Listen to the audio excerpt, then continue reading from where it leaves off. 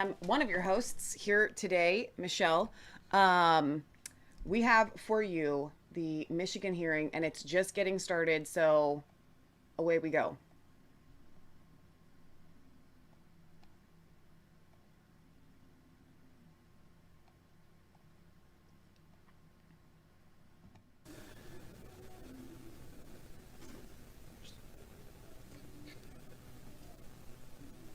Members, today I've prepared for you an agenda that practices and voting that occurred at TCF Center. Due to the number of individuals who are interested in testifying, I've made it clear, or attempted to make it as clear as possible, that there'll be a time limit of 3 minutes, but that anybody who does not get a chance to testify today or who runs out of time is welcome to submit the remainder of their testimony in writing. Due to concerns about coronavirus, of course, the audience seating is limited. We have overflow rooms accommodated, and my staff and I will be trying to facilitate those who've turned in cards who are up next but aren't yet in the room.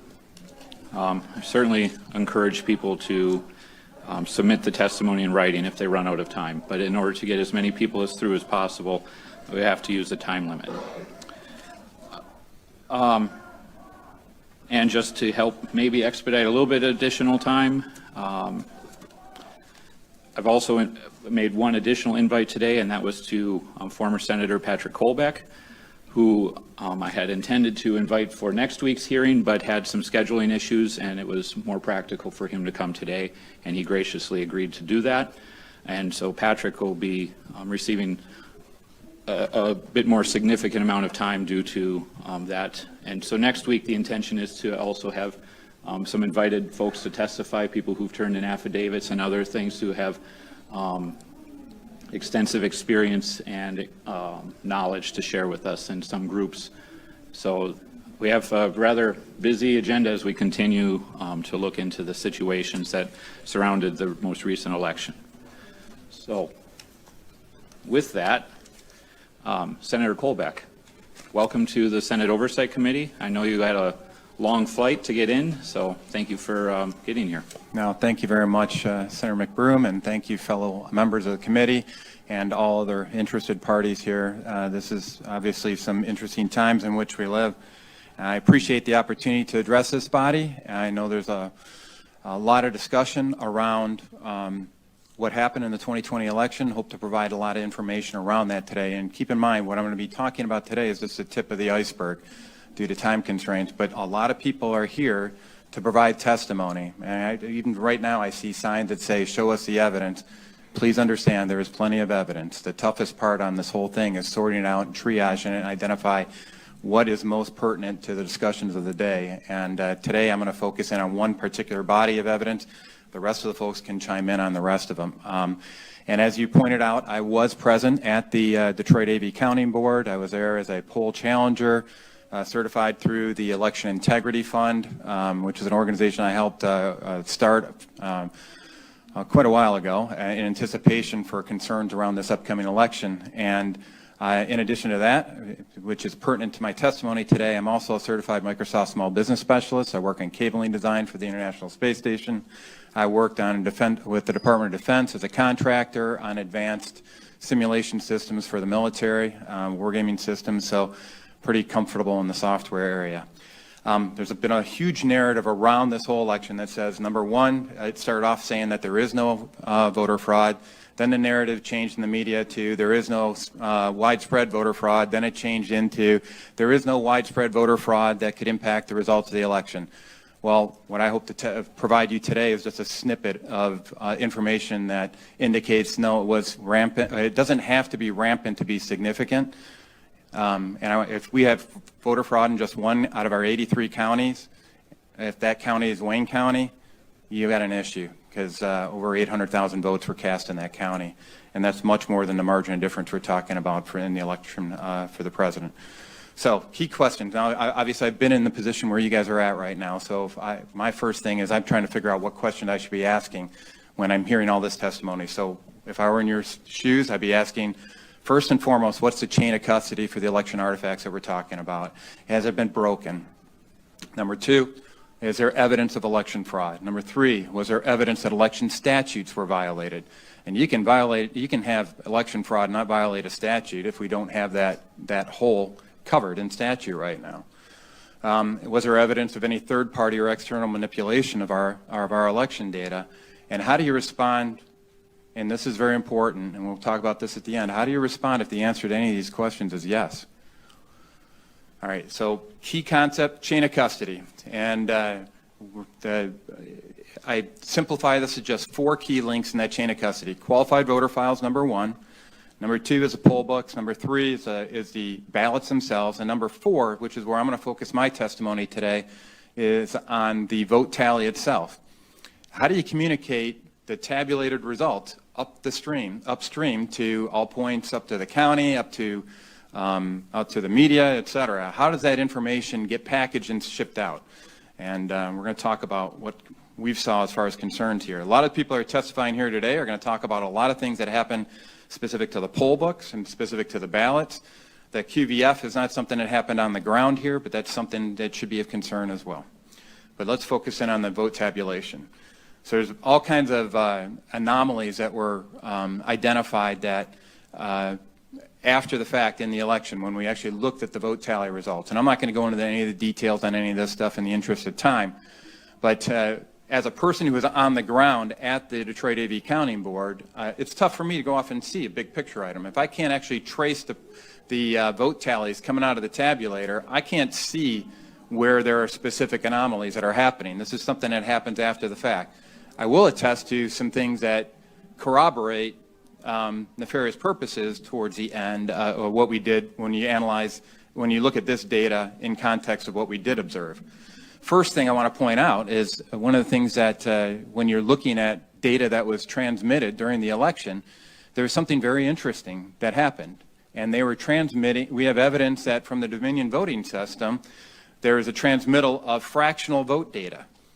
Now, you guys have done a lot of votes inside the Senate, as I did when I was serving my 2 terms. I don't recall any of those vote tallies up on the board having a decimal point. Do you guys?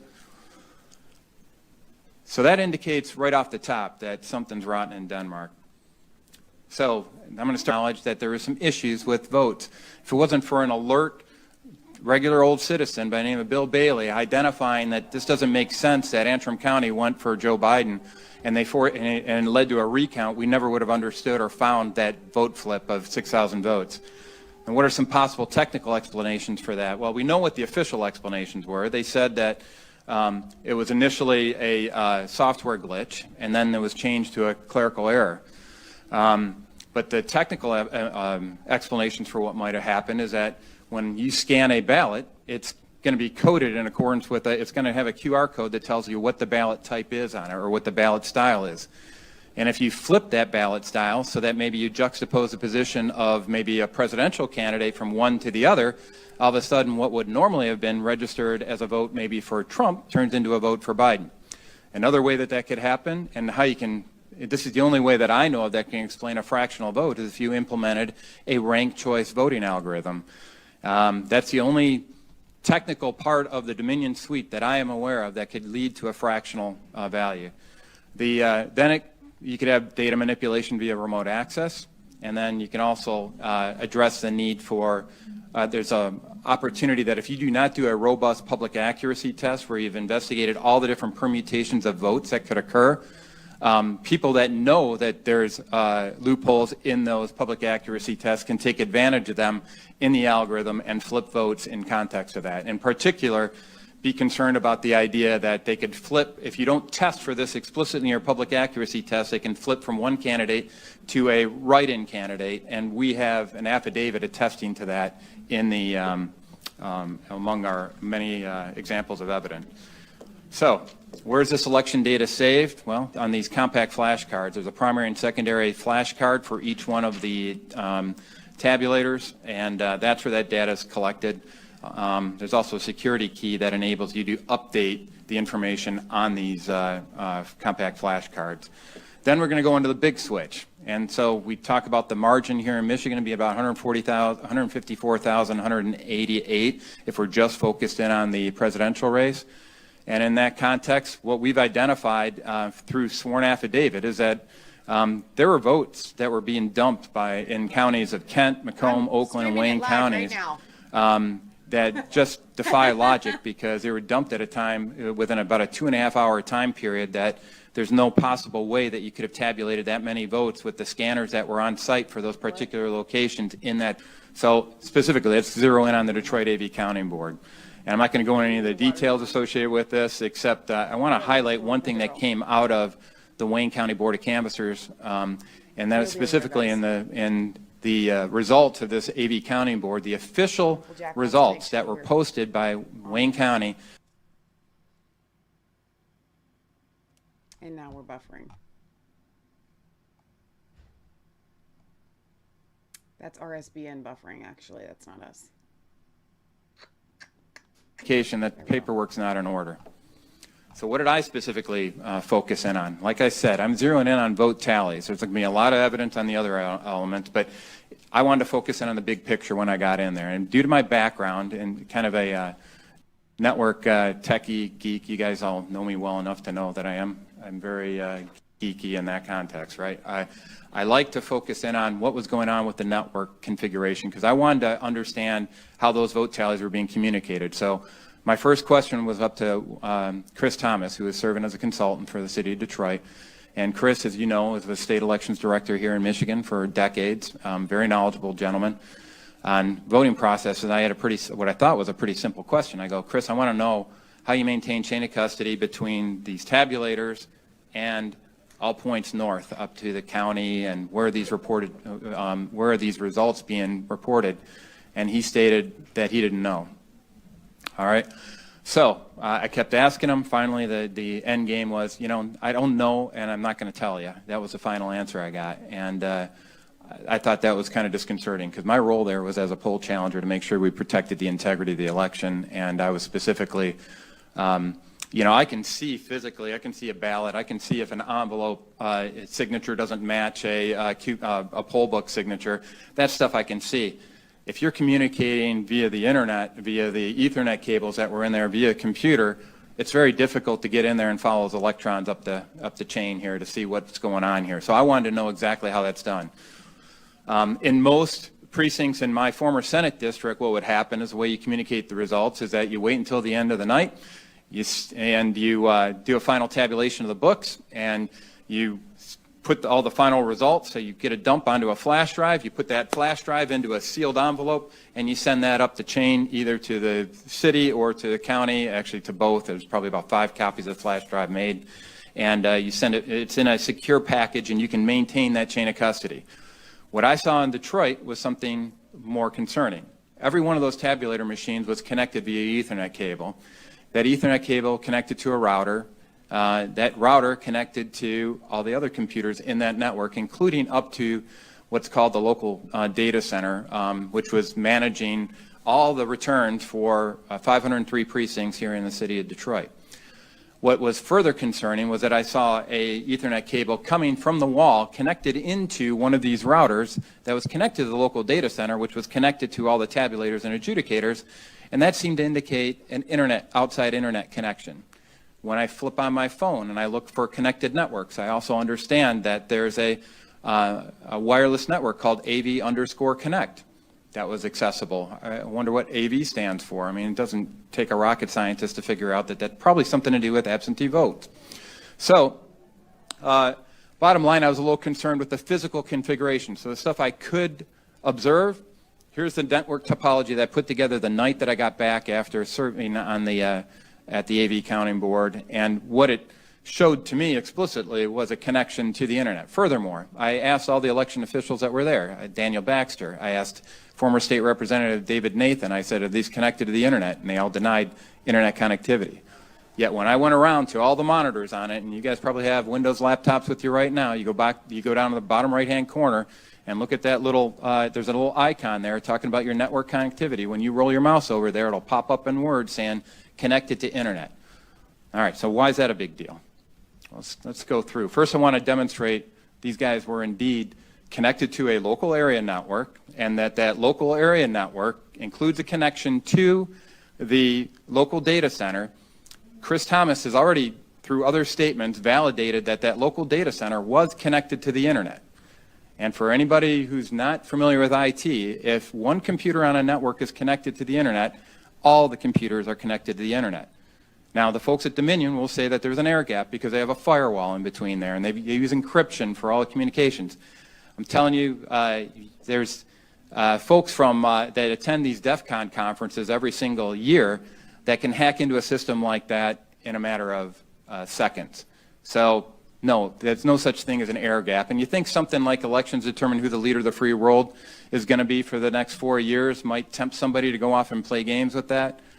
And we've got evidence that that indeed happened. So further evidence of, even the contract with the state of Michigan defines that these are designed, this equipment is designed to connect to the Ethernet and also in some cases, specifically to via cell-based modems, to the internet. The Dominion Tech Support Manual says these are designed to connect via Ethernet cables. So, so why does it matter? Here's why it matters. How many of you guys had a chance to read Sidney Powell's lawsuit in the state of Michigan? It's about 75 pages. Good. Hopefully you went through that in detail.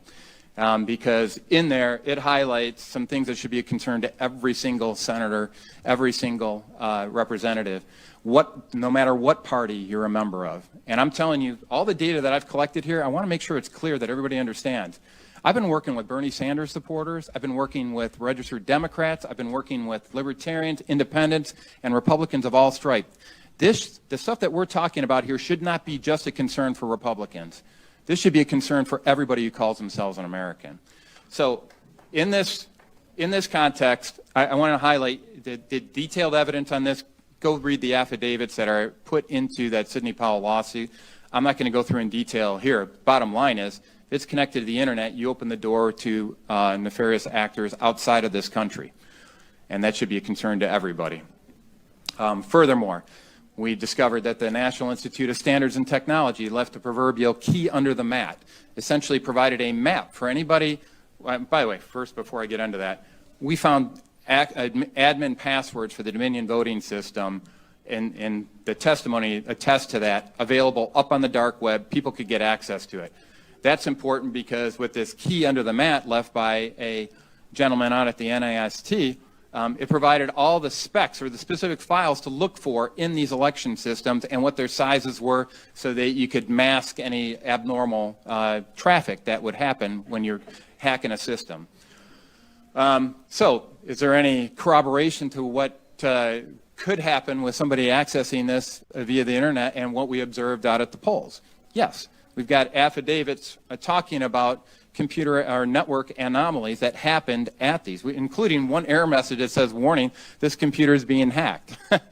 So, guys, this is really happened. It happened at the poll books for that. There's adjudicator, or I think it was the adjudicator stations that had the computers down for about a half an hour inside of Detroit due to a network-related issue.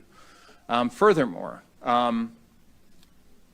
there's another data piece here that's not on here, but I talked early on about, we've got an affidavit that attests specifically to poll worker in Detroit that observed the precinct printout at the end of the day and noticed that there was a bunch of write-in votes for that particular precinct.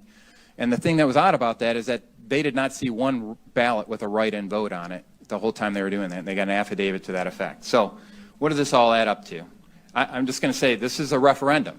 There's only two choices for each of you in this context. Number one, you believe in principle of constitutional governance, and you realize that chain of custody is broken, there's significant evidence of election fraud, et cetera. Or, and I'm not saying this term lightly here, or there's an attempted coup. And those aren't my words. That's the word of a registered Democrat, Brian McCaffrey, when he made his observation as to what was going on in the Philadelphia Counting Board. Like I said, this should concern people of every party inside America. Any American citizen should be concerned about what they're seeing here. So what can you do as legislators? Well, I'm just going to give you what I would recommend, and you guys can take the steps that you believe is appropriate. There's a lot of people are trying to convince you right now that there's nothing you can do. It's been certified, move on. There's nothing else that you can go off and do. I'm telling you that's not the truth. The United States Constitution, Article 2, gives the legislature specific authority on how to allocate electoral college votes. That doesn't mean that the governor has any say in it. It means and because of Article 6, Section 2 of the U.S. Constitution, Supremacy Clause, that supersedes anything we may have in statute here in the state of Michigan. Furthermore, Article 4, Section 4 guarantees a Republican form of government. A Republican form of government means the people elect their representatives, which implies that we've got integrity around the election process itself.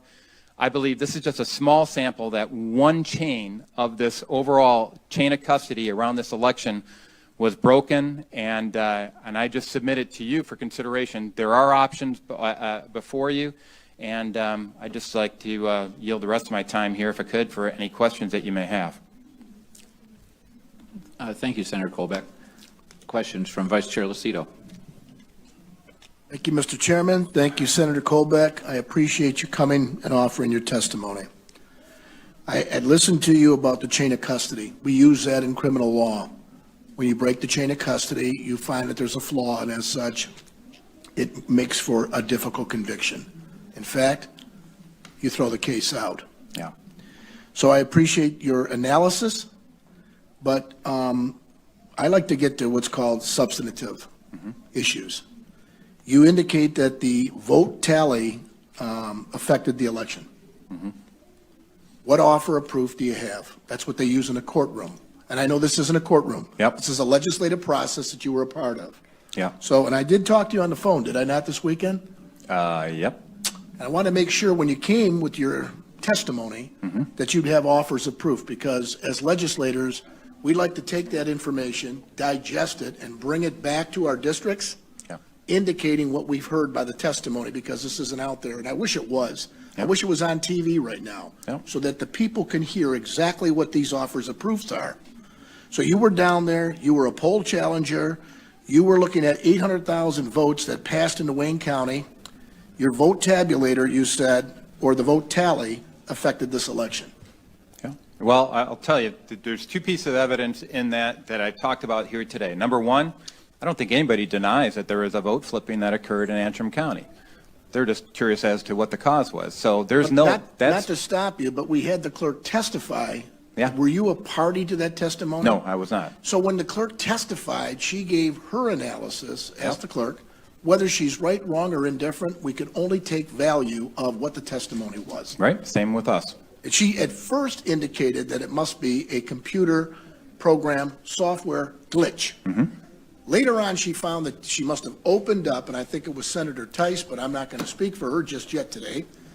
But it was somebody that opened up and changed the ballot that was already locked into place and had two nonpartisan candidates or counties or two nonpartisan communities that they locked in, and that's what caused. That's what was said to us, whether it's right or wrong. And I do appreciate your depth and scope about being an engineer and having this amazing ability to go ahead and try to identify and articulate these issues. The next thing is the electronic chain of custody. I'm real interested in this. If I have a computer with a ether cable, rotor, and therefore I would have the ability to be hacked, I think you called it. Tell us how we don't have an expert in computer software with computer hardware about the cable, rotor, and the hacking portion that we can all digest as citizens. Yeah, well, number one, you need to have access after the fact. I mean, if they're not allowing me to inspect, and I was deliberately prohibited from getting close to a lot of these connections by one of the gentlemen that was up there and the configuration of the site, but I saw enough to indicate I could follow the connections between them. So, I mean, there's, I don't know how much detail to go into on any of this stuff, but the bottom line is, if you're connecting, I can verify this physical connection between all those, the tabulators, the adjudicators, and the local data center with one another. We've already got Chris Thomas testifying that the local data center was connected to the internet. So the only question is, were there protections and layers in between that would give the appearance of an air gap? And I'm just telling you, I'm not the hacker that does this. I'm not a black hat that can go in and do this, but there are people that can do that. I got it. So then it comes down to this. Yeah. How does one maintain the chain of custody in electronics? Well, I think the only way to do that is what I was talking about, what usually happens in other precincts where the clerks are getting that information from an encrypted flash drive from a tabulator that's not connected to the internet, and then transferring that in a sealed envelope up to the county so that they can add it to the tabulated result to the other areas. That did not happen in Detroit. I never saw one flash drive transferred from a computer to another computer.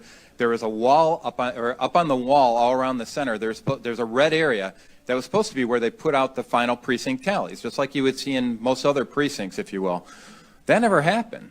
That they had all the zero printouts from all the tabulators, which is good. So they had them printed up for the beginning of the counting day, but they never had the final tally printed up there at all. So I would be very curious, and this is an area that I think, frankly, the burden of proof is on the Secretary of State and the Board of Canvassers, which is how do you verify that you maintain the chain of custody?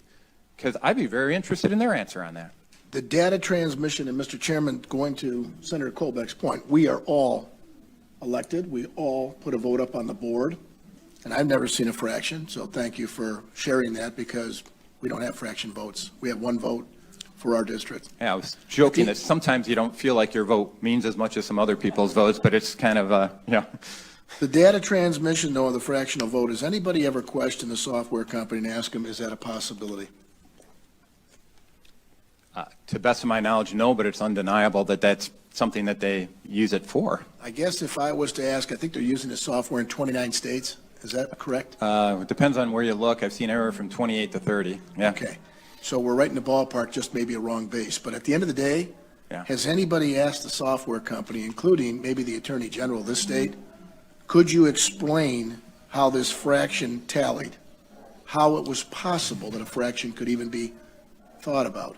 To the best of my knowledge, no, but I do know that the state of Texas refused to procure Dominion voting systems because of security vulnerabilities. Thank you very much for your testimony, and it's great to see you, Pat. All right, Thank you, thanks. Mr. Chairman. Thank you, Vice Chair Lucido. Senator Tice. This is a far different Thank hearing. you very much. Thank you all for being here, and thank you, Than what we Senator saw Colbeck, for all your work. I past know two you've been times. almost nonstop on this, so This is a thank you. committee. First off, can we get your presentation? He's got it. Great. And then secondarily, we were speaking about Antrim County, and this is something that I've focused on quite a bit. So the issues that happened for her happened once she finalized the election and then realized there were candidates that needed to get added onto it. So she locked it, and then she unlocked it, changed it, and relocked it again. All over the state, there were courts that ordered things on ballots after that deadline. And so I'm wondering, has anybody that you're aware of done the analysis in those communities to figure out whether or not those are accurate representations of what we would expect out of those communities? I don't believe it's been done, and this is why it's so concerning. If it was literally, if it wasn't for Bill Bailey saying something's wrong here, there never would have been a recount. We never would have identified this software glitch / clerical error / whatever you want to call it. So no, I anticipate that this is across the spectrum. And when you look at what actually changed in there, to testimony we were looking at earlier, this is affecting down ballot. I mean, I know we're all focused in on presidential race here, but man, I'm concerned all across the state for down ballot issues too. To your point, it was way down ballot that she was making the changes. Yeah. It was at a township, no, it was at a village School board, level. yeah. And then millage level, so you were at the lowest partisan, and then below that Yeah. is where the changes were being amended, and it affected all the way up to the top of the ballot. So I find that disconcerting, and I'm wondering if anybody's done the analysis on the other counties where changes were made last minute. And gets into a whole topic of reform down the road, but I'll tell you, one of the biggest challenges to this whole thing, why there's delay in some of this information coming out, is we've literally had an army of volunteers trying to get the precinct by precinct results just for the presidential election. Then we're working our way down to U.S. Senate, to congressional races. It's tedious as heck, and a lot of people here are part of that data warrior crew that's pulling this data together. But there's no reason we shouldn't have precinct by precinct roll-ups at the state level available for data mining analysis like you're suggesting. And then, so there are a couple of things. One of the other commentaries that you said talked about having no registered voters. I know that many communities create a separate, just kind of a separate area where they're doing all of the absentee tabulation. So you won't show any in-person voting at that tabulation, but everybody is going to be absentee. And sometimes, I think, those registered voters would be reported within their precincts rather than in the absentee counting board. So I think it's possible that that might be, but I don't know. So again, we need to dig into it further, and I thank you for coming forward very, very much. Thank you. Thank you, Senator Tice. Senator Colbeck, Yes, sir.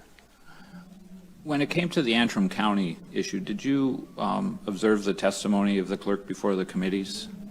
No, I haven't seen her specific testimony. I've been looking at some of the affidavits that were based on that testimony. So, I asked this question at that time regarding how such an anomaly may have been observed in a precinct, a county, where the weirdness of the result would not be as readily observable as it was obvious in Antrim County. And while we had some trouble speaking the same language to each other, I mean, the answer is that the tabulators that receive the votes and print up the tabulation sheet, those didn't demonstrate the inaccuracy that the software analysis did for the unofficial vote count that was announced. And so when the Board of Canvassers would come together to certify the vote at a later time, they would have easily noticed that the tabulation sheets were not in accord with the unofficial vote count that was announced by the clerk. Yeah. And so are you disputing that that's a correct answer, or is that answer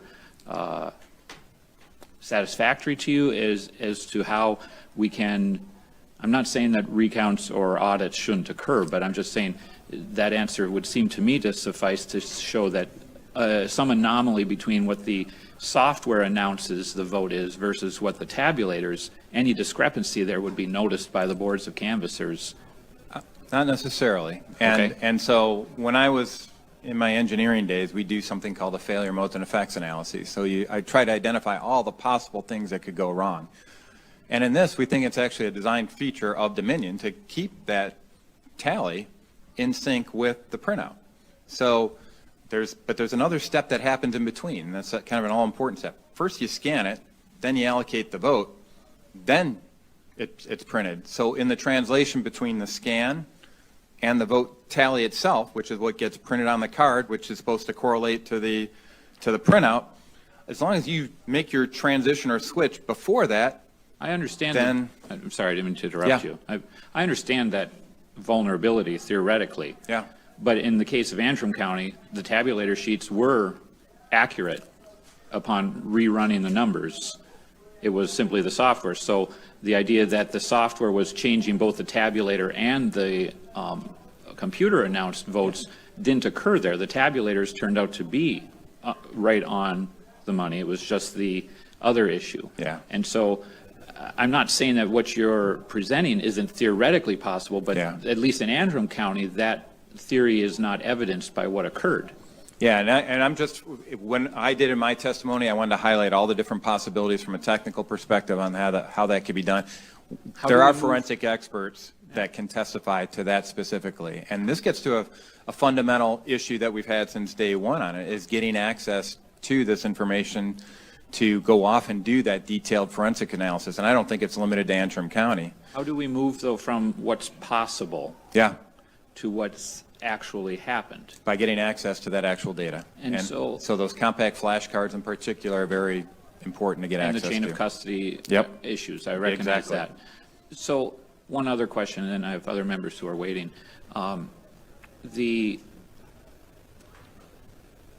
These possibilities, these possible vulnerabilities that you detailed seem to me to be undercut in Michigan, and I don't know other states, but at least undercut in Michigan by the fact that we maintain the paper ballots. And so the opportunity to recount and the fact that every election cycle there are random audits done that have continued to validate that the software has been accurate would seem to undercut this possibility it's happening or being something somebody would attempt to do in Michigan. Which is This why they brought gets in into a very hundreds of thousands complex of ballots. discussion, because now it's conceivable you can go back in and prepare whatever ballot tally you want in physical ballot form to match the numbers that you want to have in the physical, in the final vote tally. It's possible to go off and map that together, which is one of the reasons why it's so concerning as to how sloppy it was in Wayne County in regards to the idea of poll books balancing with the number of ballots that were out there. So I just want to highlight that I've focused in on vote tallies as part of the key issue on it, but where you're going starts taking us upstream as well into the ballots themselves, because you're looking and saying, hey, these are what the ballots said, there's no discrepancy associated with it. It gets into a discussion of where did those ballots come from? What was the chain of custody around those ballots? What's the chain of custody between the ballots and the person who was supposed to have voted for that ballot? Did you maintain that in the poll book with the verification? So all I'm suggesting on this is that I'm just zeroing in on how the heck did you transfer the results from tabulator A upstream to county and other areas? Is there evidence to suggest that there's a concern, not just in Antrim County, but keep in mind the other testimony that was for 289,000 votes that were pushed out as the official vote tally or whatever from those 4 counties that exceeded the complete scanning capacity of those 4 counties during that time frame. That's an explanation that I'd really like to see. So the stuff you're talking about, it's going to get into a detailed discussion of everything upstream of that chain of custody. But Senator, help me understand, if a person or persons had the ability to stuff the box, Yeah. just to borrow They colloquialism, Electronically, yeah. to stuff the box with Witnesses. the paper ballots, as you're mentioning, Yeah. then what would the need be to have the software provide an inaccurate count? I mean, if you have the ability For to recounts, yeah. I guess it seems like one or the other is all that's, No, I'm not sure I why. mean, ultimately, when it's all said and done, I mean, you're going to go off and try to make sure that you have all this stuff in sync. Right. I'm sorry, to members, I have one other question. And this is a follow-up to Senator Lucido's question earlier regarding fractional voting. Yeah. Do you have actual paper or screenshots or something that show a fractional vote and where it came from, what that's referencing specifically? This is in the affidavit provided by Russ Ramslander, and what they were doing, and it's probably too complicated to go into here, although I do have a slide that kind of demonstrates a little bit of the path I can get into. But this is an actual printout from Dominion Voting Systems and in their translate or their feed to all of the news outlets, and there's a whole chain of command that they go through for this data. And I was never interested in that. I was interested in seeing the flash up on the screen that says percentage of precincts reporting, what's the vote. But behind that simple number chase, there's a whole bunch of handoffs. And okay. I think I've got this actually in a backup slide, so let me just double check here. Once you get an appreciation for all the different handoffs that this goes through, Well, in the interest of everyone's time here, I mean, you said you've got it in the presentation, you've sent it to me, so I mean, I'll look for it. And you and I can talk offline too. Yep. So is it okay if we move to the next question? Absolutely. All right, Yep. Senator McDonald. Thank you, Mr. Chairman. Excellent analysis, Patrick. Quick question. The integrity of our elections, you're right about that. It's not a Republican or Democratic thing. It's just too important. Where is the Justice Department? Why aren't they looking into it? That's a good question. It really is. I know Attorney General Barr has got a letter that was submitted a couple months before the election saying we need to be bird dogging any issues of election integrity, and I've been pretty outspoken about my concern with the election. I've reached out to what do they call it, to Matthew Schneider in particular directly regarding here's some concerns we have. I put out op-eds out in the Detroit News to that effect, and all that's gotten me so far is being discredited by Judge Kenny, saying because I was looking for voter fraud and found it, that I'm not a credible witness. So, so I'm a little concerned about the lack of movement there, and there does need to be more engagement. But the bottom line is we do have a suit on the table right here in Michigan that's going to a federal court. That's the Sidney Powell lawsuit. We also have lawsuits that have been introduced by the folks at the Great Lakes Justice Center, and I'm affidavit in one of those lawsuits that's currently being considered by the Michigan Supreme Court. So there is legal action being taken. Why the prosecutors are not getting engaged in any productive capacity to this date, I can't attest to. Yeah, it's very concerning. Thank you. Thanks. Thank you, Senator McDonald. Vice Chair Irwin. Thank you, Chair. If you were a statewide candidate in Michigan in this last election, with everything that you believe about election fraud, and you were on the losing end, much like, say, President Trump or candidate John James, would you have requested a recount? I've got doubts with the integrity of the recount process, so I probably would not have done that. And by the way, just to put this in context, back in 2016, when President Trump did win Michigan explicitly, and Jill Stein ordered a recount, I was just as adamant about pursuing election integrity in the wake of that. I had one of my staffers that was out in Detroit, same place where we identified a lot of other problems right now, and she was there present when they came up and identified a poll book that said 306 votes were cast, but there's only 50 ballots inside of it. So I've been concerned about this from even when our top of the ticket guy is the victor.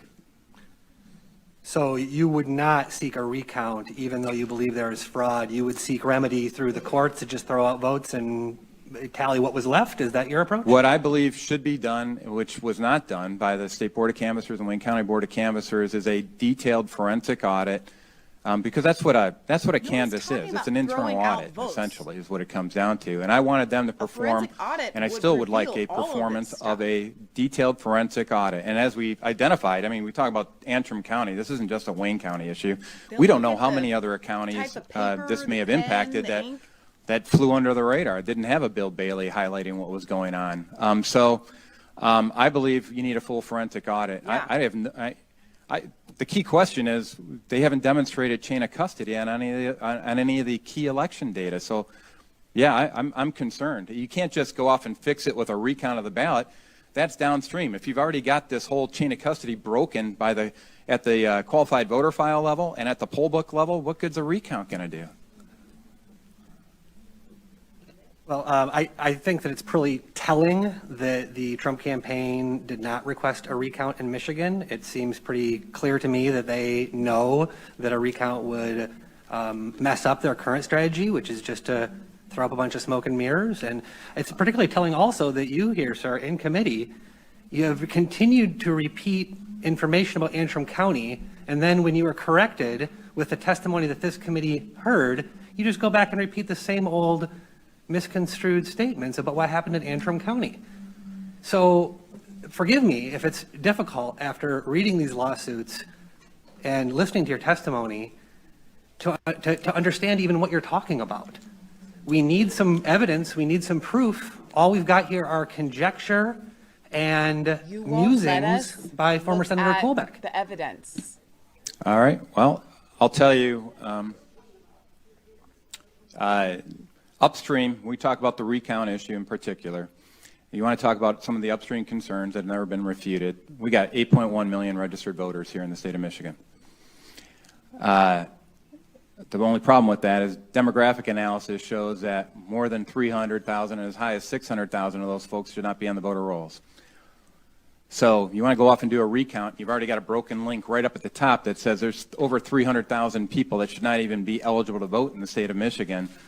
You've got some serious problems when you even, the Antrim County and everything downstream of it, frankly, is interesting side notes once you realize that somebody's breached the top link of the chain of custody. So how can you be confident in anything downstream? Senator Santana. Thank you, Chairman, and thank you allowing me to sit at your table today, committee members. And as the only Detroiter up here today, I have a couple questions for you, Senator Colback. Sure. On Thursday, October 29th, the city clerk hosted a challengers conference where Chris Thomas and Daniel Baxter gave a detailed overview of the process. From what I understand, they provided a thorough explanation of all three steps of the orientation process by ballot recording information in the poll book, tabulating ballots through the ICC high-speed tabulators, and the adjudication process where the overvoted blank ballots and the write-in ballots were reviewed by teams composed of one Republican as well as one Democrat. Did anyone attend the conference? To best of my knowledge, we've been asking for when that would actually occur, and there's a gentleman here, he might be here, Phil O'Halloran. Phil, are you here? Phil can talk to that, because we're specifically making repeated requests for information related to events like that, and I'll let Phil fill in the blanks associated with that, but I was very concerned. I can tell you, if I was notified about that meeting, I would have been there. Well, it seems like, these things would have been addressed at that meeting, and that Yeah, meeting was I open agree. to everyone. So it seems that, maybe your committee should have had some more communication with the city, but the city also provided that information as well. Yeah, like I said, we'll let Phil testify, but believe me, there were attempts to do that, and I can tell you COVID was used as an excuse to push off meetings, to push off attendance at different things. There's a whole sequence of emails that I was working with folks to try to identify specifically when things like that would happen. We're concerned about the use of a the Reliant scanning system to verify ballot signatures, for example. The Reliant system when you want to go off, and the clerk's office will validate that the voter signature on the ballot envelope matches the one that we have in the qualified voter file. And if it doesn't, then they're not a qualified voter, right? So you can't go off and count their ballot.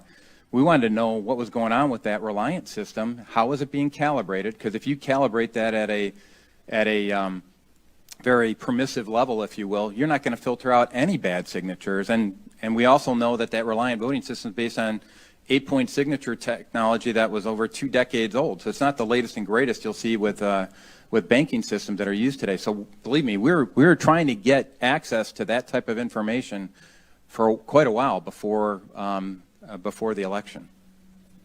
Mayor Chair. I'm glad you brought that up, because I actually ran into a constituent at Marshall's as I was shopping, and her mother had an issue with the signature, and so her ballot, she got that information back to her home. So she had, because the signatures did not match up. Yeah. And the clerk's office did resubmit to her a new, that one obviously was spoiled, but they did submit to her a new ballot for her to be able to fill out. So the integrity that the clerk is providing, in my opinion, is very concise, and it is a integral system. So they did look at that signature to see that it was not matching up with her mother's signature. So I don't think that your argument is valid. Wow. And if you don't have factual information to prove that, then it seems like this is speculative in nature. Okay. Thank you, Senator Santana. Senator Colbeck, I really appreciate all the time you put into the presentation and for your efforts at voter integrity and stuff. And so appreciate you being here today and submitting this to me, as well as some other information that I'll be making available to the group on process flow for Election Day. Any other members have a question? No. Yes? Sorry, it's not a question, just a point of clarification. The interim county clerk said that they pulled their numbers off the tapes. They didn't do an actual physical recount of the ballots. Thank you, Senator. I appreciate that correction. Yeah. Okay. Thank you, Senator Colbeck. Thank you very much, committee members. Appreciate it. So I told you guys Okay. yesterday. So now to That this those was who've gonna come be a here to more testify, I hostile have environment. received your cards. If you We're are not before a familiar with the committee, process and you just want to Democrats testify, please find a and yellow card Republicans. such as these They're and fill that limiting out and turn whoever- that into, and you'll Remember, hear an COVID alarm go off when your 3 minutes are up. I will also give you a has 1 been minute or a 30-second very warning. big deal And so, and today, as I've Thanks mentioned before, to we Gretchen welcome your Whitmer. conclusions and such in writing. It's great if you can submit the whole testimony in writing. If you don't have firsthand knowledge, if you weren't there, we still will accept written testimony, but I ask that you not take the time away from those who do have firsthand knowledge at the microphone today, and I'll rule you out of order and ask that you vacate the space for someone else if that turns out to be the case. Vice Chair Lucido?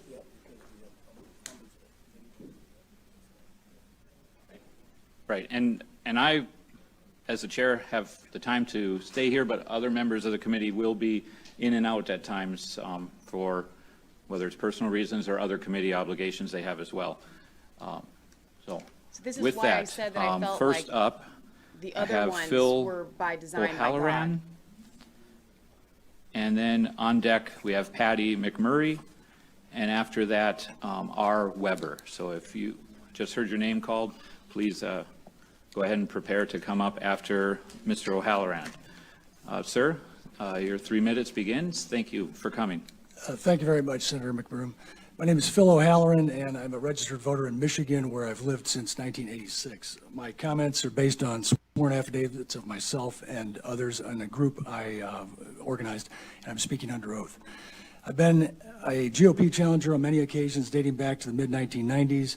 I was at the TCF Center on the general election 2018 and also the August 2020 primary. I saw that ballot security was a serious problem, and chain of custody of the ballots arriving at the TCF Center was virtually non-existent. So in October, I organized a group of volunteers to observe ballot movements from the Department of Elections on West Grand Boulevard to the TCF. Transported by 2 people. On more than one occasion, there was just a single transporter. At the departure point, which was the Department of Elections, the loading of the vehicles was rarely, if ever, supervised by election officials. We saw no transfer paperwork, no people with clipboards logging the departure and arrival times, no logging of the type or number of ballots on departure, or any logging of the type or number of ballots on arrival at the TCF Center. In the Challenger Conference the week before, which someone had earlier mentioned, Director of Elections George Jesus admitted that they do not transport ballots with a chain of custody. Also, I should point out that Challenger Conference was, the only reason I knew about it was I had met with George Jesus before and he invited me. Other people, other activists for the GOP did not know anything about it that I knew of. One man was even photographed carrying 100 blank ballots under his arm in the alley behind the Department of Elections. The ballots were in no container whatsoever, which is required by law. The man said he had been doing this all week long. The ballot transporters are mostly temporary employees hired for the election. And when I asked election officials if the transporters underwent background checks, we were told at the conference that the workers underwent a human resources process, but they would not confirm that any background checks occurred. And these are transporters who often carry thousands of ballots. The transporters frequently arrived at the TCF in an assortment of cars and vans, many with out-of-state plates, and they did not appear to be rentals. On the afternoon of the November 4th, I observed a Penske truck that was parked outside the Department of Elections that appeared to be guarded by 2 men in a city of Detroit pickup parked behind it. They told me that the truck was empty, but when we returned about 4 hours later after dark around 9:30, the 2 men were still behind behind the Penske truck. Later at around 10 p.m., after being barred entry to the TCF Center, I returned and saw the truck leaving the DOE and followed it to the TCF Center, where it disappeared inside the rear service entrance. I then encountered a SWAT team blocking my entrance to the county board, and informed the sergeant that if the truck I described was delivering ballots to be counted this late after the close of polls, 26 hours later, that it would be a crime.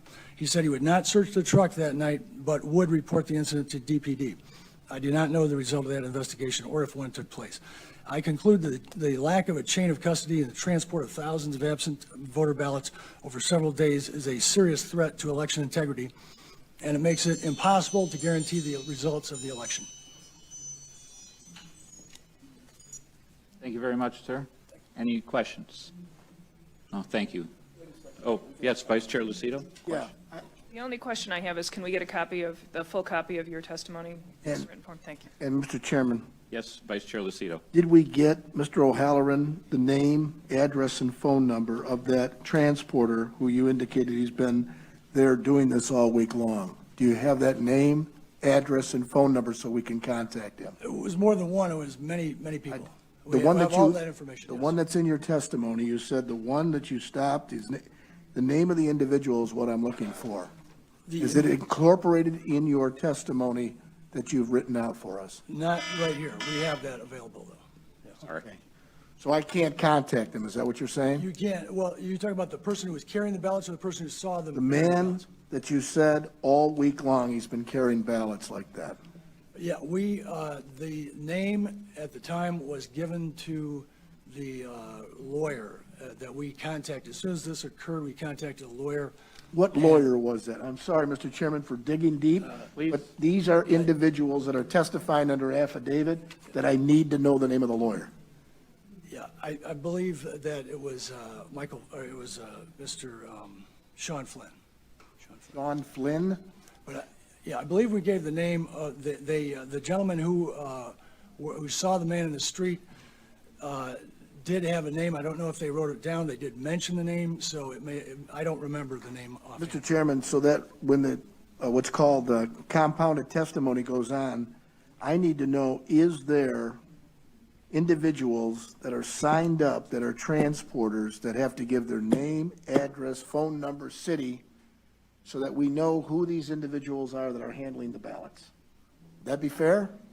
Correct. When the committee has the opportunity to speak to the elections officials of Wayne County and the city of Detroit, we should ask that question, but we'll try to get an answer even before then. Thank you, Mr. Chairman, and thank you, Mr. O'Halloran.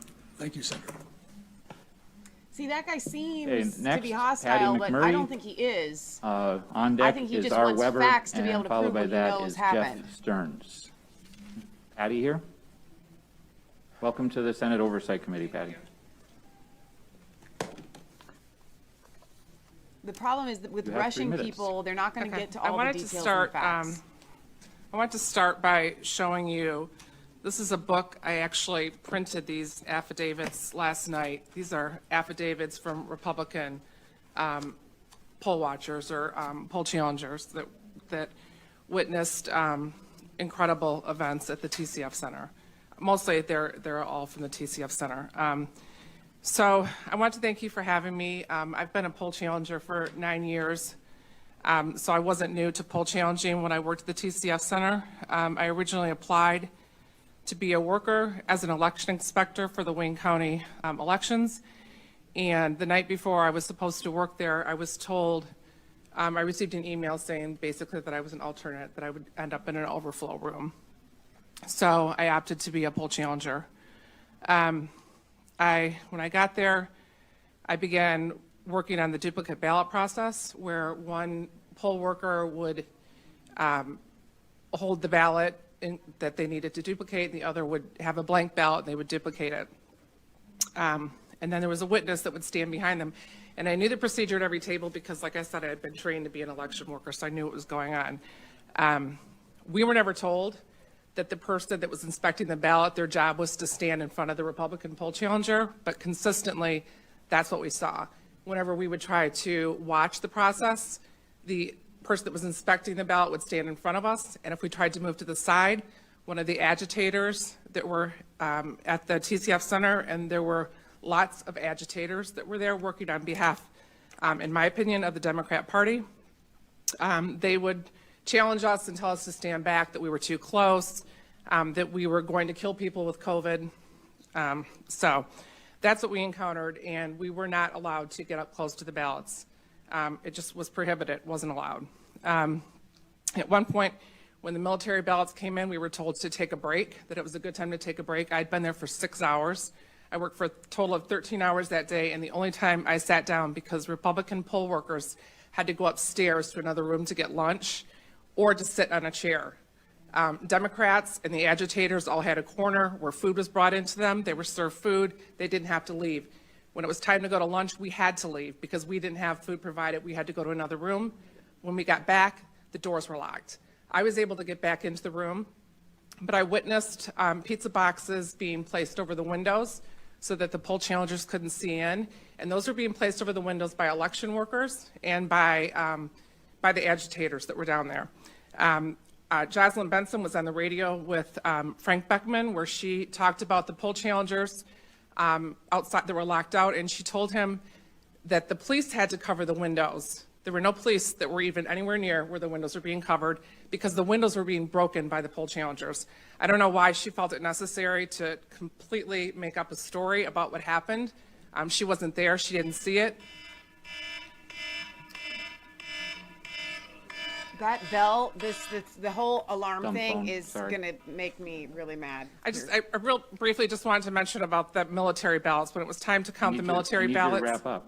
Pardon? I'll give you 15 more seconds Okay. to wrap up. Please. Not one of the military ballots was a registered voter. And the ballots looked like they were all exactly the same Xerox copies of the ballot. They were all for Biden across the board. There wasn't a single Trump vote. And none of the voters were registered. They had to manually enter the names and addresses and a birth date of 1/1/2020, which would override the system and allow them to enter non-registered voters, of which I saw She saw several it. that day. Throughout the day, Done. that's how they would override I'm sorry I'm voters getting that were angry. neither in the electronic poll Call book me or the Leah. supplemental updated poll book. These people are being, Any members they're have a gonna question? call her, those Were Democrats those will be being calling her a cast then as liar. provisional ballots, or were they actually No. being tabulated? No, and when we would try to challenge them, they would tell us no. Thank you very much. I'll try and put this on airplane mode so I have less time. They don't even wanna ask questions. Those Democrats aren't Next, even, we you can't, have R. Weber, you'd have to call her a liar to ask her any followed by questions. Jeff Stearns. And then She said, I believe saw it's it. Colin Signed affidavit Glitch under penalty or of perjury. Glitch? I'm not sure. Somebody from Rochester Hills, from the Integrity Oh my Fund. So gosh. that's the third one up. Right now, it's R. Weber.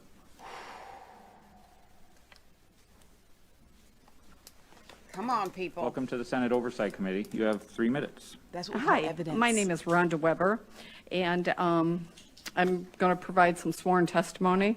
I was asked to provide surveillance at the Department of Elections on West Grand Boulevard, the day of election day. And approximately 4:45, I noticed a man working in front of the elections area with an open bin, accepting ballots as people would drop them off. Then I noticed a black SUV parked on West Grand Boulevard, and a woman with blonde hair was taking a Tupperware and dropping these off into the man's unsecured area or kind of box. And she did this 3 times. And so what I did was I took a picture of that, and I have photos of that, so if you'd like to see them. And the photos are kind of, I mean, they're very busy, West Grand Boulevard, but I have circled what you should be looking at. Then, on the day after elections, I was providing observation in the back of Department of Elections, where there's a big garage door, and I was then kind of relieved of my post by an off-duty police officer. And all of a sudden, he contacted me and said, we have a gentleman who has ballots in his hand, placed them in the back of the car, and he's driving off. And I was right at the alley, right on 2nd at West Grand Boulevard. So I followed him. I have photos of that also. And he went to the post office, which is a few blocks east of West Grand Boulevard. I then got out of my car and took some photos of him, putting in white envelopes that were in post office trays into the back of the car. The car that was doing this, I have a license plate. It was a municipal vehicle, and I have the license plate. And again, these photos. He then saw that I was taking his photo. So when he pulled out, he boxed me in, and it became quite aggressive, and I was scared. Him doing that prevented me from following him, but he went down in the direction to Woodward and then made a left, so he would have been going in the direction of TCF. I then spoke to my colleague who was an off-duty police officer, and he was back at Department of Elections at 2 o'clock that day. And this is, again, the day after elections, and I have photos of this. And that's my testimony. With the, Thank you they very have to much. get Any a better questions? beep. People are clapping for this lady. Members of the audience, I would appreciate if you would withhold applause because it simply takes more time away from other people being able to testify. Senator Tice. Make sure we get copies, so for anybody that's speaking, for anybody who has that kind of evidence, please make sure that we get access to those and that you get them Yeah, if you would please. to the chair, and then he'll make sure they come to us. Here's what's Thank going to you. happen today. I'm making a prediction. Even within their 3 minutes, it's just going to keep coming Ma'am, thank you. through like We a fire have, hose. we have it here. We'll attach it. Thank you very much. Next, we have Jack Stearns. Then we'll be followed by, I now can read this, it's Glenn. I'm sorry for not reading the handwriting correctly first time. Glenn Sitch. And then after that will be Patty Camadre or Camact. I'm from Family America. So my apologies if I don't get the names If you pronounced guys correctly. are watching this and Jeffrey, you didn't see the welcome previous to the ones, Senate this is a Oversight totally Committee. You have different 3 minutes. atmosphere. All right. Thank you to the senators who are here. My name is Jeff, or Jack Stearns. I go by Jack as a nickname. I'm a resident of Orion Township, and I'm a registered independent. First, I want to begin by thanking the Oversight Committee today for allowing me the opportunity to present my concerns regarding what happened here in Michigan and in Oakland and in Wayne County on November 3rd and 4th of the 2020 election. I realize that the process of oversight can be trying and tedious, but it is nonetheless an important part of transparency, which I think we can all agree is something that is necessary and critical when it comes to having a free and fair election. The people here today are in the spirit of seeking closure and answers for what many believe was a potential miscarriage of justice in the form of voting irregularities, rule breaking, manipulation, or outright fraud. And these are issues which must be addressed. We hope that today the committee will also approach in good faith the concerns raised and take every effort to address and answer questions, as well as correct problems and mistakes which occurred during the election where they exist.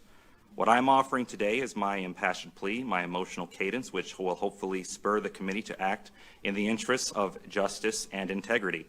The allegations of what transpired at TCF are in no short supply, and you have no doubt heard them and will continue to hear them.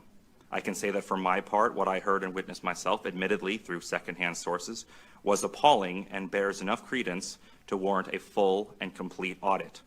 The allegations are serious, and anyone in this committee who values the integrity of our electoral process should find them highly troubling. They should not be dismissed or ignored. I offer this plea not because I am disappointed in the results, but because the response by our governor's office, by the Secretary of State, and by administrators of Wayne County to legitimate questions and concerns has been wholly and astonishingly unsatisfactory. There is a vital component of our representative democracy, of our republic, that allows for any government action, and that is consent of the governed.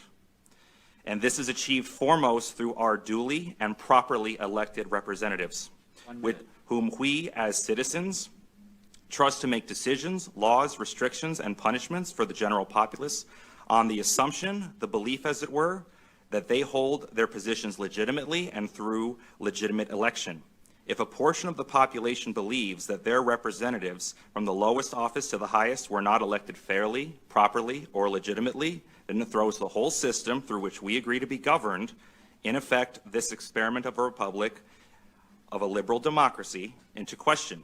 We have seen this happen in many places throughout the world, and we like to think that it can't happen here or it doesn't happen here. I don't but think when that there this are guy has signs, evidence, and I when think he's people gonna get witness yelled at the end irregularities, be 'cause they he said it subtle was or blatant, secondhand, or when there are and, occurrences they were which make no instructed not logical to do sense, then it should be concerning to everyone, not just the side that lost. I actually agree with. Benjamin Franklin famously called our proposed When there's system of so many governments people in our nation's that infancy, experience quote, stuff a that wanna republic, testify. if you can keep it. This relies on the consent of the governed, so that As we are much not as I merely agree with what this subjects guy's saying, under the whims he of should tyranny. not have stepped up to do this. Do not simply tell us that everything here went it comes. smoothly, that there's nothing to see here. Do not tell us to shut up and crawl Thank you, back sir. into our holes. These are actions of people who He's are gonna not have in to be control of escorted a out, first of transparent all. election, and these are not the actions of a government who values the consent of which it governs. Thank you. Thank you for your Members, any time. questions? Thank you. sir. I submitted this in email to the committee so you can read it in full. Thank you So very I much. appreciate I appreciate your time. Next, we have Glenn Sitch, or Glad he didn't get Sita, yelled at. followed by Patty, and then Lori Levi, or Levy. Is Glenn here?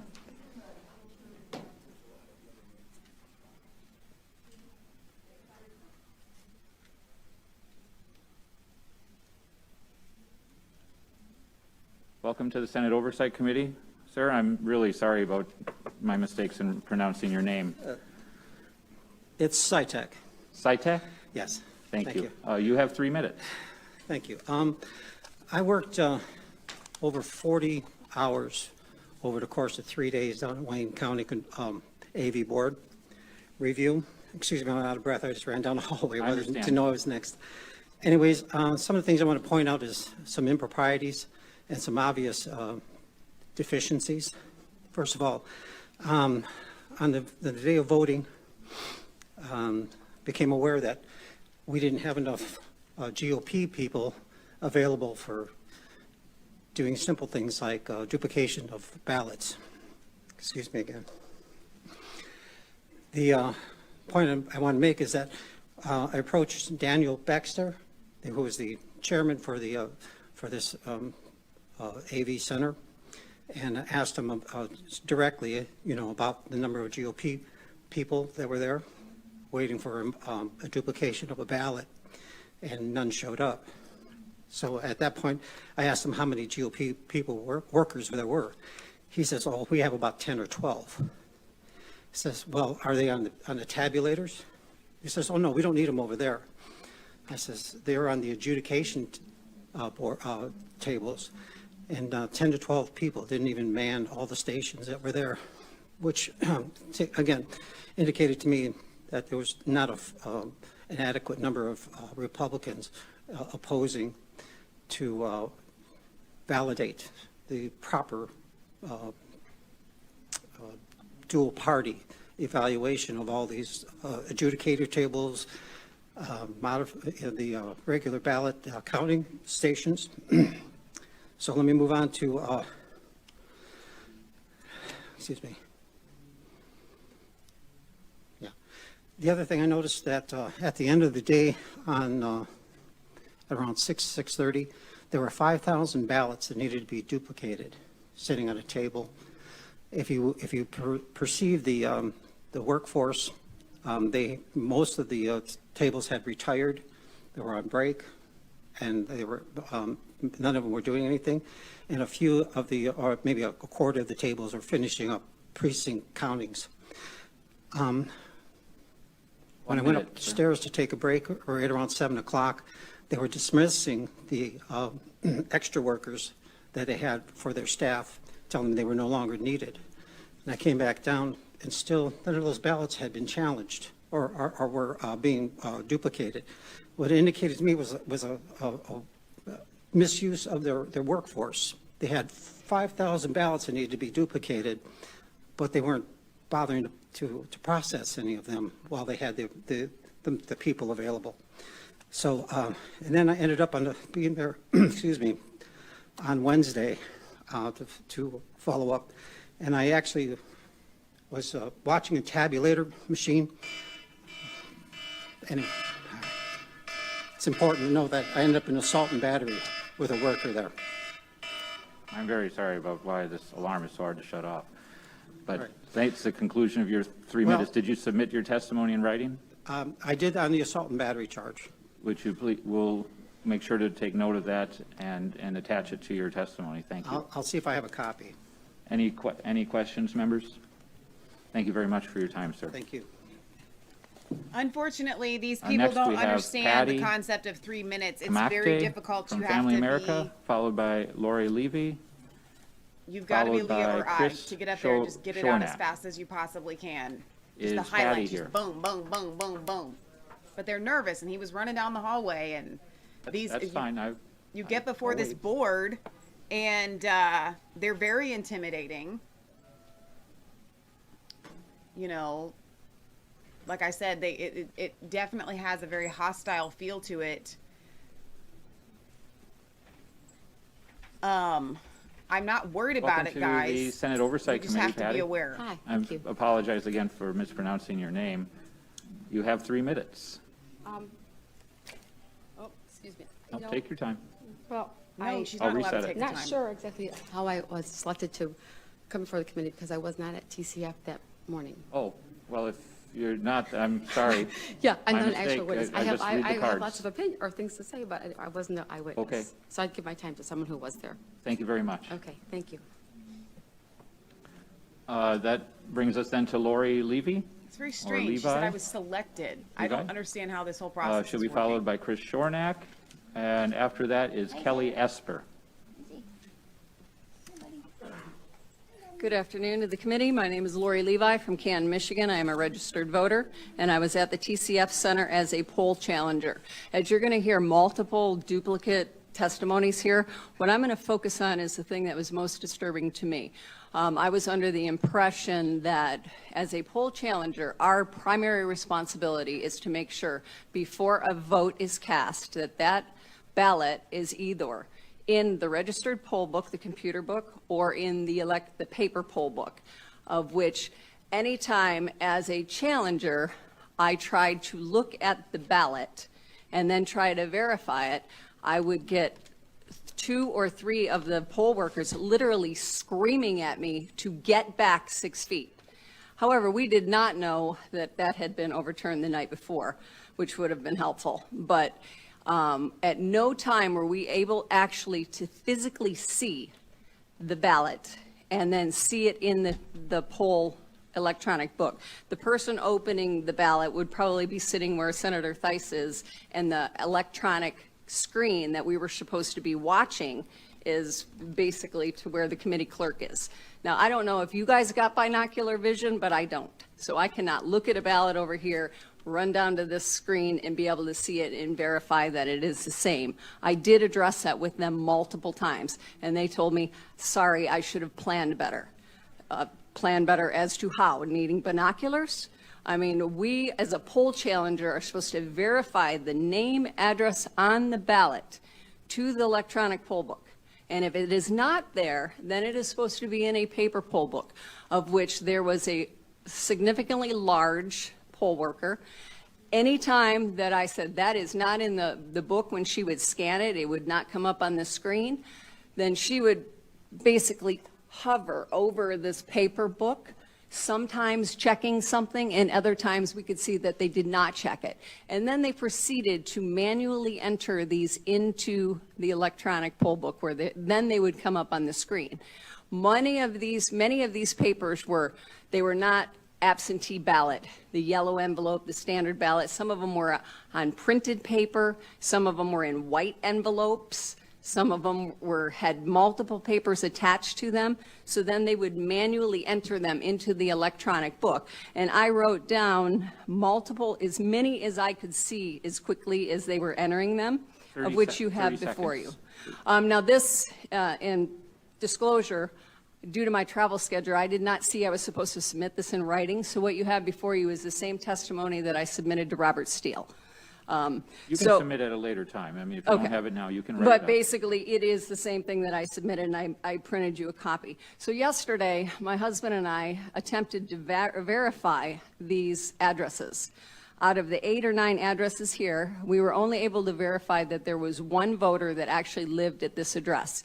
And I can present to you one voter. I don't want to say their name, but you have it. This is their address that they show on their voter registration card. This is a church, of which it is illegal to register to vote anywhere but at your home address.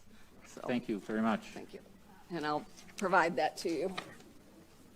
Was there a question from a member? No. Sorry. Yes, it was. Thank you very much. The very fact that she couldn't compare, that they were on like complete other sides of the room. Oh my gosh. That's her written testimony from before, but she might have sent us an amendment, she said, so. The fact that these are so Okay, next we have rushed. Chris Shornack, followed by Kelly Esper. And After that, Christina Karamu. Thank you. Welcome to the Senate Oversight Committee, Chris. Thank you, Chairman McBroom. Dear Chairman, I was a poll challenger with the Nonpartisan Election Integrity Fund, both on Tuesday, November 3rd and Wednesday, November 4th. On Tuesday, I was a poll challenger for the city of Royal Oak, where only 10 ballots out of the 25,000 ballots were spoiled and not able to be matched to the QVF, qualified voter file. Royal Oak ran their absentee ballot counting board perfectly. The chain of custody was broken at the absentee counting board in Detroit. How? I watched as hundreds and thousands of ballots came in that poll workers were not able to verify in the QVF nor the paper logbook. Yet, that ballot was removed from the secrecy sleeve, bunched together with other verified ballots, counted and ran through the high-speed tabulators. I have a sworn affidavit of this and have attached it to my public statement. I was able to challenge only 2 of these ballots and get them entered into the electronic record. I attempted to challenge more, but the poll workers simply refused, verbally attacked me, and had others do the same. Since then, I volunteered with Guard the Vote. Over the last 3 weeks, Guard the Vote had over 1,000 volunteers painstakingly go through 30,000 of the 172,000 absentee votes in the city of Detroit and found the following results, which I've brought with me here. 229 of these 30,000 we went through are deceased. We have proof of this. Senator Lucido, you were asking for proof. 2,660 of them, invalid addresses described by vacant lots and burnt down houses. I have a genuine question. Can someone in this room tell me how a deceased person can vote?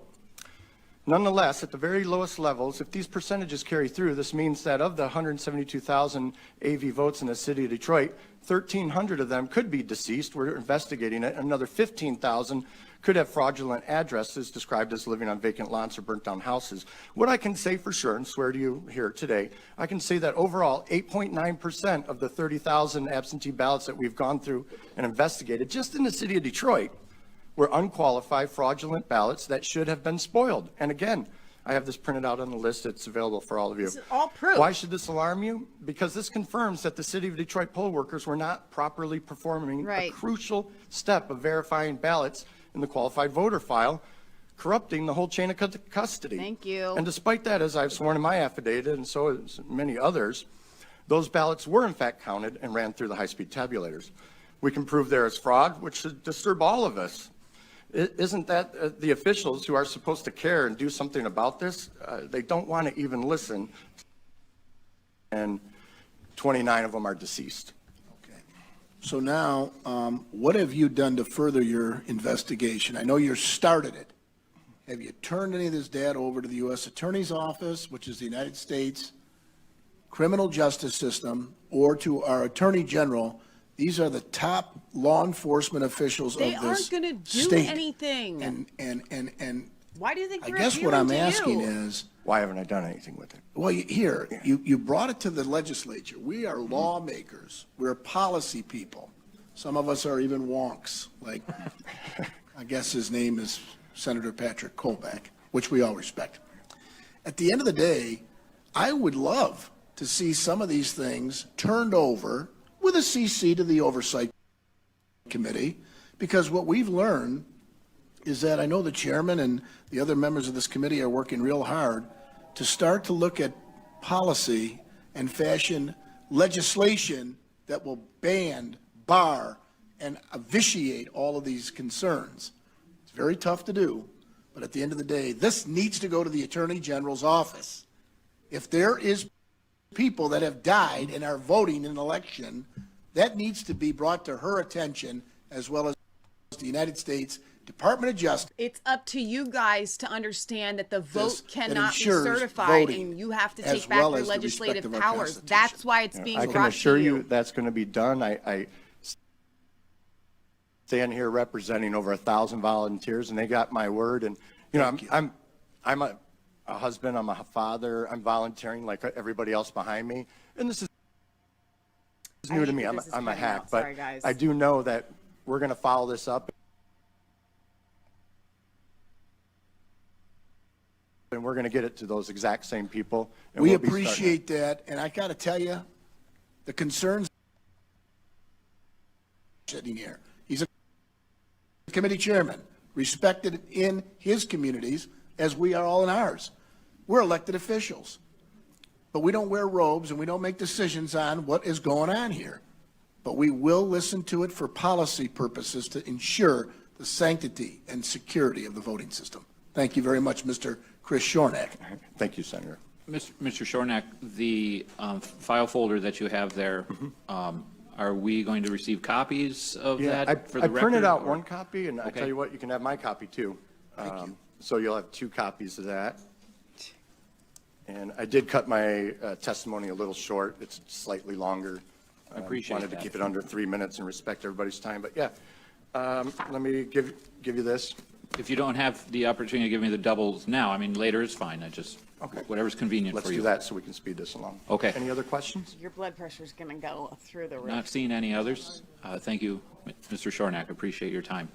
Actually, I think it's good news. Next, we have No, Kelly Esper, followed by Christina Caramel, and then will be Monica Palmer. I have low blood pressure anyway, so I'm good. Ms. Esper, welcome to the Senate Oversight Committee. You have 3 Senator minutes. Hello, everybody. I'm here today as a registered Michigan voter, a mother, an educator, and a precinct delegate. I volunteered my time with the Election Integrity Fund to be a nonpartisan poll challenger. I worked at the TCF Center from 6:30 in the morning until approximately 9 o'clock at night. Throughout my training, I was told that the poll workers should not even have pens or pencils at the table. Shortly into the whole process, 150 tables simultaneously started duplicating ballots. And by the admission of several of the people, who are like the supervisors in Detroit, they Why had would 10 to 12 150 tables need to start duplicating ballots? Republican poll workers. So when you think about this, ballots were being duplicated en masse by 3 Democrat poll workers at a time.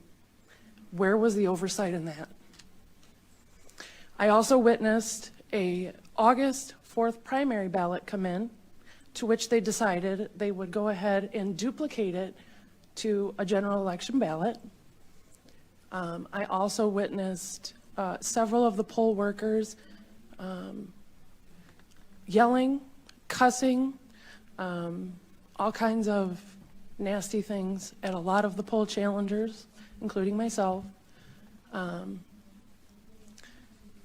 trying to think what else I saw. I'm trying to cut it short. I did submit my whole testimony. But other than that, I mean, it was just rampant, going on all night. I tried to raise challenges and was denied several times. So I know that there were things going on that were not lawful and should not have been going on. It does not give us a free and fair election, and that's why I'm here to tell you. Thank you, Ms. Esper. Could you tell me what happens when you, as a poll challenger, issue a challenge to a ballot and they say, I'm not going to accept that? I mean, is there a justification given?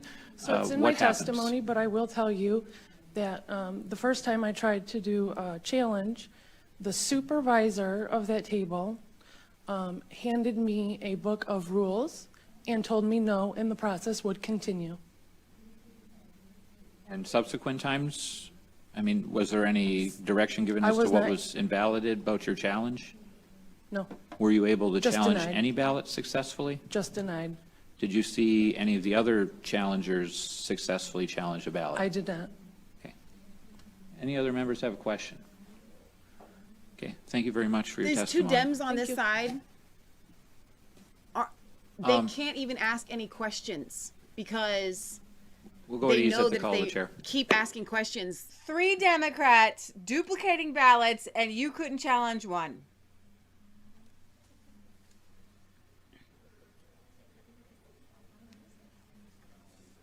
I want you guys to be excited about this one. Tying agreement says, but there is no evidence.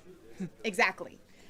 Oh, and guess what? What if all of the audits add Committee will up? come back to order. Mr. Shornack, Since you are still right here in the very front, Okay. and one of my colleagues You I neglected needed to see, she to had a question. have Would you this please kind come of back hearing. up? Senator Santana does have a question for you. My apologies, Senator, for missing your signal that you had a question. Because the Thank you, opposition Chair. Mr. Yarnack, makes it one of the real. things that I Right. really don't understand about the 2020 presidential election is that it's not that much different than 2016 for the city of Detroit. When you look at, everyone in America knows that Detroit has been voting democratically since the 1930s. And, you know, in the 2016 election with Clinton and Kane, the ticket had we had 234,800 votes. In the Trump and Pence election, they received 7,600 of those votes out of Detroit.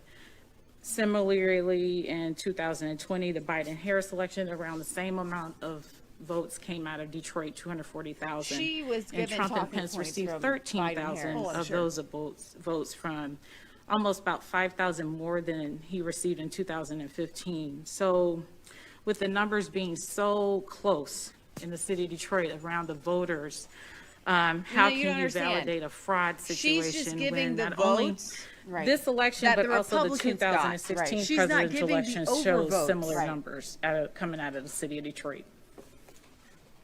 So she's just there to give her Was own there a random question? testimony. How can you Sorry. Yes, there was a question, Mr. Yarnick. How can you validate fraud coming out of the city of Detroit when the numbers from the 2016 election are not that much different from the numbers from the 2020 election? You had 234,000 votes, 800 votes coming out of Detroit in 2016, with Trump receiving 7,600 of those votes, and 5,000 more in 2020 for Trump in this 2020 election. So where's the fraud? Yeah, super. I can't speak to the numbers of 2016 or now or total votes, but your question is, how can we verify fraud and validate fraud? Over 229 deceased people voting, that's fraud. That's not my definition of fraud. That's just the generally accepted definition of fraud. And 2,660 vacant addresses of burnt down lots, and these people voted, the dead people voted, that's fraud. That's how I validate the fraud and my personal experience on November 4th, being there, watching ballots come in that aren't in the qualified voter file, they're not on the written log, and yet they're still counting those. And you'll hear from other people say, hey, all we want to do, it's so easy to challenge a ballot. You just go like this. You type in the computer that one of the poll watchers challenged it. It takes 3 seconds. It doesn't slow the process down, and Even they if pretty it much did slow refuse the process to do down, that. it doesn't matter. I struggled to get to, and I said to our attorney, Tim Griffin, I said, Tim, they won't let us challenge anything. He goes, Chris, you got to get at least something in the poll book that you challenged it. And I said, I'll push it until I get arrested. Well, lo and behold, I didn't get arrested. They didn't put cuffs on me, but I was pulled out of there for about 20 minutes by 3 police officers. It was rough. It was a really hostile environment, and I know you guys aren't judges or legislators. I just want to be transparent in answering your question. What we all witnessed there on Election Day and the day after matches the research of the 30,000 records we just went through very clearly. And did you also attend the training on how things were going to operate at the TFC Center? Yep. I didn't bring my training with me, but yeah, I had hours of training, almost like a day and a half, because I helped train other people too. Thank you, Senator Santana. Thank you, sir, for coming back. So she didn't have a question. She had talking points, and he shut her down. Members of the audience, please. Hopefully that'll remember- teach her not to ask any more questions. Here's the thing. Senator Tice. You have to be Thank you. I just want to cross-witnessed. apologize. I Right. have another committee that I'm supposed to be chairing. I'm going to head off and do that. It shouldn't take very long, and then I will be back. But I wanted to apologize. I'll make sure I watch whatever I miss on the recorded session. Thank you. Thank you, Senator Tice. Next, we have Christina Caramo, And- followed by Monica Palmer, With followed by Karen Cordes. the kind of negativity, you become as a Ms. Caramo? defendant more. I'm sorry if I'm not emboldened pronouncing as a that witness. correctly. As a It's witness. Caramo. Caramo? You shouldn't be a It's fine, defendant. all right. Welcome to the Senate You Oversight become- Committee. You have you 3 realize minutes. you're All going right, in thank for you a for fight. having me. So I and was the a poll adrenaline goes challenger up. at the TCF Center on Monday, November 2nd, 3rd, and 4th. On November 4th, early in the morning, I was standing at the adjudication table, and a ballot came across the screen. The ballot had a straight party ticket vote for both the Democrat and the Republican. It was a filled-in circle, which is an intentional mark. It's not a dash, it's not a dot. When the ballot came across the screen, there was no other marks. None of the judges and none of the other ballot proposals had been voted on. The poll worker then said, I think I'm going to give it to the Democrats. That's absolutely absurd. That is illegal. The vote should have been tossed out. At that moment, I said, absolutely not. I'm going to challenge this. So I go get her supervisor. And then her supervisor defers to her and says, well, what do you think? And I'm like, well, what do you think? It doesn't matter what you think. It's the law. Our feelings, our emotions, our thoughts are totally irrelevant. You follow the law. And that ballot is to be tossed out. But she wanted to give it to the Democrats. So then I go get the gentleman who was overseeing the entire absentee ballot counting process while Daniel Baxter was gone. So this gentleman's name I do not know. I go get him. He's overseeing the entire process while Daniel Baxter is gone. I ask him. He says to the girl, what do you think? It was disgusting. I was enraged, and I simply asked a question. I said, well, why not give it to the Republicans instead of the Democrats? The gentleman began screaming at me, began yelling at me, began telling me that I had no right to talk to her, and he told her to push the ballot through. And prior to that, that same poll worker, a ballot came across the adjudication screen where this voter had voted for Joe Biden and the Green Party presidential candidate, and she gave the vote to Joe Biden. I also saw the ballots show up in the middle of the night. Also, I inquired about the tabulation numbers from the tabulation machine between shift changes. I was denied that information. We saw a lot of irregular things. This is not an anomaly. Just because all of us have different accounts of what we saw, that doesn't make them invalid. And to expect Secretary about it would be foolhardy. So we're appealing to you guys to do something about it. Because if our elections aren't fair, then we have no republic left. It's a banana republic. We have nothing. And we don't trust the election process. Why do you think a lot of people don't vote? Because they feel it's a big fraud. So our claims are being dismissed. I mean, Secretary Benson dismissed us before she did any investigation. So clearly she can't be trusted to do her job. It's not our job to conduct an investigation. There are paid officials who are to do that. And we're imploring you guys to please step up and listen to us and investigate our claims. Check us out. Don't just take our word. Investigate what we had to say, because we have nothing left. Thank you. Thank you very much. Any members have a question? Vice Chair Lucido, please. Thank you. Extremely insightful. I really All these like this guy, even though accounts that you've indicated, a and little they're pretty clear. I mean, it doesn't seem like you're on the edge. You're sitting right here in front of us. Has any of these accounts gone to the attorneys that are representing the candidate or candidates? I did submit an affidavit. They are pursuing lawsuits, but we also need our Attorney General to investigate it, because ultimately it's her job to enforce the law. I agree. And if she doesn't do her job, we can't just accept that as, oh, I'm just not going to do it. You guys are lying. Thank you. Appreciate it. Thank you, He's Senator former law Lucido. enforcement, I so he don't comes have any at it. other questions. Thank you so much. Did you submit written testimony? Okay. No, I did not. No, I can, though.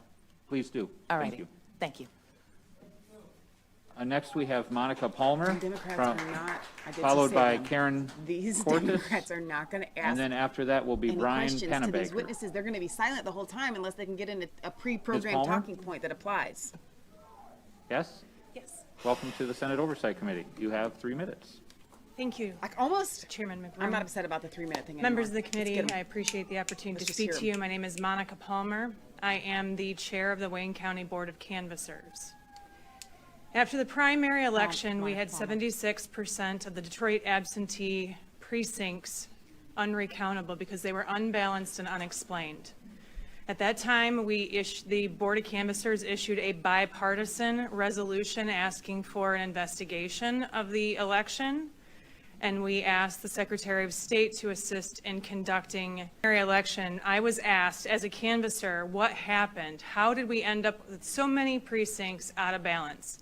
Was it fraud? Was it human error? And at that point, I didn't know because I had never witnessed the process in person.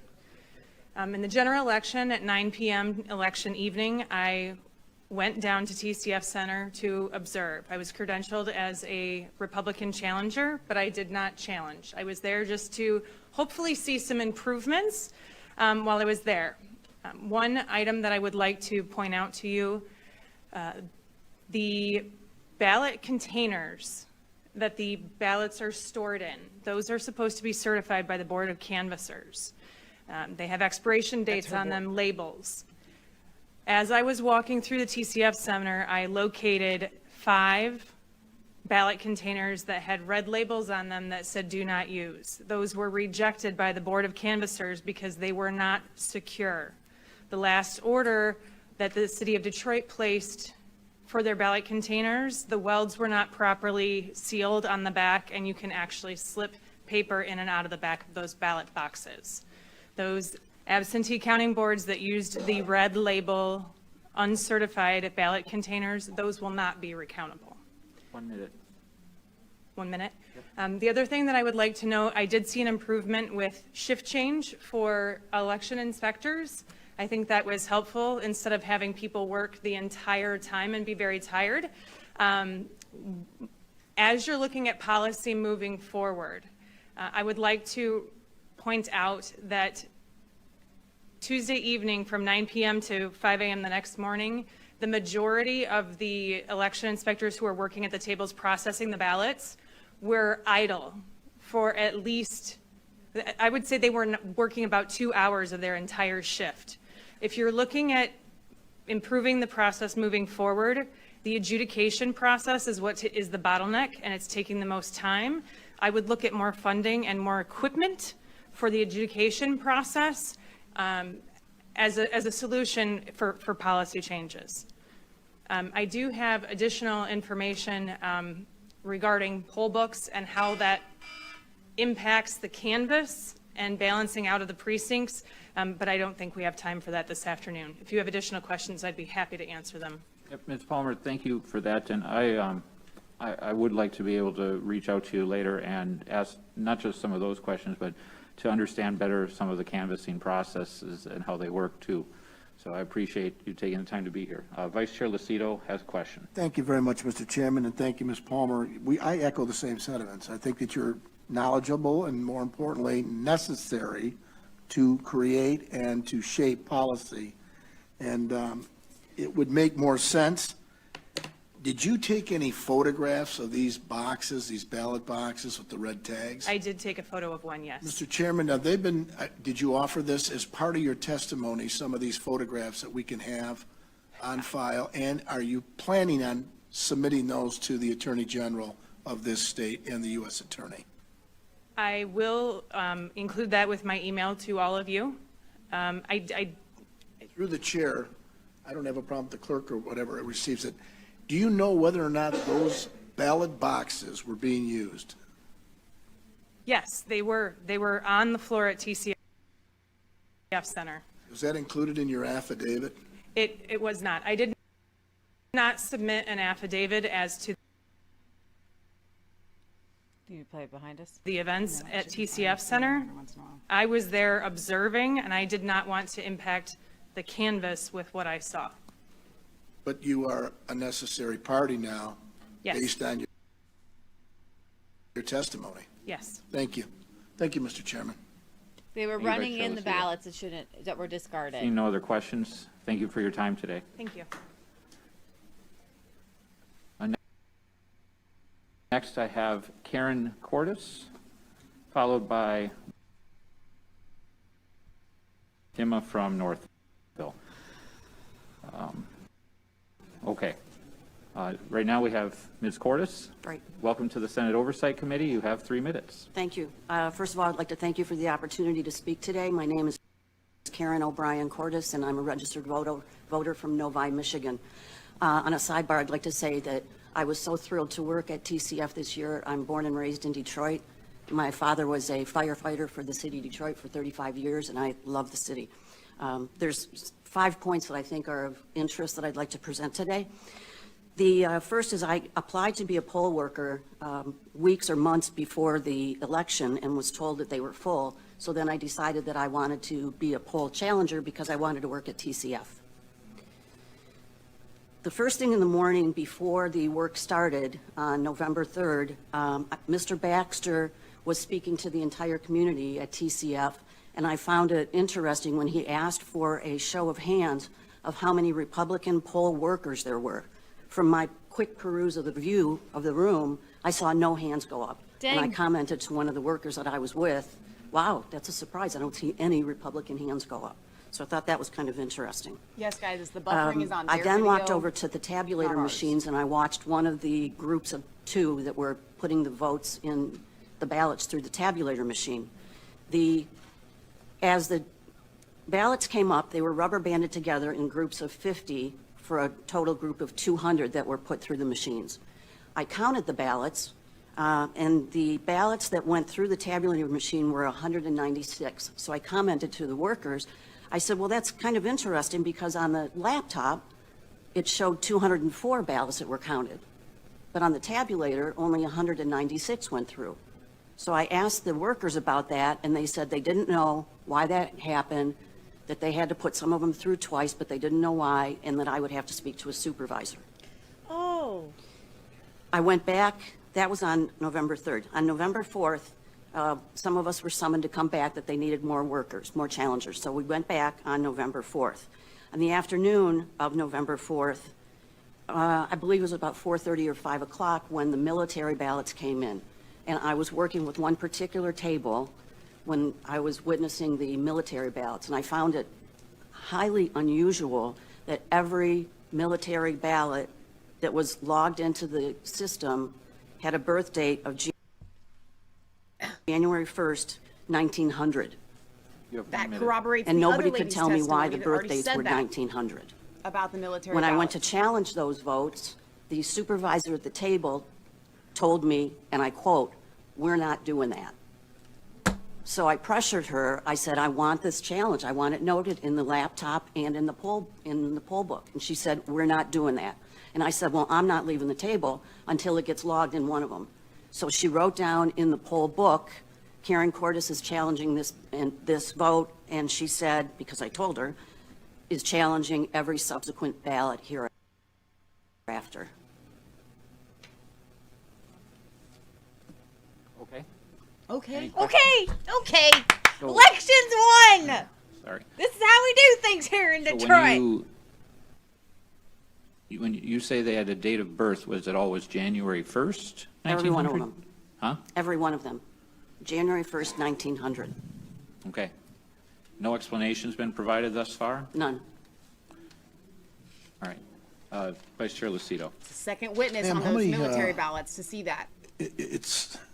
How many did you count like that? At the particular table I was at, on the screen, I saw about a dozen. You counted those yourself? Yes. And in my affidavit, I believe I wrote down the ballot or the voter numbers, registration numbers. Did they have different names on the ballot? Or? Yes. And these ballots came in, they were all in envelopes, military ballots. They had been logically mailed back. And I found it interesting because they were all in pretty stationary envelopes. And I thought, oh, well, maybe our military gets gifts from their families or friends of stationery, because every one of them was in really cool looking stationery. But they were different? Yes. Thank you. So when you mentioned that you see ballots, and you see signatures, names, date of birth, you're not actually seeing those on the ballot, right? You're seeing those on an envelope. The date of birth were on the laptop, on the screen. Okay. So at the tables, they had a laptop set up over here, and in the corner, there was a larger screen that we could view what was actually on the laptop screen. But I just want to be clear, I mean, those pieces of evidence are not actually on the ballot Correct. itself. Okay. Any other questions from members? All right. Thank you so much for your time today. Because they were entering, we have witnesses that say that they were entering in that birthday into the system because it came without a birthday. Mr. Brian And they weren't a registered Pennebecker. voter. Because they weren't After military. him, we have Hima Colangaretti and then Melissa Carone. Guys, getting more Welcome witnesses to the Senate in. Oversight Committee, sir. Thank you, Chairman McBroom. Michigan Thank you needs for the witnesses. It's going to tip the scale. giving me the opportunity to speak, and thank you, Vice Chair Lucido. I appreciate your take the time. masks off. We I know cannot it's hear you. valuable. I drove through a snowstorm from Macomb County to get here today Thank you. You heard because me. I felt it was very important. It was very important to do everything in my power to help preserve the republic that was established 245 years ago. Great patriots gave their lives for this republic, and we're about to see it start slipping away from us if we don't preserve elections. I applied to work at the TCF Center online. I was referred to a website to apply to specifically work at the absentee voter I'm gonna accounting try board. Their And YouTube feed and see if it's any better. So hang on a second, guys. What are you on their Periscope feed? why I'm on their Periscope I feed. called, I like there the were Periscope 3 feed different better. phone numbers to contact. Never heard back from them 'Cause it gives me a better- on that website. I called all 3 of them, did not get answers, so I left voicemails at all 3 of those I don't numbers. like this white line Again, at the I did bottom. not Yeah, but it's receive a clearer. reply. So at that point, we were within a week or 2 of the election, and I wanted to participate, so I volunteered to work as a poll challenger. Now, I had applied to work there because I heard Detroit was short of poll workers. Obviously, that wasn't true, or else they saw that I identified as a GOP with the GOP party, so they never They had returned no my calls or Republican responded poll to my workers. We're application. done. So that We're initially done. I found concerning right off the bat. I did not prepare a statement for my remarks today, so I'll be using the sworn affidavit that I submitted to a lawyer named Sean Flynn, who's working directly with Rudy Giuliani on collecting evidence, sworn statements. I hear in the media all the time that there's no evidence, there's no evidence. We met in Macomb County about 3 weeks ago with Sean Flynn at one of the GOP offices, and he walked out of there with a stack of sworn statements. Statements that, you know, you're familiar with the fact that people made these statements under oath and under the threat of perjury if they lied or You know mislead. what it's like. You want to say something. Okay, so 2 of the main observations that I witnessed at the TCF Center on both the 3rd and the 4th when I was there, when I got down there on the morning of the 4th, I went back for an additional day because I witnessed so many irregularities when I was there on Election Day on the 3rd. Immediately upon walking in, I ran into Randy Bishop, and Randy owns the radio stations. He's very IT savvy. He said, Brian, I was here all night. What's going on here is unbelievable. He said, let me show you something right now before I leave. So he walked me over to the high-speed scanners and tabulators, and he said, see all these Ethernet lines running out of the tabulators? They're all bundled together as they accumulate, and then they're all connected to these routers, and then they all go to the main computer. He said, these are all hooked into the internet, and that is illegal, and it should not be happening because it opens them up to hacking. So I was aware of that immediately when I got there. That's 3 minutes. Can you put your rest of your remarks in writing for us? Absolutely. Okay, thank you for your time. Appreciate it. I'm sorry. I think that these people are out in the we're trying to keep hallway moving. and Any they questions? aren't seeing what is happening when these people get cut off. Thank you for your time today, They sir. should be watching it on their cell phones, right? So they know Next, when they we get in there, they have, got to just get your biggest this name points that I'm in doing very the poorly fastest with. you can. Hema. Hema, welcome to the Senate Oversight Committee. we After care her how will you be feel. Melissa Carone We need to know what you and saw. James Danley. Hema, Thank you welcome for- to the Senate Oversight Committee. Can you tell me how to say your last name correctly? Kolanagi Reddy. So now everybody else can know The moment I I was not. saw you holding on to that card, I'm like, that's me. That's got to be me. Well, you have 3 minutes, so thank you. We saw her Thank you for testimony giving me online. this opportunity to speak. This is my first time doing this as a poll challenger at TCF. As an immigrant to this country, as you can tell, we had great respect for America, the elections here. We always thought it has a lot of integrity, whereas the countries we come from, a lot of things happen. But all of that changed the day I went there. Like I was at TCF on both the days, 3rd and the 4th. 3rd was pretty much the same monotonous stuff going on, nothing much to note, other than occasional ballot challenging. But the next day is where I noticed a lot of issues. There was a group of people who were like agitators who were trying to get GOP people in trouble. And from my skin color, everybody assumes that I'm a Democrat. And so they just kind of come to me And one of the ladies was thinking that let's get these MFs out. And I'm like, MFs who? Like, because she thought I was a Democrat. Then when I pulled out my tag, she looked at me and she's like, you're on the wrong side. I'm like, how can you say I'm on the wrong side? I pick whoever I want, right? Because this is a free country. But then I noticed that they were going and getting all the white male Republicans out by, just kind of sheer intimidation, just saying, oh, you're mask slaved, you're going to get people killed, like you heard from so many other people. And then what I did was I got trained by both the MIGOP and Election Integrity Fund. So I went to Tim Griffin of Election Integrity Fund and I said, can I have my nonpartisan credentials? And then when I got that badge on, everything changed. Like, people just looked at me differently. I was looked at with a lot of hostility when I had the GOP tag, and now that I have a nonpartisan tag, I was respected at the counting boards. I was respected by the Democrats and the ACLU. And in fact, I was able to even help some of the GOP people from being escorted out by putting myself there and asking why they were even being escorted out and arguing with these people. But the whole environment was so hostile and condescending. And a lot of people have talked about the ballots that were not in the poll book or the system. And I was at a table which had a full stack of this file which said not in EPB/S, which is poll book or system. They were scanning and manually entering them, and the signatures on those sleeves were exactly alike, like a bar graph.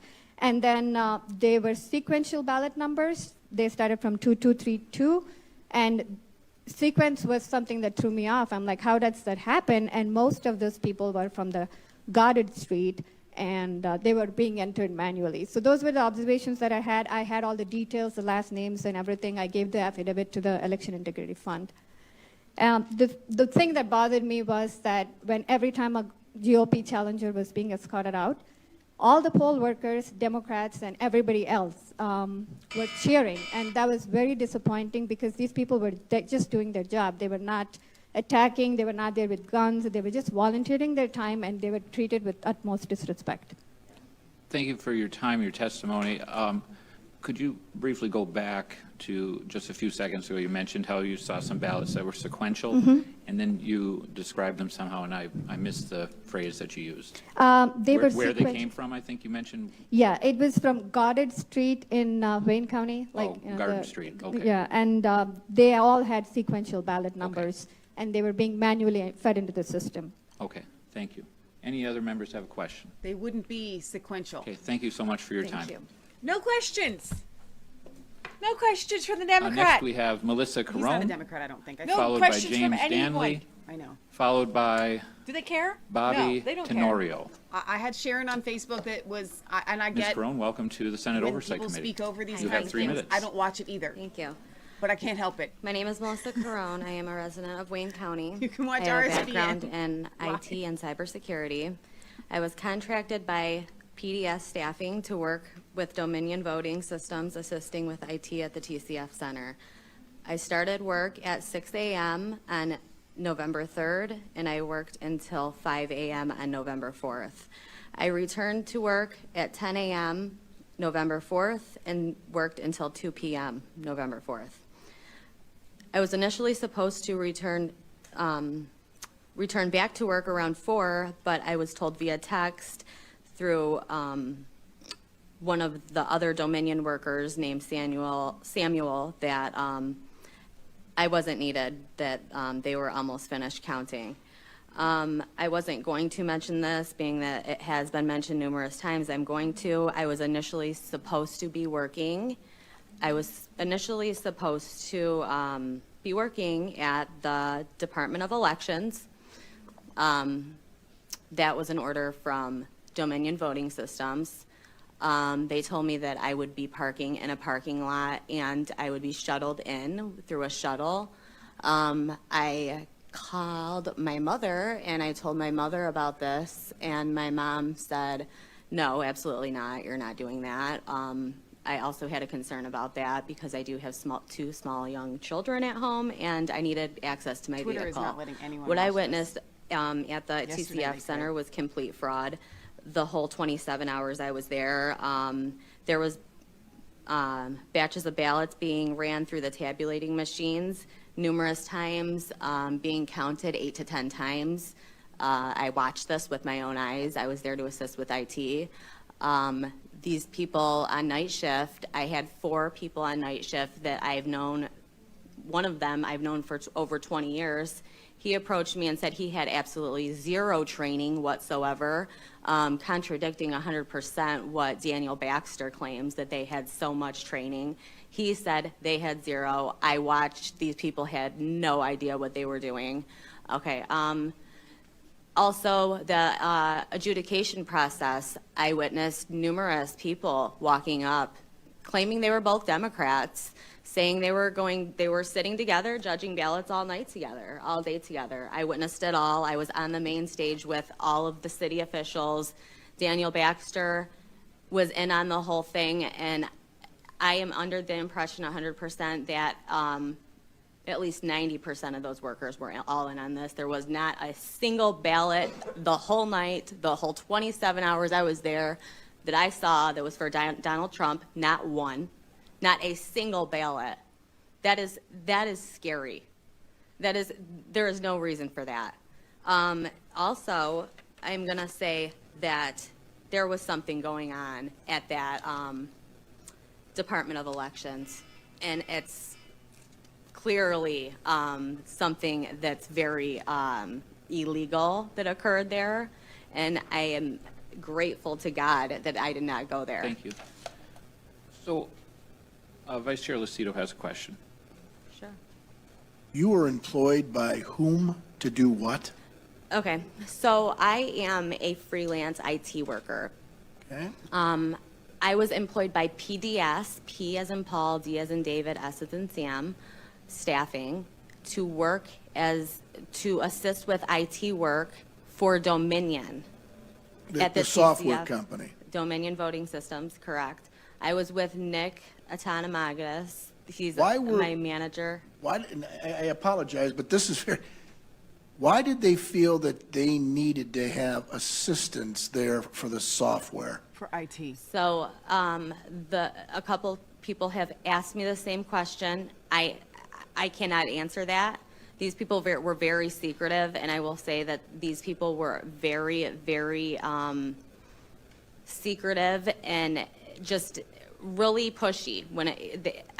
Never did I ever admit I was a Republican to these people. The comments that they were making were disgusting. Regardless of Republican, Democrat, Independent, Green, doesn't matter. I'm getting right to the heart of it. What was the instated purpose that the software company needed to have the assistance of support staff for IT? I believe that it was because Nick and Samuel, that are permanent employees of Dominion, Nick is a part owner, that they had to be together on the stage working together. So it looked like they had assistance with IT.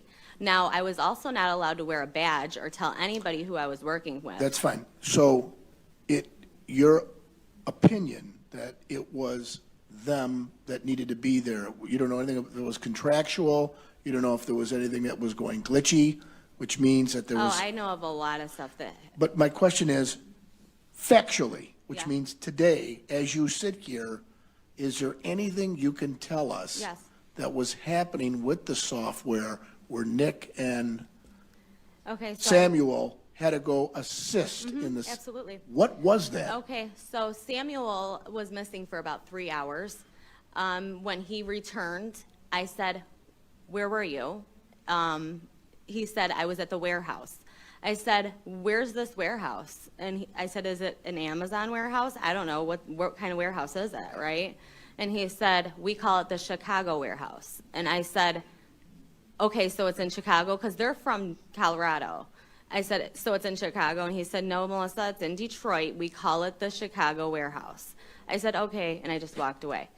But there was something very secretive that he was doing. There was also they said a big data loss right before they sent Samuel to this warehouse. What time was that? That was when Samuel went to the warehouse. That was approximately It was in the afternoon. I believe it was around 2 or 3, Is that on the 3rd or the 4th? the 3rd. Thank you. I'm okay. You have written testimony for the chair? I have my And the second committee? affidavit, and I have what I was speaking off of just now. Could you send that to us, please? Absolutely. Include your phone number if you could, in case we Absolutely. have questions. Thank you. Thank you, She's Mr. got Vice a Chair. lot more to Before you tell, I go, think. please, Sure. I have a question. Mm-hmm. When you testify about ballots being counted multiple times, Mm-hmm. what are you basing that analysis that they were counted multiple times? Okay, so, I'm sorry, so the tabulating machines, when a ballot jams, it puts up an error. It'll say discard or recount. So when it puts up that error, when a jam occurs, the correct way to go about it is to discard the whole batch, take the ones that have already been tabulated, put them back into a pile, put the one that jammed on top, and then discard the whole thing, and then rescan them.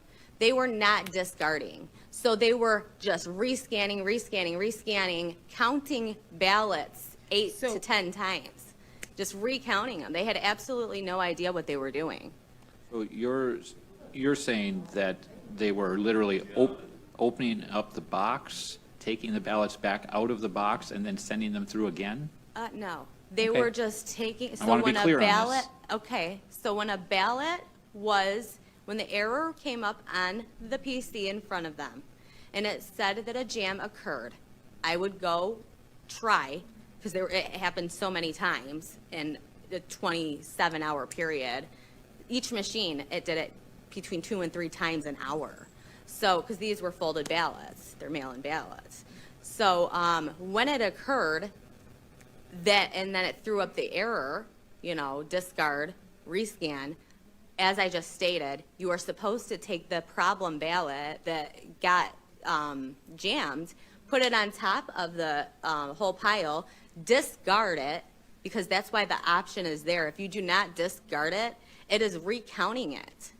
So they would take the ones that were, say ballot number 25 had an issue. You had already went through 24 ballots. So you're going to put them back all in a pile, and you're just going to rescan it. So it's counting those 24 again, instead of discarding those 24 and restarting.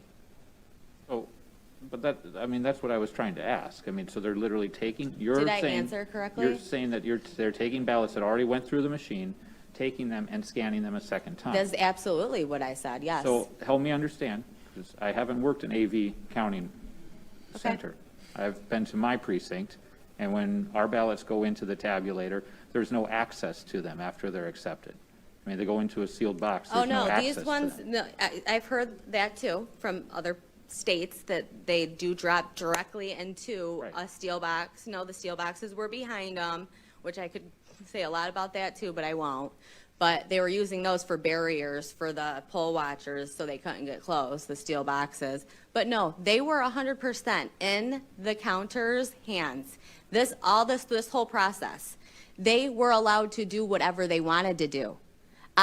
Nick and Samuel that worked for Dominion, they were on the stage.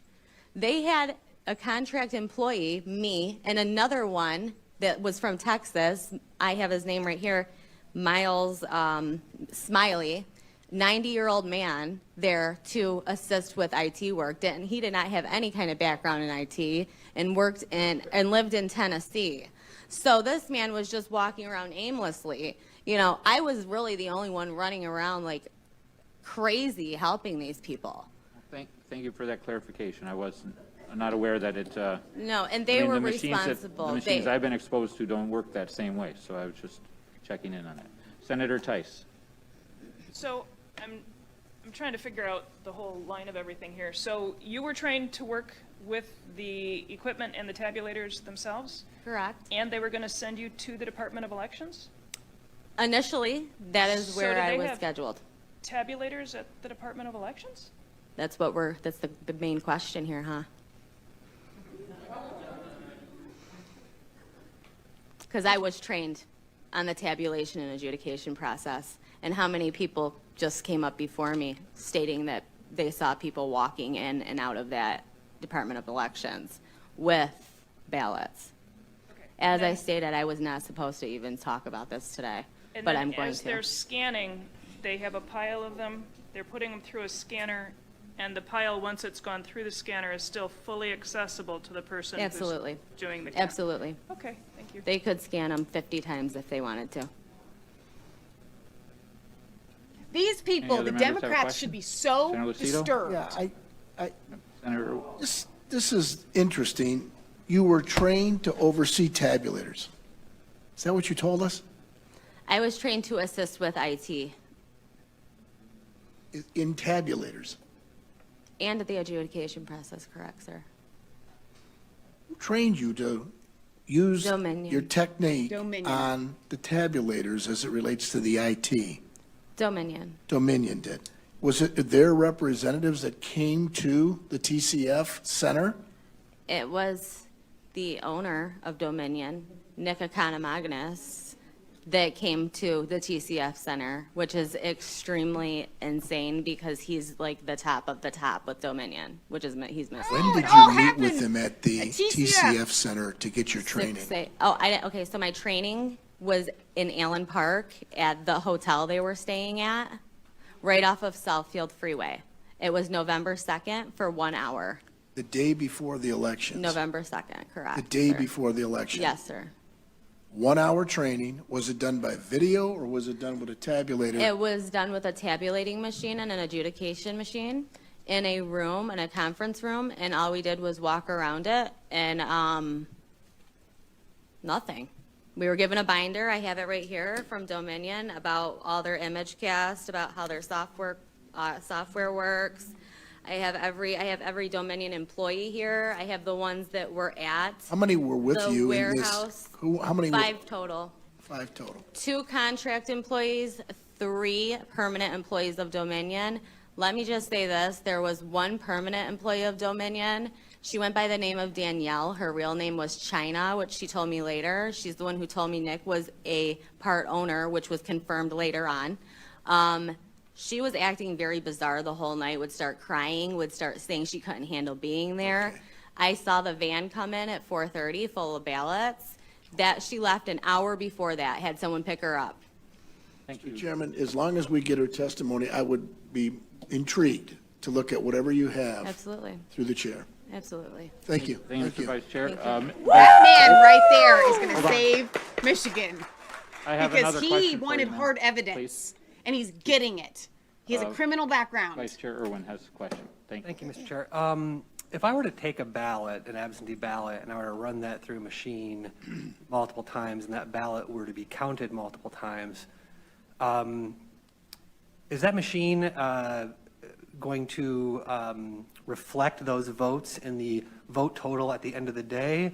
And is that ballot going to be recorded in the poll book 8 times or something? I mean, what's the... Why do you think the poll books were so off? Well, they were off a little bit less than they were in previous elections, so unless No, your they were allegation off. is that... They were off, 100%. Excuse me, members of the audience, please respect the Sorry, I mean, the- you the asked me a witness question, and- what do Ma'am, you expect the answer to Excuse I be? was hoping for an answer, but I don't think I'm Ma'am. going to get one. Excuse me. I couldn't hear what was going on because too many people talking over each other. So if you could please, Mr. Sure. Vice Chair, finish your line of questioning. I'd like to hear the end of it, please. That was the end of it. There was just one question, which was that, you know, if this were to happen, it would show up in the tabulations being off. And we know... They were Do we off. know to what extent that they're off? They were off. Right, yeah, we know that. So why are you asking, what are you asking me? I'm trying to ask you if Sir, someone were to... Go ahead. If someone were to go and run the same ballot over and over and over again, that would end up showing up as a massive discrepancy, right? And we've added up the Took a discrepancies. ballot Like and ran it over and 300% over and over again. 700% overvotes. Just one ballot or a batch of 50? Either way, I mean, the batch of Right. 50 is going to be even more. If you take one and you run it over and over and over again, yeah, people are going to notice that that one has been ran over and over. I had numerous challengers come up to me and say, what's going on here? One guy got thrown out because he took a picture of me. Sure, I'm just wondering why the numbers at the end of the day aren't matching up with the stories that we're hearing. I'm trying to square that circle. And I know there's going to be an investigation of all of these allegations. As good as everybody else's in here. Yeah, there's going to be an investigation of Why all isn't this, it and matching we're going to up? look into all these details. It's not matching up. Ma'am, Everything ma'am. that happened at that TCF center was fraud. Every Ma'am. single thing. Every avenue was Excuse taken me. to commit it. Please. Appreciate your passion, but he feels his question was answered. Appreciate that. I do have one additional follow-up. Sure. You mentioned observing ballots arriving Yes, sir. late. Do you have knowledge of where they came from? I cannot say that for 100%. I do not know 100%. Okay. Do I assume where they came from? Absolutely. Okay. Thank you. You're welcome. Senator McDonald, thank you. I'll be brief. Your testimony was very compelling. So I just want to go back to what I asked Senator Colbeck. Where is the Department of Justice in this? How is she I mean, supposed to without arresting it, I mean, are they even looking into it? I mean, your testimony is unbelievably compelling. So I'm just wondering, where are they? Okay. Your question is as good as mine. So I did call the FBI on November 5th, and Okay. I spoke with a woman for at least 40 minutes. The phone disconnected. She had all my information. She never called me back. I had to call them back. I haven't been contacted back since. Well, you would think that, did you contact anybody from the Trump campaign? Oh, yeah. I've been Wouldn't they talking to have a pipeline to the Department of Justice? Well, I mean, I've been talking to attorneys. What I said just now regarding the Department of Elections and how I was scheduled to work there, that is coming out. That is coming out. That will be coming out next week. There's a lot coming. I was not even supposed to talk about that, but a lot of people mentioned it. So you know what? I'm going to tell you guys about it because this is fraud. okay. And there was fraudulent activity occurring there. Thank you. Your testimony was excellent. Thank you. Thank you. Thank you, Senator. Thank you, ma'am, for being here. She's the Next, Dominion. We have James Danley. She's the insider. And he'll be followed by Bobby Tenorio. They're going to be upset, though, that she And brought then that up. Austin because then the media's Kreutz. gonna. That's fine. I hope the media does jump on it. The FBI hung up on her, says tying agreement. They said on Hunter's Welcome, Mr. laptop. Danley. Right. Oh, you think Trump would have an in with You the have 3 DOJ? minutes. They Appreciate went the, after our president for 3 time. years for Russia and collusion. You think the Trump campaign have an in with the DOJ? I'll try not to waste it, but I want to see what kind of time I got here. No, guys. Okay, this is we the it's, people against items that all occurred them. during the election and subsequent counting process. My name is James H. Danley, and I was a poll challenger at the TCF Center on Tuesday 11/3 and Wednesday 11/4. I've signed and submitted a 13-page affidavit to those items which I witnessed personally. The following are only a few of the most egregious items witnessed. I was not allowed to perform my job, and from what I observed, were any of the GOP challengers in accordance with Michigan laws. We were constantly prevented from getting close enough to see what was going on with the with respect to the ballots. Procedures were not being properly followed. When we brought these to the attention of the supervisors, our concerns were dismissed and ignored. We observed ballots being backdated from 11/4 to 11/2. Wow. And data being entered into the computers for these mail-in ballots. Poll workers were entering ballot information from new mail-in ballots, including dates of birth of 1/1/1900, into the electronic poll books and processing those ballots for tabulation. The information was not entered, wasn't in either the electronic poll book or the paper supplement book prior to that. There's been lots and lots of reports after the election counting process. First of all, I did email a copy of what I'm reading from to each of the Republican senators and the House of Representative members. So I'd be happy to provide this to you. Dead people were voting. I sent a website to that effect, and the list that they had up to that date was 17,327 randomly checked Michigan voters that were registered for voting and were above the age of 80. Every name on this list has voted in the 2020 election. Check for yourself, and has also been found in one or more of the obituaries online. This is the most important election in my lifetime, and I think the most important election in the history of our republic. Every legislator, whether seated in the House or the Senate, whether Democrat or Republican, took an oath to defend the U.S. and state constitutions of the U.S. and Michigan against enemies both foreign and domestic. Time is of the essence, and now is the time to fulfill that oath. Despite what the media is telling everyone, there are mountains of evidence that voter fraud occurred on a massive scale, the likes of which we've never witnessed in the country. 30 seconds. For those politicians that say we have to tighten up the election process relative to mail-in ballots for future elections, you admit that there are problems, and you propose to fix those problems sometime in the future. I and millions of Americans say no. You must fulfill your oath and do your duty to the citizens of the state and country now.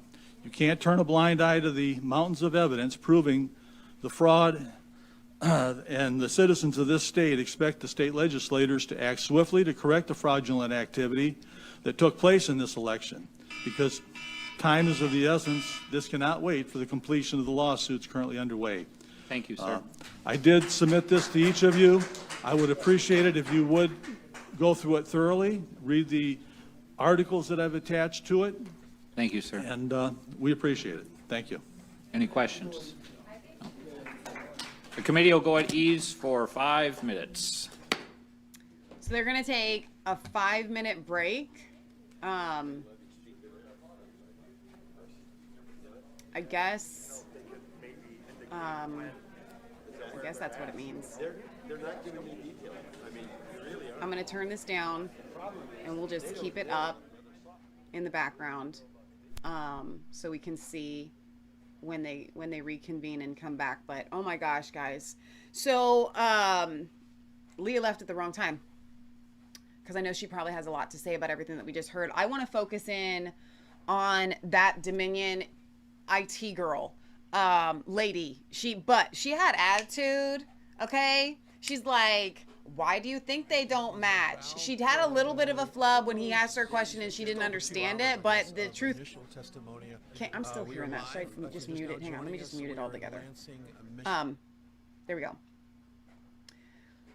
But here, I put myself right here. There we go. That's good enough. But anyway, she was on it, like defensive. Like, this is what I saw. I know it's fraud.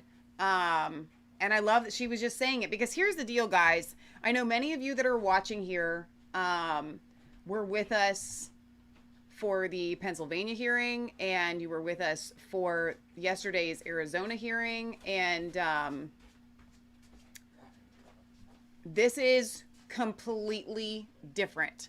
I don't actually mind now that we're getting into it. I don't mind the rushed thing. I just wish that someone would be able to prepare these people, these witnesses. I get it that it's hard to go in, to gather your thoughts, to sit before an intimidating board, and to just spew off your highlights, right? But knowing that I'm a long-winded person, you know that. That's why our shows are like 5 hours long.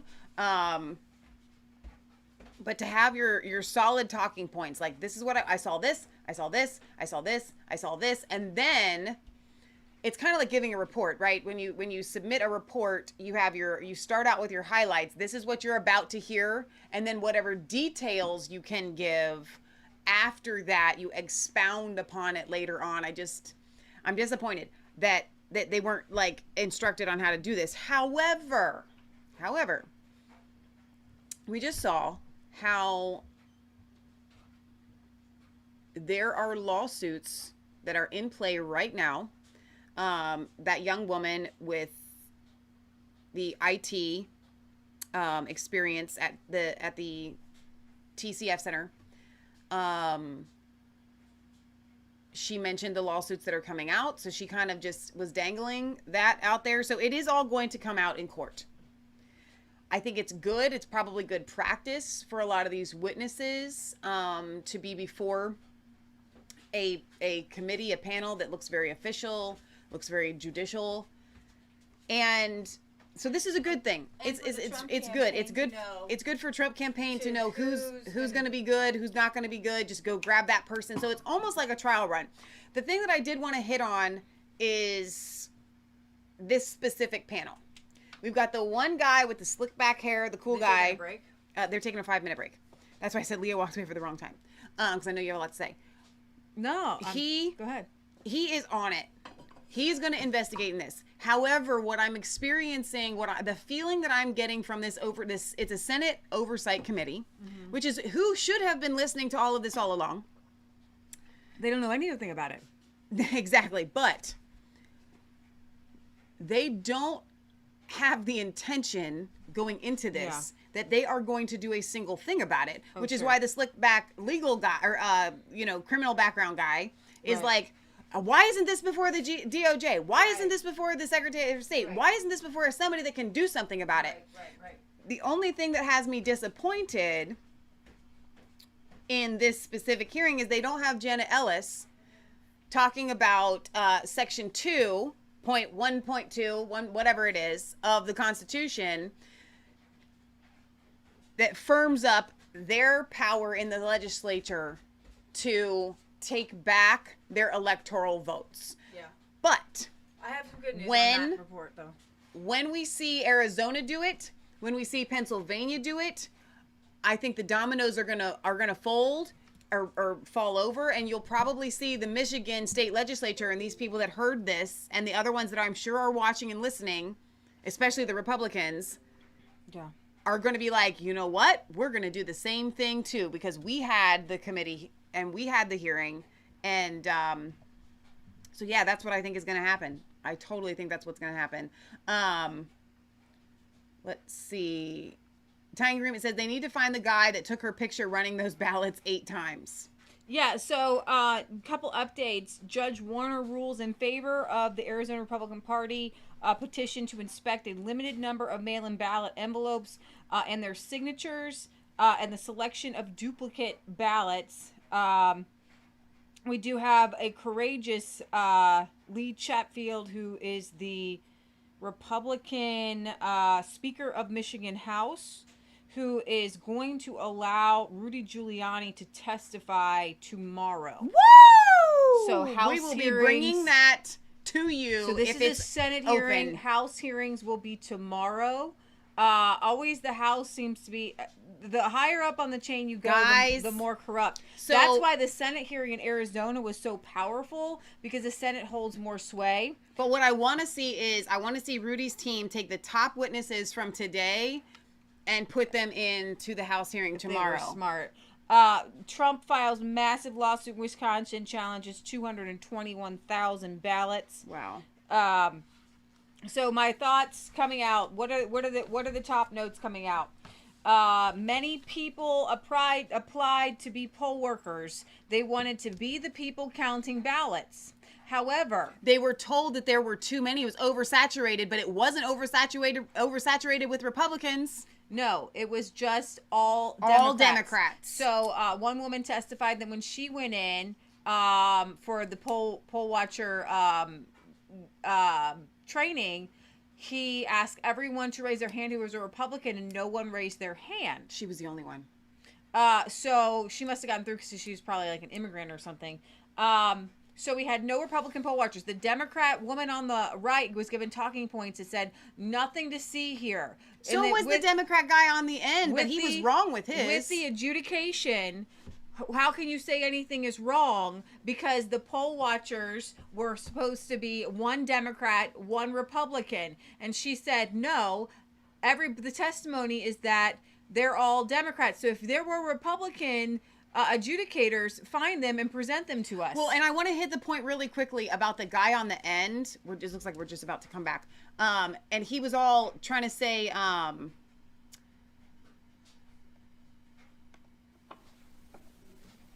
that Austin the numbers there, it's less than before. Like the numbers being were off. Yeah, we had overvotes of Austin. like 3, 4, 5, 6, 700%. So exactly, he was just saying this is where Dominion After him software will be comes Dr. in. Michael He's Dubiel, not saying followed that the by poll books were Michael off as far as the ballots coming in Halls or versus the Halves. ballots scanned. Okay, that's not what we're Anyone talking seen about. Austin You had Courts? the co-owner of Dominion, who writes the software, knows the Is software, Dr. and Dudio on the available? stage working the machines to make sure that when those books line up, you think these people are stupid? You think they're just going to run in a bunch of ballots? He's doing the programming to make sure that however many Michael ballots that has they're able to or push through, Paul's that they have available. the poll books to match them up. Now put your earbuds in because you're talking over the people.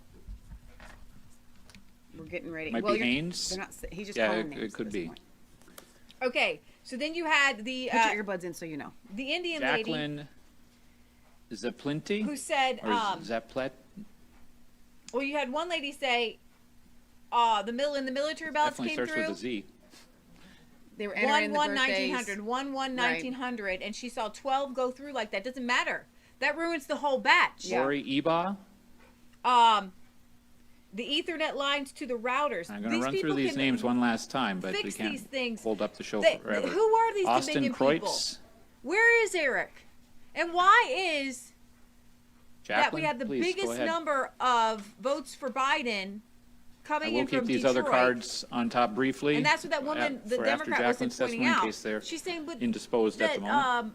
from Detroit, this is like the same numbers coming out. No, they're not the same They numbers. are not This the is- same They're Welcome not to the same the numbers. Senate Oversight Committee. You have 3 minutes. Here we go. Your mic's not on. Dual credentialed for Election Day this year. I worked at a precinct 205 at Mason Elementary School in Best thing. Detroit. I told you it'd be during the fireworks. day, and then I also worked at the TCF Center that evening as a poll challenger. So I've submitted my written testimony, also an affidavit to you today, affidavit that I had submitted with the Trump campaign previously, so you have a copy of both of those. There was a couple questions that I wanted to answer that I heard earlier, so I'm going to kind of go off script, but I don't think you guys realize that on when you go to vote in person and you're feeding your ballot into a tabulator box, and I was the tabulator inspector at Precinct 205 in Detroit, it goes in. If there's an error, it comes right back out at you. You see the screen, you have an option to either correct your ballot or resubmit it as is. So then it goes into the locked box. It is never opened until the end of the day after polls close at 8 p.m. And then it is, opened up, processed, put into sealed envelopes, and so forth. So the high-speed tabulators look more like, that were at the TCF Center, look more like a printer. And so they were fed 50 ballots at a time, sometimes in stacks of up to like 200. They were each, individually, rubber band at 50 at a time was the way we were taught, that's directed to do. And they just came out the back. They were in a bin there, an open bin. So they could grab them all and refeed them. So I don't know if, you all had a clear picture of that sense of, they were just open and available to basically, you get an error, grab it back, feed it through again. So that's where a lot of the repetition, I think, happened. Also, as far as training is concerned, I did 2 classes, each were for about an hour. I was trained as a poll worker, which then I was credentialed as a ballot box inspector in the precinct. Then I was also trained as a poll challenger, which was for about an hour also, and then credentialed as a poll challenger, which I worked at the TCF Center. So I kind of had a little bit of a advantage, I felt like, because I did both trainings. However, both trainings were pretty ridiculous. Really didn't teach you much of anything. There were oh shoot! I knew it. There were multiple copies of things that were, you were presented with and able to take home. You could reference later, but the training was really non-existent. Thank you. So- I appreciate your testimony, and I was going to actually ask if you could explain why you feel the training was not helpful Well, or adequate. as a poll worker, I trained at Wayne County Community College. There was just no substance to it. There was no, other than working through the copies of the information that were given, there was no substance. They didn't tell you anything. They didn't say what to do if there was an error. Who do you contact? You were given like minimal to no information. Who provided to this utilize- training? The Detroit or Wayne County Department of Elections. Okay. Also, you were almost threatened or taught to threaten a poll challenger. They came right out and said, you don't have to listen to them, you don't have to speak to them, they can't get near you, they cannot talk to you, you don't answer them, and if they continue to question you, then call the police. Literally, that's what the instructor told us to do. Call the police, have them removed. Thank you. Any other members have a question?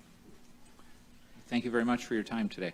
Thank you. I wish she had led with that. Like, these are the important Okay, things, coming things back like to that. the top of the pile, Austin T. Kreutz. Has anyone seen Austin T. Kreutz?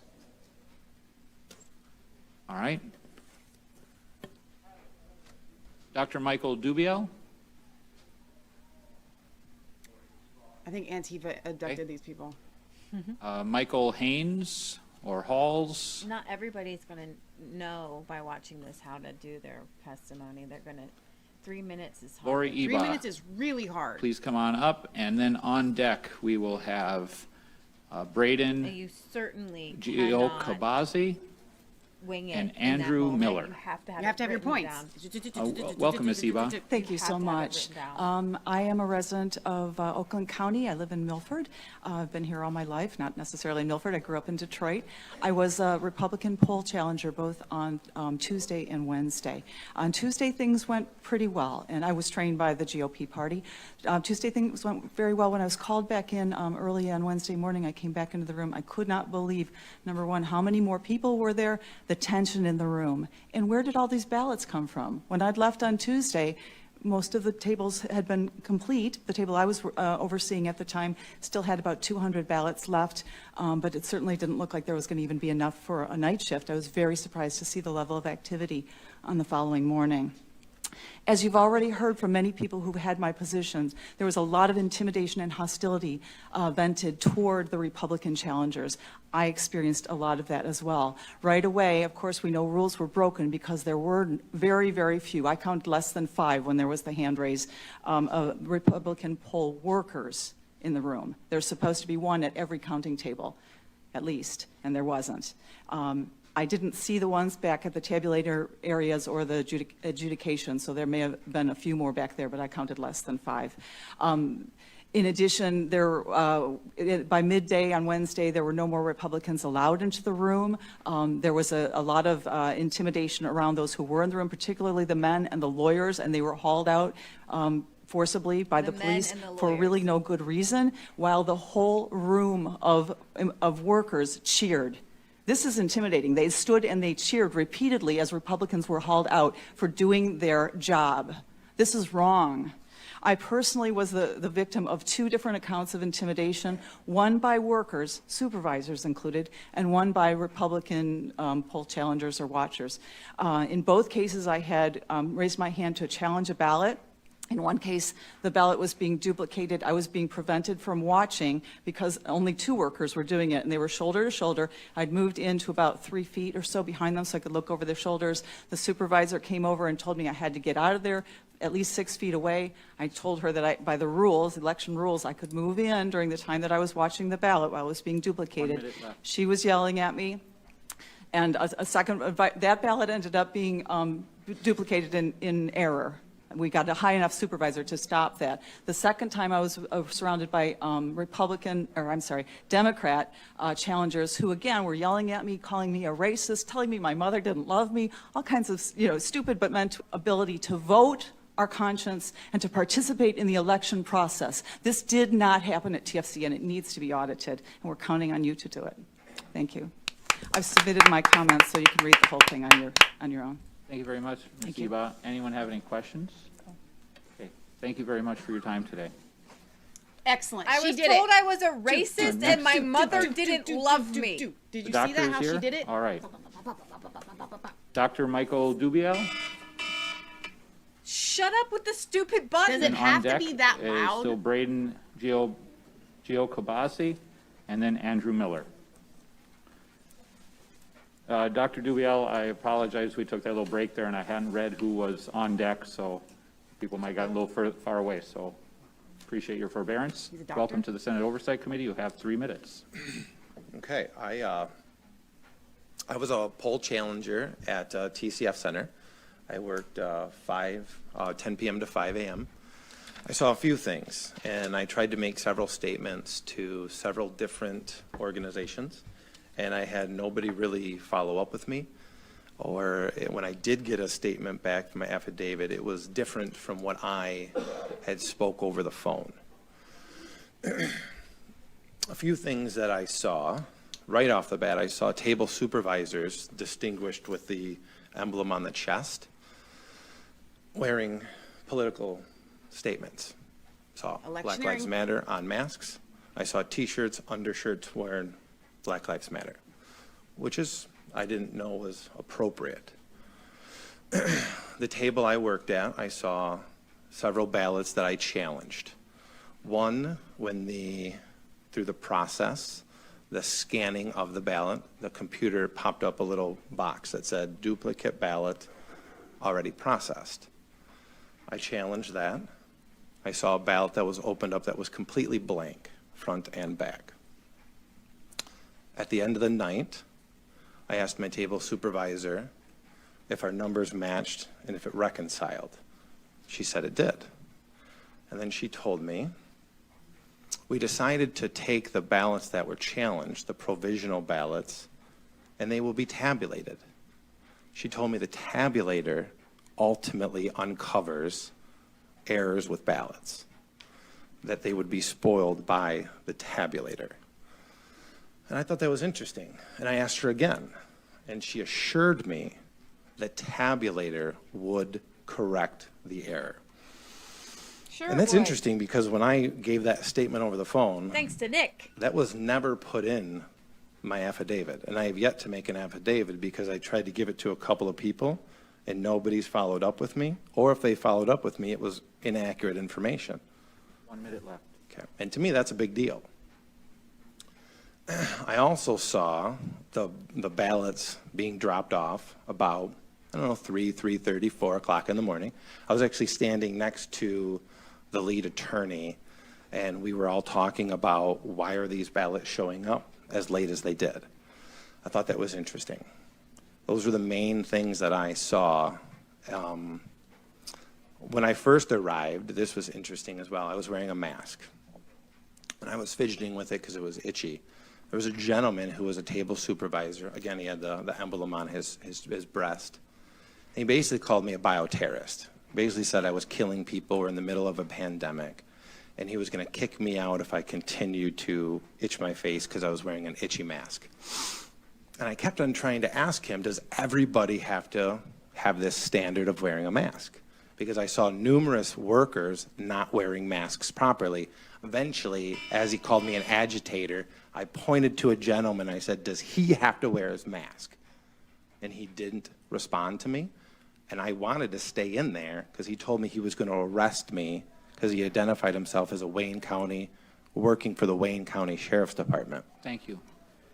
I would like to know about the ballot that you said you saw that was blank. Mm-hmm. Do you know what the disposition of that became? What do you mean, the disposition of that? What happened to it?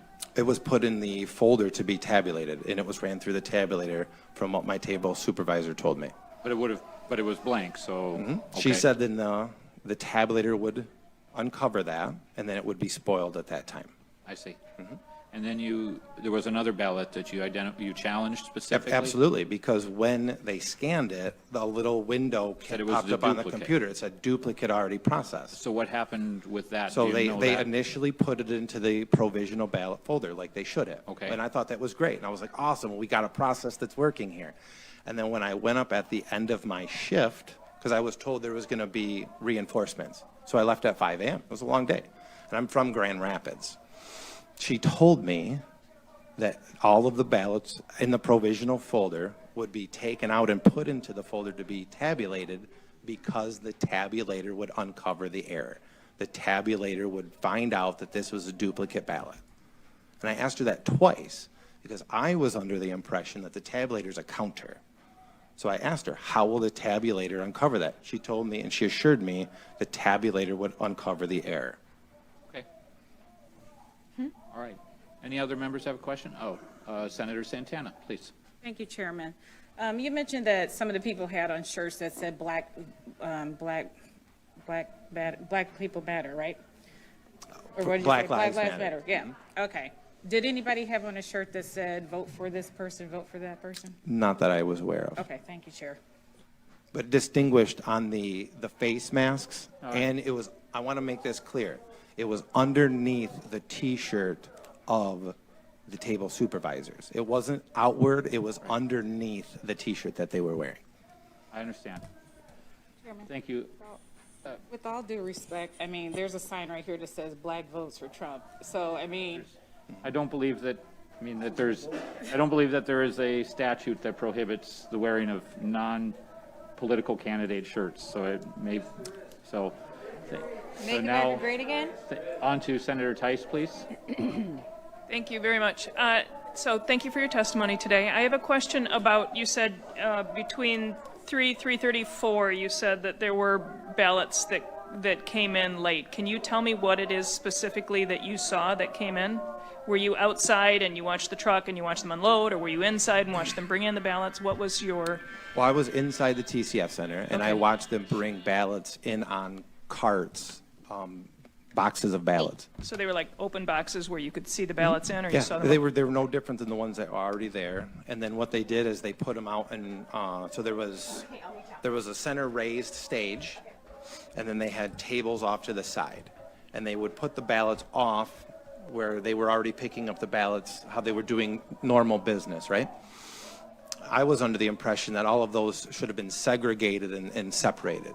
Well, they weren't. They were put right up there, and then the person or the people that were running the election process basically encouraged the table supervisors in the tables to come up and get work.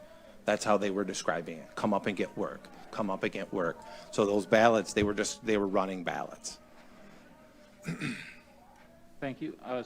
Senator Tice, did you have more questions? Or? Just one more. Did you have any idea how many there were, or do you have any way of knowing? Yeah, so the attorney that was there, or the counsel that was there, we were all trying to take a rough estimate, and it looked like there was maybe 60 boxes of those ballots, and in each one of those sleeves or boxes or whatever, there could have been hundreds of ballots. So we're thinking maybe several thousand, tens of thousands. I'm not sure the exact number. Because who knows how stuffed they were? Who knows? But I definitely saw those ballots come in. Absolutely. Thank you. Yeah, thank you. Do you have any idea where anybody say where all this came from? No. All right, And I left my table to go over there because I was curious about that. Okay. Senator Lucido? Yeah, it's intriguing. What time of the morning was it when you saw this come in? Or what time of the evening was it? Like I said, 3-ish, 4 in that window. In the afternoon? No. I was there from 3 or 4 in the morning? I was there at 10 p.m. to 5 a.m. They were in mail sleeves, you said? Mm-hmm. Did anybody have any earmarkings of who they were carrying these ballots? Were they carrying them? Were they on a dolly? Yeah, they were on a dolly. Yeah, they were on a dolly. Do I know who they were? Absolutely not. But there were people that were doing that. Thank you. Thank you, Senator Lucido. Senator Santana? Was there any particular reason you didn't ask for a supervisor to question, the ballots coming in on a dolly or? Well, I didn't figure I needed to because the lead counsel that was supposed to be there was taking tally, and I was there standing right next to him. So I figured he was kind of the person that was overseeing the whole night. That's what we were told. No, we were talking directly about why are these coming in. We all thought it was interesting that these ballots were coming in so late. What was his response? We were trying to take. Sorry. What was his response, sir? We were taking count, and we were his exact response I couldn't recall, but we were definitely perplexed that these were coming in so late, as well as they were being put out to be counted. Thank you, Chair. Thank you, Senator. Thank you very much for your testimony. Appreciate it.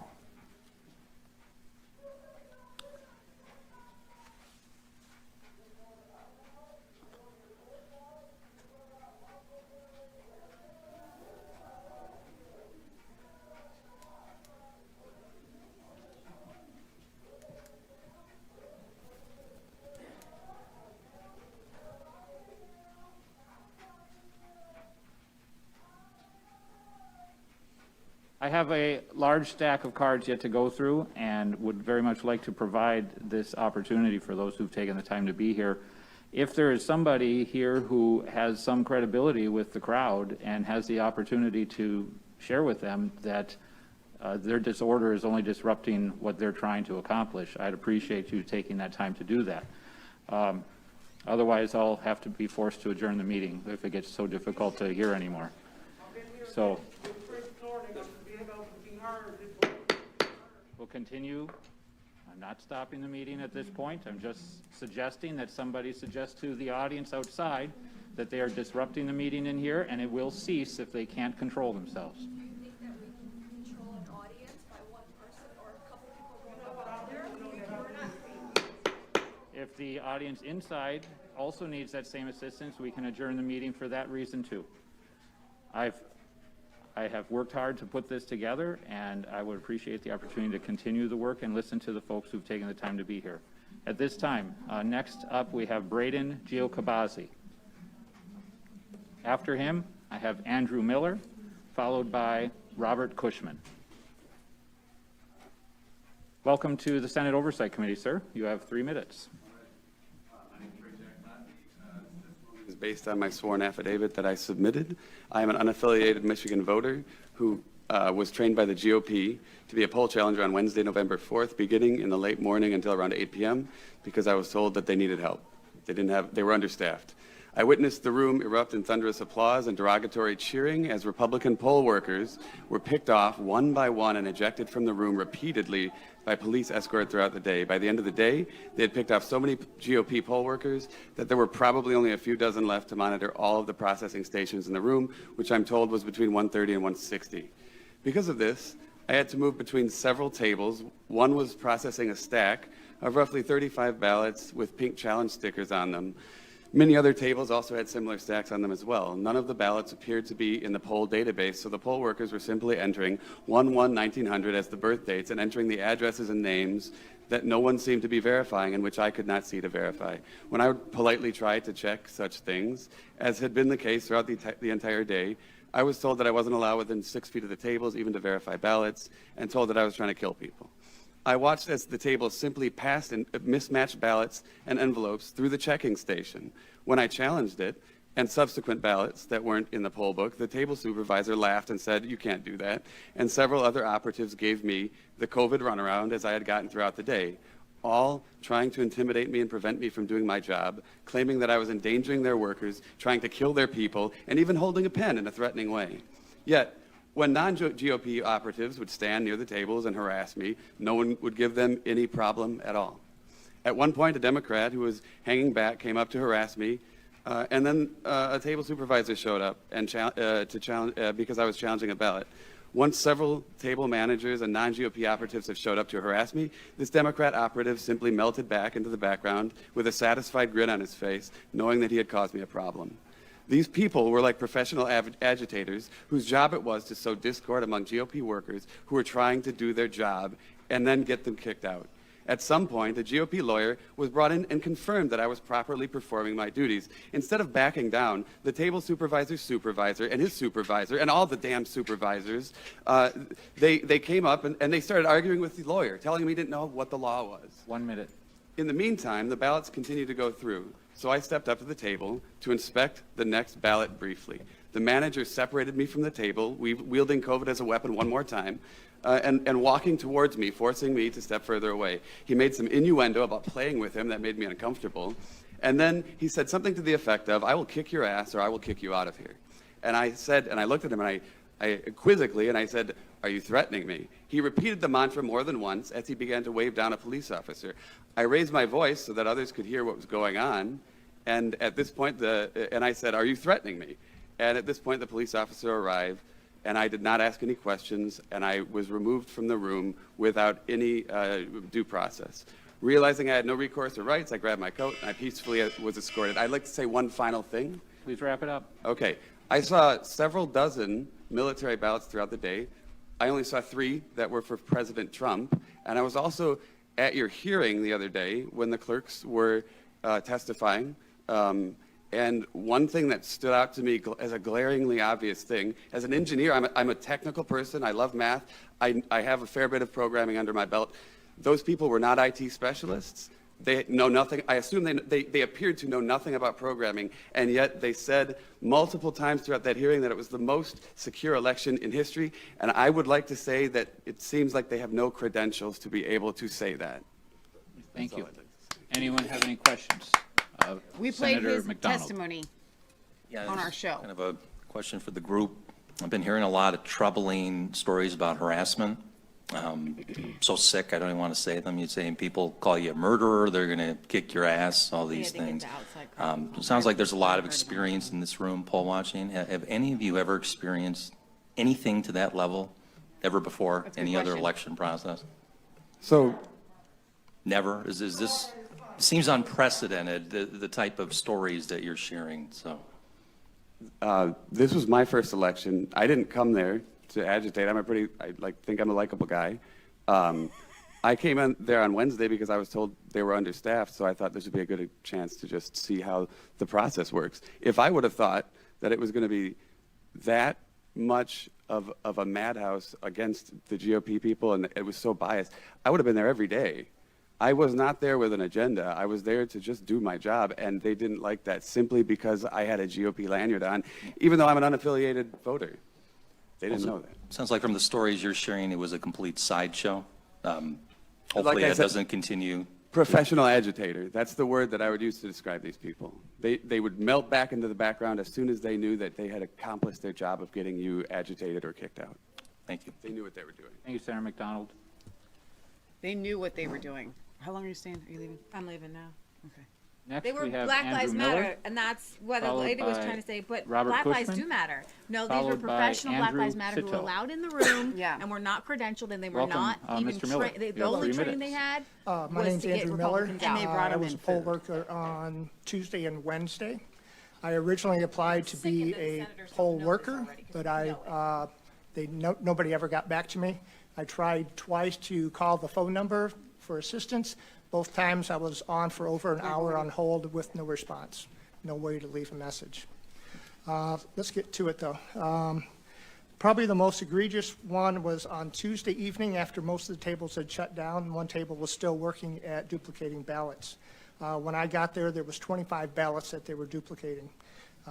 One person quietly sat back and supposedly read the information, but from 6 feet away, I could not hear anything that he said. The other worker was filling in the ballot while being hunched over it, and there was another worker at the end of the table so that I could not see what was on the table. I had duplicated a ballot earlier that day. It was quite open. It worked well. I was asked by a table supervisor to participate in it. The ballot was stained. We worked through it. Everything was cool. We went to this one, and they were duplicating it, and I told the table manager that I needed to see those results, and he said I couldn't. And I said, why not? This is my job. I need to be able to see what the differences are between these two. And he said, no, duplicating ballots is just like voting. It's a personal endeavor. and I was not allowed to look at it. I stayed there for 4 ballots, and it all happened the same. I asked to challenge the ballots, and he said he would not be doing that.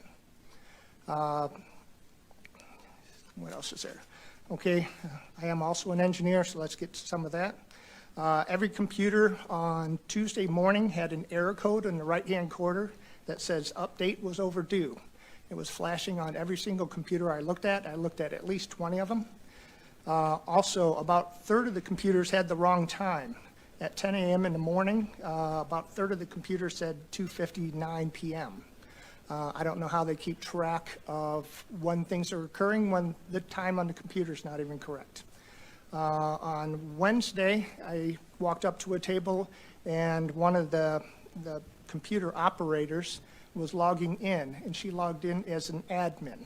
So she had full authority to do anything she wanted into that system.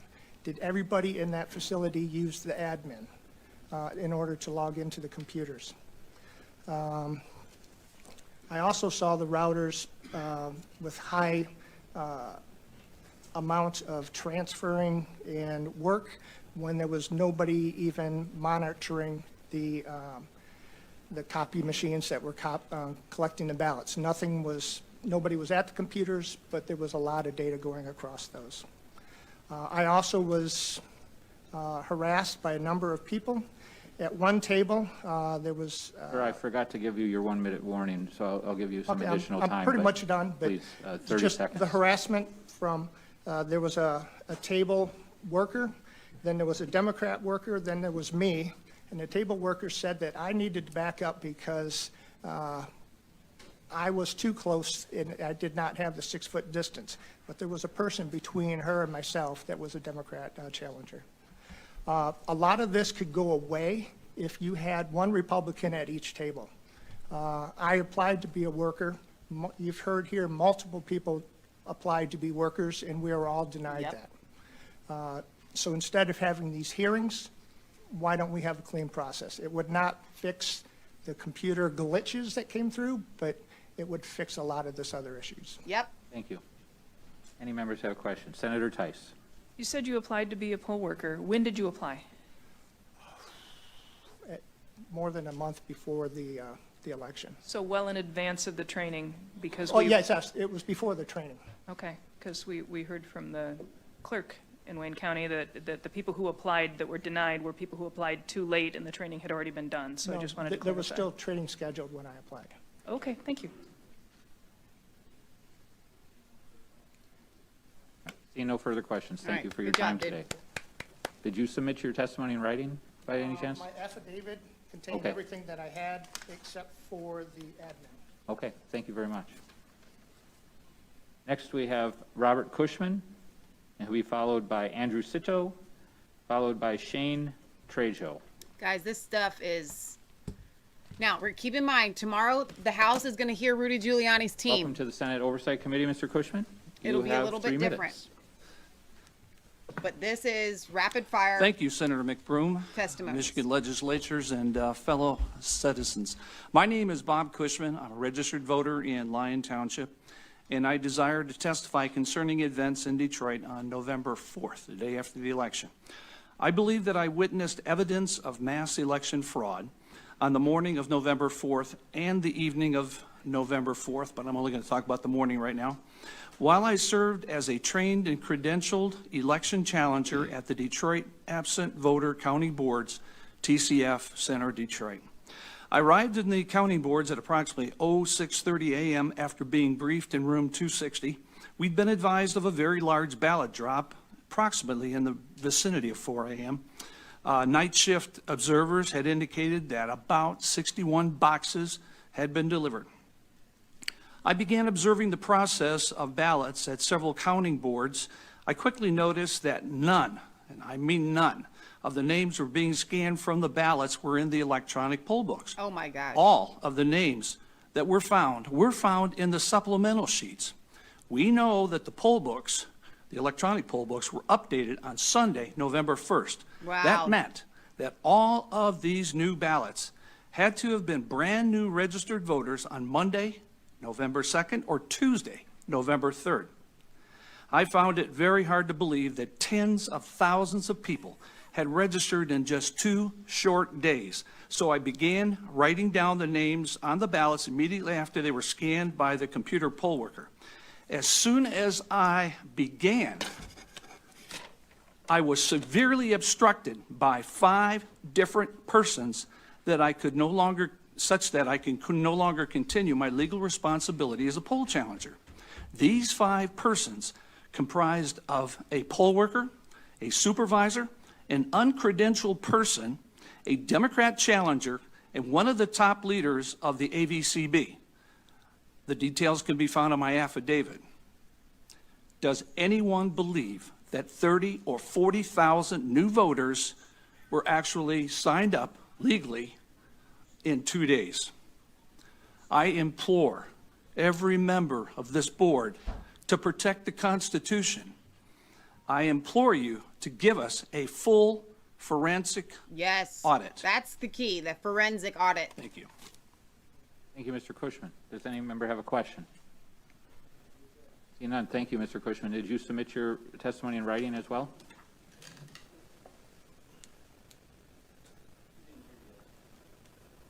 Mr. Cushman, can you give us the testimony, a copy in writing as well? Thank you very much. Guys, all this stuff is so huge.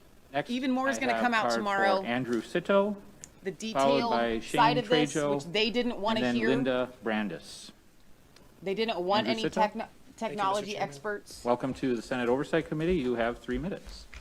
So my job was to be stationed at the TCF Center. I was in the middle of the room near the duplicate ballots. There's a table full of duplicate ballots. Throughout the whole night, I witnessed theft of duplicate ballots. My job was to follow them back to their tables of the counting boards, and where they would just take stashes of ballots, 4 or 5 ballots, take them to the table. I would stand there for 4 or 5 minutes. They wouldn't make any duplicates, never followed any duplicate procedures. They stashed them under their boxes, never put them in the bins. I couldn't do much about it, just write incident reports about it, which are documented. So, and then we had a new shipment announcement by Mr. Baxter at 4:30 a.m. on the There it is. microphone. He's saying, hey, we're going to have some ballots coming in. Some. So these boxes of ballots were brought in by Mr. Baxter and his team at 4:30 a.m. from the rear of the room of the TCF Center. So approximately, I witnessed them bringing in boxes from the rear end of the room into the room. This is between 4:30 and 5. I estimate around 84 boxes placed on tables in the center of the room. Each box with approximately 600 ballots, totaling to approximately 50,000 ballots, equal to the 2 rounds before. Because we were there from 10 to 1, we did a round about 50,000, and then 1 to about 4, a second round about another 50,000, and then this last round, all you have to know is it was the same amount of ballots from the other 2 rounds. I'm not sure if they were all brought in from the back, because I think they were commingled and also brought in from other rooms. So I'm not sure how many ballots were brought in from the back and then from the other areas, but they're put in all. It was just about the same amount. So most volunteers left at 5 a.m. and the poll workers had a shift change between 5 and 6 a.m. I stayed. At 6 a.m., Mr. Baxter and the management got back on the microphone and yelled, "This is what democracy is supposed to look like," in front of everyone with the new shift. Right after that, the whole room cheered. That's a and Black Lives Matter you can tell chant. there was not a balancing in the poll workers This there. is what even at that democracy shift. looks like. Based off my sampling, because I was 1 minute. Okay, sampling off of the dozen of the duplicate ballots from 6 to 2 p.m. 2 p.m. the next day. None of those were for Trump. The other 2 rounds, I only saw 1 for Trump. 3 other challengers told me they witnessed the same sampling. I challenged ballots, all refused. Challenging procedure never properly carried out. None for Trump. Never issued challenge ballots, no track or remedy, no record. I resorted to writing incident reports. Poll workers changed duplicate ballots to straight Democrat tickets. That's why you see in the tabulators 2 different tickets. I witnessed employees filling in bubbles for the Democrat straight ticket. And so at the tabulator, I also witnessed what the Dominion employee said with the rerunning of the ballots. I saw that several times. At 2 p.m., I left the room for 5 minutes. Right after I left the room, they blocked it out, covered the windows up. I couldn't get back in for exceeded COVID capacity. I called the federal prosecutor, I called the FBI, made a report, I called the Secretary of State COVID fraud tip line, capacity. I called Detroit Department of Elections multiple times, and there was no answer. Thank you very much for your testimony. I have, Every single one a of these question. people. When it comes to the duplicate ballots that you were in the middle of the room watching, those are, and so you were solely in charge of watching those? There's a few of us, but there's too many tables, so when people would come and grab board ballots, and for example, if there was like a coffee stand or something, which I never saw that night, they all looked like clean ballots, we would follow them back, and there would be several people in line waiting to follow that person back. And so once that process was done, I would come back to the center table and wait for the next person to come in. What's your recollection, you know, with the group of ballots that came in at 4:30 and you stayed and began observing, and you say that, you know, there was almost every one of them or all of them were for Mr. Biden. About how many ballots would you say you observed at that point? That shift, probably my sampling is over a dozen of duplicate ballots. And also we had some issues where we were making duplicates of the duplicate ballots. And when I asked the employees why we were making duplicates of duplicates, they confirmed to me that this is a duplicate of a duplicate, but the tabulator said unknown reasons. They were throwing away the first duplicate to replace it with a second one was what was, okay, but, so, you're saying you observed several dozen ballots in that time? That one shift from the 6 a.m. to 2 p.m., I sampled about a dozen duplicate ballots, yeah. Okay. All right, thank you. Vice Chair Lucido. I appreciate you coming out, and I appreciate everybody being so patient to go through this process. At the end, your testimony has been submitted to us by way of written, or is there affidavit? Yes, affidavit is submitted. Perfect. These ballots that were brought in the middle of the night, early morning, whatever you want to call it, where did you see this go to? I'm looking at these numbers here, 84 boxes, 600 each in each box, over 50,000 ballots. Where did these ballots go? They were just processed just like any other round. So they brought in from the back, which... In sleeves, again, Yeah, mail sleeves? What I mean by that, you know what I'm talking about, the mail banker boxes. boxes with sleeves over the banker boxes. The sleeves were removed. They opened up the lids and they placed them on about 10-foot tables. Yep. There's about 7 of them, and they placed about maybe like a dozen boxes per table, 10-foot tables, banker boxes pulled, you know, with the width so they can place them out, and the ballots are facing towards you, and they were double stacked, filled to the top. Each bundle is about 50 ballots. So maybe like 150, 300 stacked on top, each box. Did they, after they put them on these 10-foot tables, were workers taking the ballots and then putting them into the machine? Yeah, so that's when Mr. Baxter said, this is what democracy is supposed to look like. Then they came in and took the ballots, the employees took the ballots, took them back to their processing tables, and everyone just did it at once. And most of the Republican workers were gone at that time. 50,000 roughly, right? It was the same exact amount as the 10 p.m. to 1 a.m. round and the 1 a.m. round to 4 a.m. round. Okay. Yeah. Yeah. Did you see anything else after that period of time? Did you stay on? You stayed on till in the morning hours? I stayed in until I was kicked out. I was not, they said, you know, you can leave the room for a snack. I left the room for a snack, and immediately they closed it down. What time was that? Around 2 p.m. Okay. So you were there 4 o'clock in the morning all the way? Yeah, the whole shift. Yeah. Yeah. Thank you. Thank you very much. No problem. Did you or anyone you know ask where the origin of the late-night ballot delivery was? What precincts it came from? I did not ask. However, the person right next to me grabbed me by the, you know, like pulled me to the side and said, I see a truck at the loading dock coming in the back of the TCF center. And by the time I looked, Mr. Baxter and his management team were personally holding in boxes and carrying them in to the tables. Senator Tice. The other deliveries, they didn't come in this way? No, this delivery was unlike every other that I witnessed from the other 2 rounds. Yeah. Thank you. See no further questions. Thank you very much for your testimony. This is all coming out in court, guys. I guarantee it.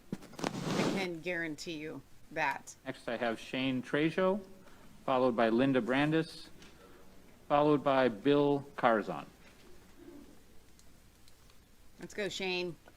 Welcome to the Senate Oversight Committee, sir. You Hi have there. 3 minutes. My name is Shane Trejo. I'm going to be reading a little bit from my sworn affidavit and giving additional testimony, and I'll submit all that after the fact. I'm a registered voter and a credentialed poll challenger in the state of Michigan. I was a GOP poll challenger at the TCF Center Absentee Voter Counting Board in Detroit, Michigan on election night Tuesday from 10 p.m. to 5 a.m. I was there at approximately 3 to 3:30 a.m. and I saw the huge dump of ballots that were delivered to the counting hall. I noticed that the City of Detroit Clerk's office there was their emblem on the white van that showed up with the ballots. Janice Winfrey's name was on there and a number presumably for Janice Winfrey's office. I estimated that it was over 50 boxes that I counted, and I estimate that up to 1,000 could have been fit in each box, large boxes. There was no chain of custody. There was no accountability. There was no transparency. Nobody knew where these ballots had been. They had to be turned in at 8 p.m. They showed up at approximately 3:30 a.m. So 7.5 hours is a long time for these ballots to be kind of in limbo, not with anyone knowing where they are. There have been no answers up to this point, and whistleblowers are being intimidated. There is a campaign of terror that is being instituted by people such as Attorney General Dana Nessel to coerce public officials into certifying the vote and rubber stamping this insanity as quickly as possible. Keep in mind that you could not videotape at TCF. It was strictly prohibited, potentially a criminal act. That's why all of these sworn affidavits, there's hundreds and hundreds of them, are so important, because they are the key proof that severe impropriety took place in Detroit on election night. So all we want is a proper, thorough, independent investigation into what the hundreds of whistleblowers are coming forth and saying, with a forensic audit of all the suspicious ballots. Yes. We know what these investigations would yield, and we suspect that the interests desperately trying to obstruct the investigations, I think we know I think they know what would be found as well. So I implore you to do the right thing, and for your country, for your family, for your conscience, and stop this fraud. Thank you. Thank you, sir. Any members have a question? Oh, thank you very much for your time today. Well said, Grizzly Adams. Next, The I have beard. Linda I'm gonna Brandis. Intimidate with that beard. Oh, sorry, I'm not keeping track of what I'm doing Followed here. by Bill Carzon, and then Christy Clamer. Linda, are you here? Or nearby? It's so key, the guy before that guy saying that Many of you have waited a long time, I know. this drop We'll keep on going through the pile here. was not like any other drop. The one Linda that Brandis? came at 3:30 in the morning. Okay. And then that guy, Bill like, this Carzon, is are what you here? democracy looks like. Mr. Carzon, I presume? Welcome Yes, to the Bill Senate Carzon. Oversight Committee. Yes, You thank you have very 3 much minutes. for having me here to speak. I'm a resident of Wayne County, registered voter, poll challenger, was registered at the TCF Center. I was at the TCF Center from November 3rd, 10 p.m. till November 4th, around 5 a.m., so I was there during the observation of the ballots that came in that have been discussed many times. I was made aware of the process, obviously, with the counting board tables, so I did witness some things with ballots taken to tabulators and run. Some cases, they were run multiple times. Of course, there's a zeroing out. It wasn't always obvious to see how that was done completely. I witnessed on at least one occasion where operator number 5, who basically carries the ballots over to the stations for tabulation, was handed back a ballot. Didn't fully understand at that point why that would possibly be, because those are to be returned into the secure boxes. I would say between 1 a.m. and 4 in the morning, roughly, it was very quiet. It was a very big lull in the overall center. Many people can attest to folks with heads on tables. This was on not only the polling stations, or the absentee ballot stations, but also at the tabulator table areas. In fact, I witnessed some person on a tabulator screen playing a card game. I sat there with my son, who was also there as a poll challenger, and another acquaintance as we watched this.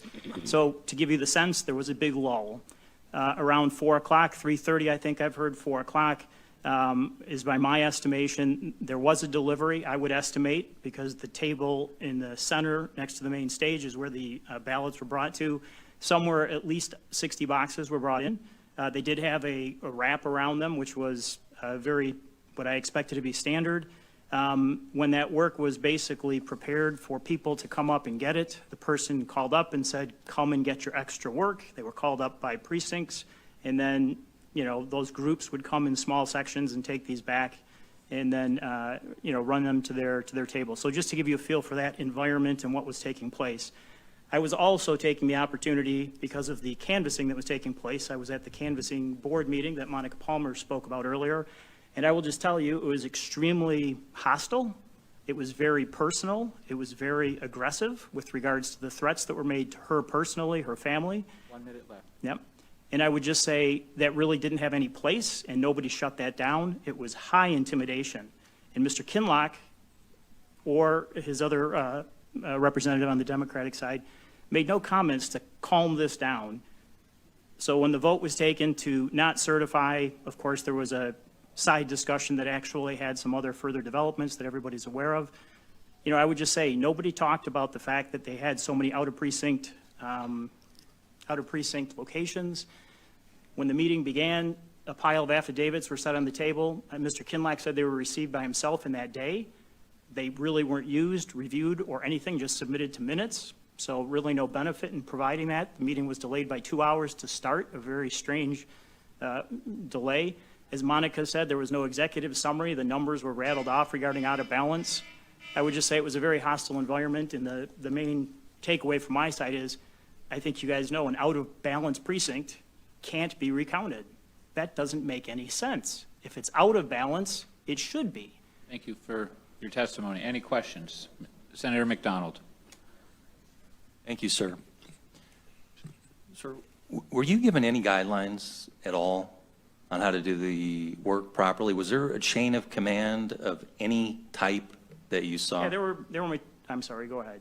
No, that was I the thought you were question. talking about information we received. Yeah, was there a beforehand. chain of command? Were you given any guidelines whatsoever on how to do the work effectively? There was information that was provided. Some people could watch video sessions that were provided with some information. There was some written material that was provided. So to some extent, and I heard about the on-site location activity, that was not extended as an opportunity to us, but we did get information and training and material that could be looked at to understand the process, yes. So there was a semblance of organization?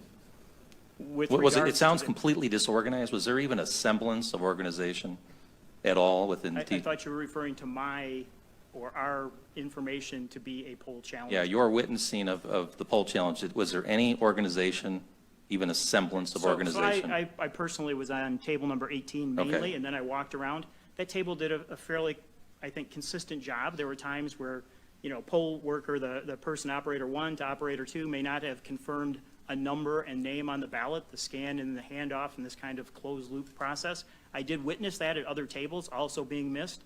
You know, when there was a 3-hour lull with people literally with their heads on the table, there was a lot of downtime there. And this wasn't just at the tables, this was right down the tabulator station too.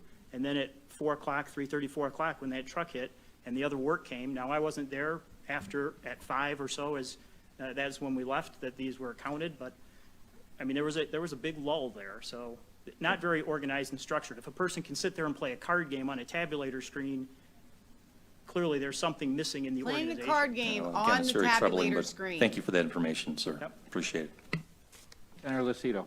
Thank you very much for being so patient. I don't want you to run so fast. I wish your gut reaction when you were there at that time of the morning and seeing these ballots coming in and not seeing any other ballots around for 2-3 hours before that, right? What was your feeling, or what was it that you made any reference to about those ballots? Well, it was my first experience to be down there and be a poll challenger. I'm more involved in this year's cycle than I had been before. So for me, it was novel. I didn't know why they would be there. I started stepping back and asking myself, why would things close at 7 and 8? And then at 4 o'clock in the morning, this proliferation of ballots would arise. So I just had questions that just didn't seem to make sense from that perspective, but I think others maybe want to make comments as to why those were so late. Are those boxes consistent with what you've heard the testimony? You were sitting here during the testimony earlier. Was all the boxes of ballots that were delivered to the TCF, you didn't see if they came in the back door? You didn't see? I went to the back door when they came in, so I did see the truck. I did see them being unloaded. I saw a gentleman with a dolly that would bring some of them. I actually took the time to walk over to the tables in the center to watch them get stacked. I counted, I did a rough estimation because the tables were basically mostly empty. So I was able to get a general idea of how many were brought in at that time. And then at 5 o'clock, we were pretty much done with what we were doing that day. Thank you very much. We have to leave, Mr. Chairman. Thank you very much. You're welcome. Thanks for being patient. Yep, you're welcome. Myself and Senator Irwin have another committee meeting for Judiciary and Public Safety. Come back when you can. We sure will. Senators, thank you. He doesn't want to leave. I don't want to leave either. I'm on the edge of my seat. Yesterday, we Is that streamed just for you Bill guys Carzon that we had? for I'm sorry, over thank you. 9 hours. I put in a 12-hour day from prep Next, we have to the Christy end Claimer, on Arizona's followed by hearing. Grace Norris, I don't know if I can do another one. but I followed by will. Jeffrey Gorman. Welcome to the Senate Oversight Committee. You have 3 minutes. Thank you. So my name is Christy Claimer. I'm a registered voter from Oakland County. I was a poll challenger at TCF on November 3rd from 7 a.m. to 10 p.m. and November 4th from 8:30 a.m. to 4:30 a.m. and November 5th. I was there for a total of 35 hours. In those 35 hours, I experienced the Dedication, chain girl. of custody being broken in many different ways. I'm going to focus on 3 of them. Around 7:30 a.m. on November 3rd, over the microphone, everyone was asked how many Republican poll workers there were by a show of hands. When announced there were 2, I looked around and couldn't see any hands going up from where I was sitting. Not having at least one Republican poll worker at the 134 tables made it impossible for ballots to be duplicated legally. Also, there were no Republican poll workers to see the ballots being secured at the end of the process as well. Almost all the poll workers were told that they could go home at 11:30, this is on November 4th, p.m., even though none of the ballots were secured until hours after that. Yep. Tables with ballots were left unattended and not secure. And even at the end of the night, when they were pretty much wrapping up, just started going through every single one of them, and there was 8 that were locked, but they were not locked. We made sure they were locked. I think it was unintentional, but concerning.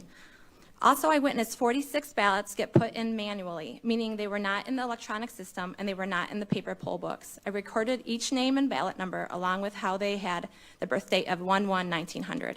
I witnessed majority of these ballots being entered between 9 p.m. and 11 p.m. on November 4th. I was unable to challenge a ballot due to the consistent intimidation, harassment, and verbal attacks throughout the day. This came from Democrat challengers, independents, a lawyer, team leaders, supervisors. I was threatened to be escorted out by a Democrat lawyer. I have a very different perspective on how secure our elections are, experiencing all that I did. It's very disturbing and disheartening. As you've heard today, there is much credible evidence that the chain of custody was broken time and time again, which created an election with no integrity. Michigan citizens are needing to trust our election system and our state. We are asking for a fair and honest election to be certified. Thank you for listening. Girl, come on. That was excellent. Thank you, Ms. Claimer. Any members have a question? No, thank you very much. You've submitted your testimony in writing? Affidavits are more Okay, from here. thank you. Next, we have Grace Norris, followed by Jeffrey Gorman, followed by Jennifer Seidel. At the top of the hour, the chairman will take a 5-minute break for everybody, and I'll read off who's on the deck after that this time so we can be sure to expedite coming back to order. Welcome to the Senate Oversight Committee, Ms. Norris. You have 3 minutes. Thank you. Good afternoon, everyone. I'm a challenger at TCF Center from November 4th to November 5th, and I'm a registered voter in Ingham County. You all can tell that I'm a new citizen. I love to learn things, and I love this country. So that's why I became a poll challenger. So I received my credential and waited in line since 12:37 p.m. November 4th. And so I wasn't allowed to get in there until 6:20 p.m. on the 4th. So many others were not allowed in there either. So that's number one. Number two, I walked to table 14, introduced myself as a poll challenger, and I wanted to ask, were there any Democrats or Republicans or non-partisan independents? And the table manager told me, you can ask them, and nobody said anything. And they said, send away. So I felt, okay, well, that's kind of a little bit hostile. So number three, so when I walked around at 8:40 p.m. on the 4th, I saw a name appeared on 2 monitors. And why I paid attention, because that was a military ballot, and I saw later, and that's why I remembered this, this name. And then the fourth thing was the printing of the remarks and the voter list at the end of counting took as long as 4 hours. So the last shift was supposed to end by 9 p.m., but some of the prints did not get done until 1:30 a.m. on the 5th. And so one table had a gentleman tried to print a dozen times and failed, so he got so frustrated and he put his backpack on and just left without signing anything. So that's the fifth scenario I saw was... 1 minute. Okay, thank you. So at about midnight, people called in and told them if they couldn't say they could leave. So sometime later, there were only like 2/3 of the people left. So the other thing I counted as, how many workers at each table left at that time. So I have the details, but I don't mention it here. So seventh, so one of the male Democrat poll challengers kept talking about, Joe Biden and Donald Trump. We were not supposed to talk politics. And eighth, some of the limit strip on the ballot cases were not put on, and some some postal mailbox were left open there, and that was concerning. So then I tried to, the last thing was, I was writing down the SEO number, and then 2 Democrats stood, blocked my view, and a supervisor came over, grabbed my credential, and took photo and just left. So that's how I was treated. I hope that we had that process, so people can trust the system, and I came here for freedom and for liberty, but this was so disappointing, and I hope that our legislators would do something, make better policy to fix up the loopholes. Thank you very much. Thank you so much for your time today and your testimony. Any questions? Just very Senator quickly. Tice. Grace, it's amazing to see you. Thank you for all that you've done. She has worked her tail off for American integrity and elections. So I just wanted to say thank you. I know personally your efforts, and I very much appreciate it. Thank you very much. Thank you. Thank you. I love this country. I'm going to cry. All of us love this country. Okay, we'll have time for one more, and then, like I said, the chair will take a break. So right now, we're looking for Jeffrey Gorman. Please come forward.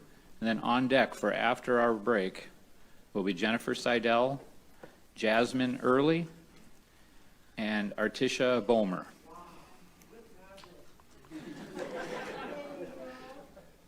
Mr. Gorman, welcome to the Senate Oversight Committee. You have 3 minutes. Yeah, my name is Jeff Gorman. I live in Wayne County, in Garden City.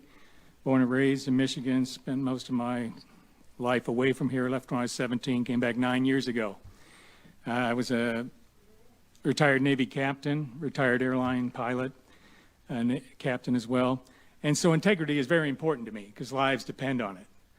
I also went to a college where we had an honor concept, so we kind of frown on lying, cheating, and stealing. Well, I volunteered to be a poll challenger on the day after the election. Welcome Alice to the belly of the beast. It was a hostile environment from the Democratic lawyer that told me I didn't know what I was talking about when I was challenging, to I was briefed on 2 things to look for. One was when they were doing duplicate ballots, there was supposed to be a Republican and a Democratic witness. When they were doing the military ballots, I asked, where's the Republican witness? And they said, it's you. And I said, no, it has to be a paid worker. She says, well, I don't know what they are. The supervisor did, I don't know what they are. Ask him. So I asked him. The poll worker said, well, I ain't going to tell you. So it was obvious. I challenged it. They only, out of the 8 to 10 that I saw, they only took the challenge for the first one. They wouldn't record the challenge for the other ones. And the other thing I was told to watch out for was ballots that the name of the voter did not appear in the electronic or the supplemental. They had 2 that came in that met that criteria. They sent them back. They came back to the table again, so they raised the red flag to ask the supervisor, whatever the person's name is that was supposed to come in. She told them, oh, well, we checked these. These are on the list, so I'm going to show you how to get them and enter them to the computer so that they appear, and then we can tabulate this. And they used the fictitious 1900 birth date in it. So I was only there for 2.5 hours. That was after, in the hostile environment. I got there at 12:30. Tried to go in at 2 o'clock. They wouldn't allow us to come in, even though we know Republicans, poll watchers had left, and they need to be replaced. They wouldn't let us in until 6 o'clock is when I got in. At 6:06 in Book 1, I was recorded. Left at 8:30. For those full 2.5 hours, 1 minute. I watched violations of the rules that I was told to watch out for. Now, I said about my jobs, integrity was important because lives depended on it. Well, it's no less any important that we have integrity in the election because the life of the country as a democratic republic depends on it. This nonsense has got to stop. We got to take the steps that it takes that the legislature can take to make sure that we have fair elections, because I've never seen anything like this before. And like I said, this goes against my grain and everything that I know as a person, as a professional. And like I said, I don't want to ever see anything like that again. Thank you very much for your testimony. Any members have questions? Okay, thank you very much, Mr. Gorman. Again, we'll be hearing next from Jennifer Seidel, Jasmine Early, and Artisha Bomer. And I beg everyone's indulgence in a 5 to 10 minute recess. Thank you. All right, let's mute this.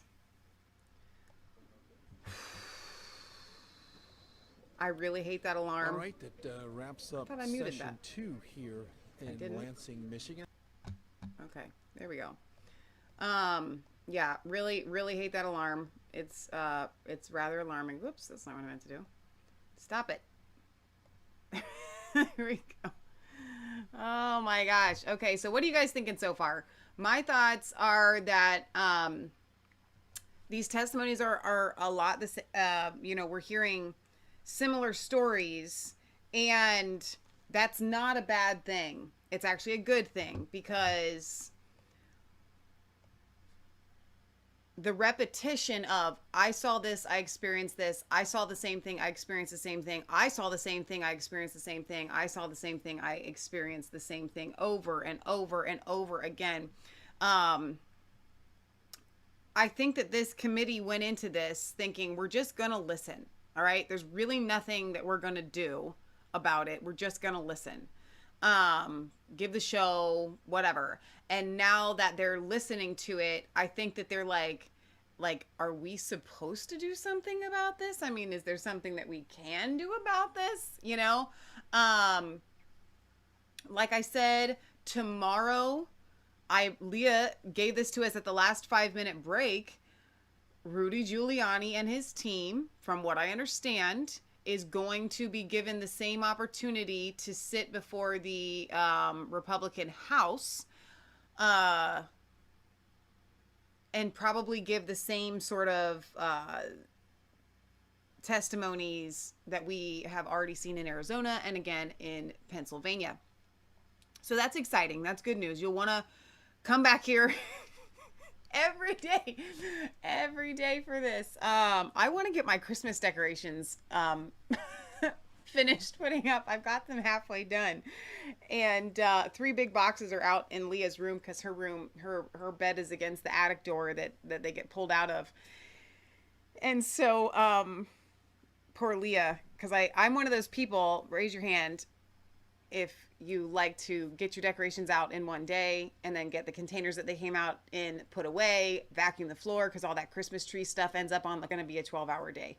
And it's looking to be, it's like on target to be similar here. I mean, the good news is Michigan is not 2 hours behind us like Arizona was, so it has to end at some sort of reasonable time. But I'm enjoying it. I'm having a great time listening to these testimonies. I was really upset in the beginning about the 3-minute thing. I still hate the alarm, but I don't mind it because it is getting multiple testimonies. So like I mentioned last night, and if you guys didn't get a chance to watch the word that I felt like the Lord gave me, it was the end of the night. I jumped in the shower. We had just streamed all day with you guys, and God spoke to me. And because I said, I was kind of just talking to God, and I'm like, there's so much evidence, like this thing is open, shut, done. Why are we going through all of this stuff? And it wasn't really a question exactly, but I was just kind of thinking, and I heard the voice of the Lord speak to me loud and clear. And he said, because I'm separating the wheat from the chaff, and these people have to be given an opportunity to choose sides. We already know what side Nancy Pelosi's on. We already know what side Hillary Clinton and Joe Biden and Kamala Harris, we know that they literally work for Satan. Okay?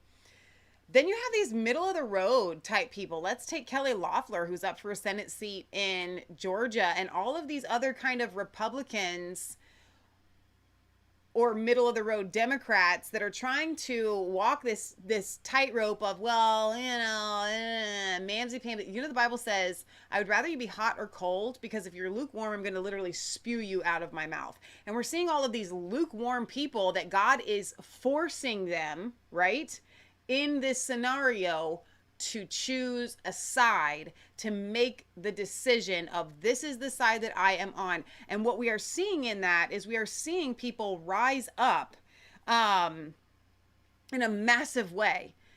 I want to read something to you that I didn't get a chance to put it in as an article because I had wanted to.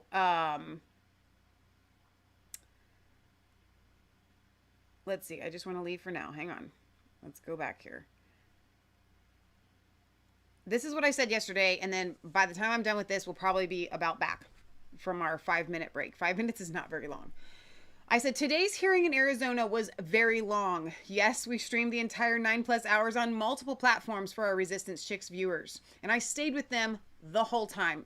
I literally put in a 12-hour day on this. I will not go over all of the evidence in this post or the comments, but I will say 2 things. 1, if anyone tries to tell you that there is no evidence or not enough evidence, you tell them that they must watch all 9 hours and this hearing as well before they speak to you again. The evidence is overwhelming. It is huge. It is treasonous. And from just what we heard today, this was yesterday, we're barely scratching the surface.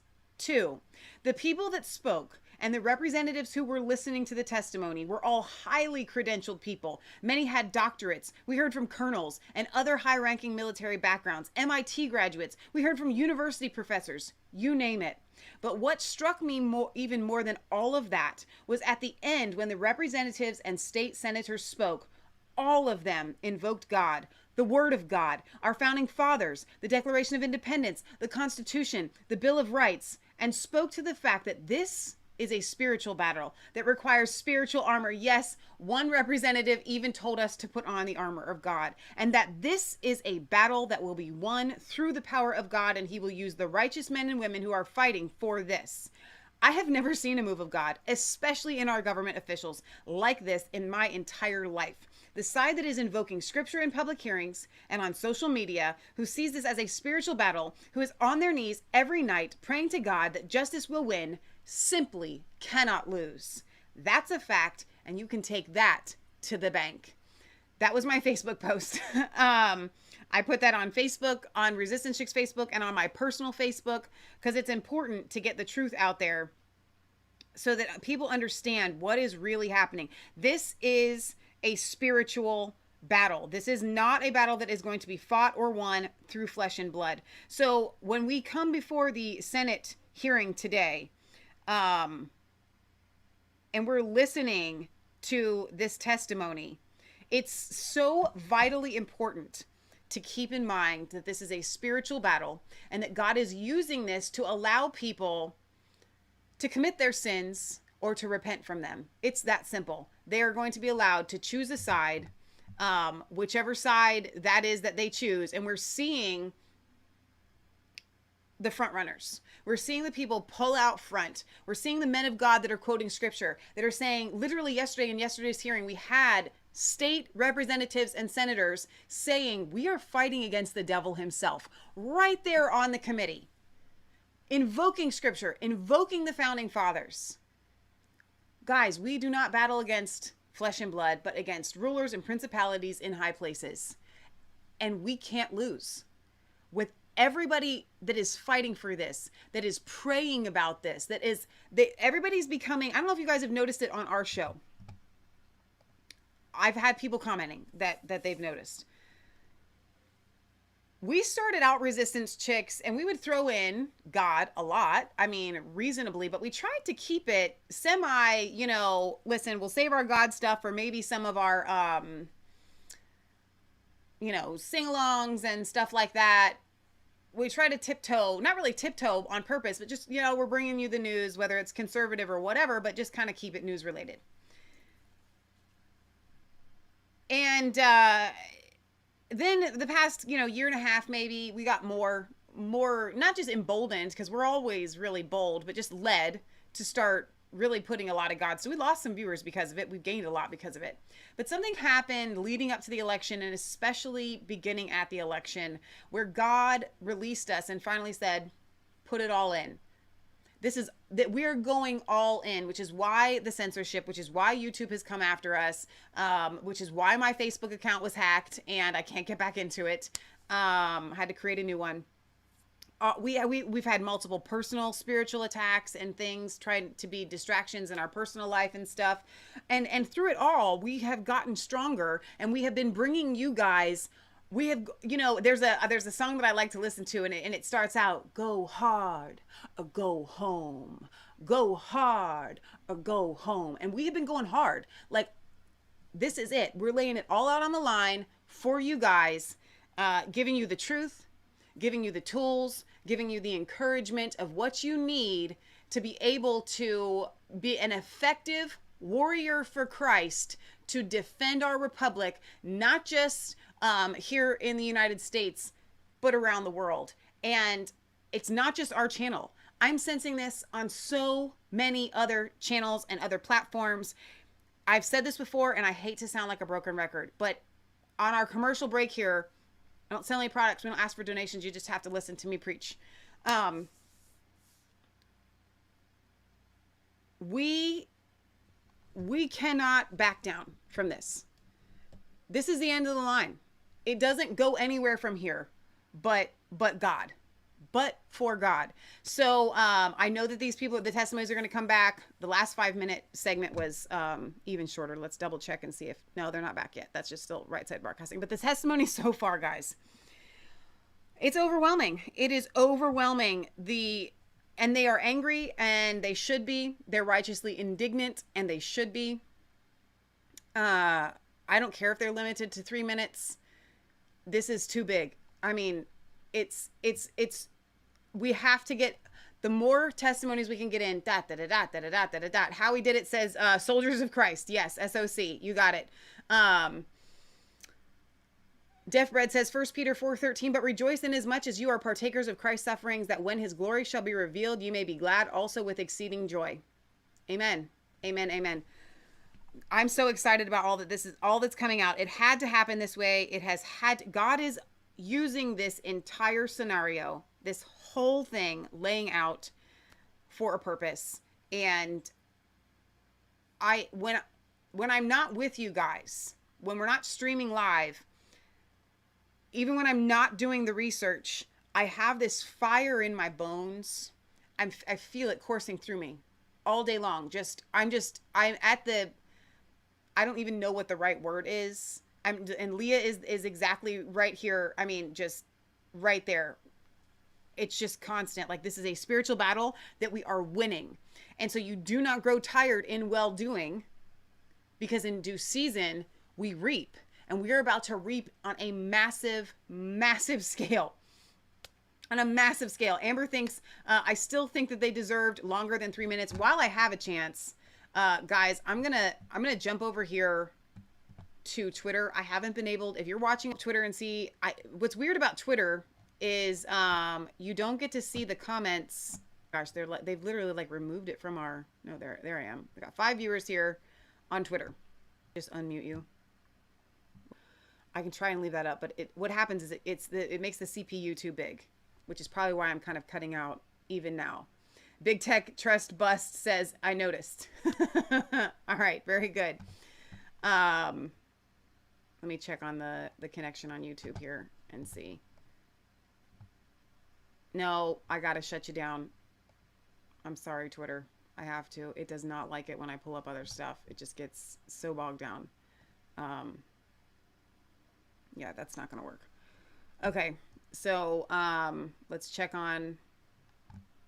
All right, we're still not back. I think it's been longer than 5 minutes because I know I've been going on for longer than that, but that's okay. Give them their little potty breaks. They deserve it. The buffering is because I tried to pull up Twitter to get comments. I'm just not allowed to do that until we have a better system. We do the best that we can. I want to thank Darren. I don't know if you're here today, once again, for the microphone. And also, guys, if you've been sending us emails or you have sent a donation on our PayPal and I have not emailed you back, I am so sorry. All we've been doing is streaming. And then I was trying to, we had a work day out trying to get everything ready before this big snow. And then Christmas decorations, and I have not had time to respond, so I want to apologize. But Darren sent me the receipt for this microphone so that I could have it, I think, for a warranty purpose. And I can tell you that it's far, far more expensive than I expected, than we deserve. But thank you. I want to thank you. And it's not a price issue, but I do want to acknowledge that. So every time you guys give unto us, whether it's a comment, if it's an encouraging comment, I count that as giving, an encouraging email or whatever. We receive it and we thank you and praise God for you. We are praying for you wherever you're at, whatever you're going through. This is a tough season on all of us, whether it's coronavirus or job issues because of coronavirus, the having to wear masks that is inhuman and demoralizes us, thinking, is it gonna come back? You know, are we ever gonna get back to normal? Yes, we will.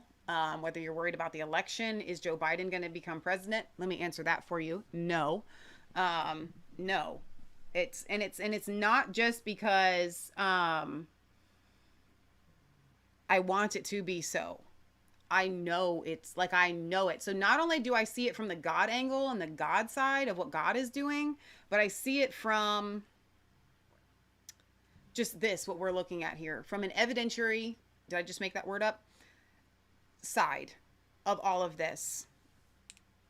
The evidence is overwhelming. And I've heard some people say, but the court system is really corrupt and it will never come about. Darren says, you're so very welcome anytime, but you do need another one. Are you saying that Leah and I each need one? I'm going to try and work out a system so that I can get it closer to us. Right now I have an arm.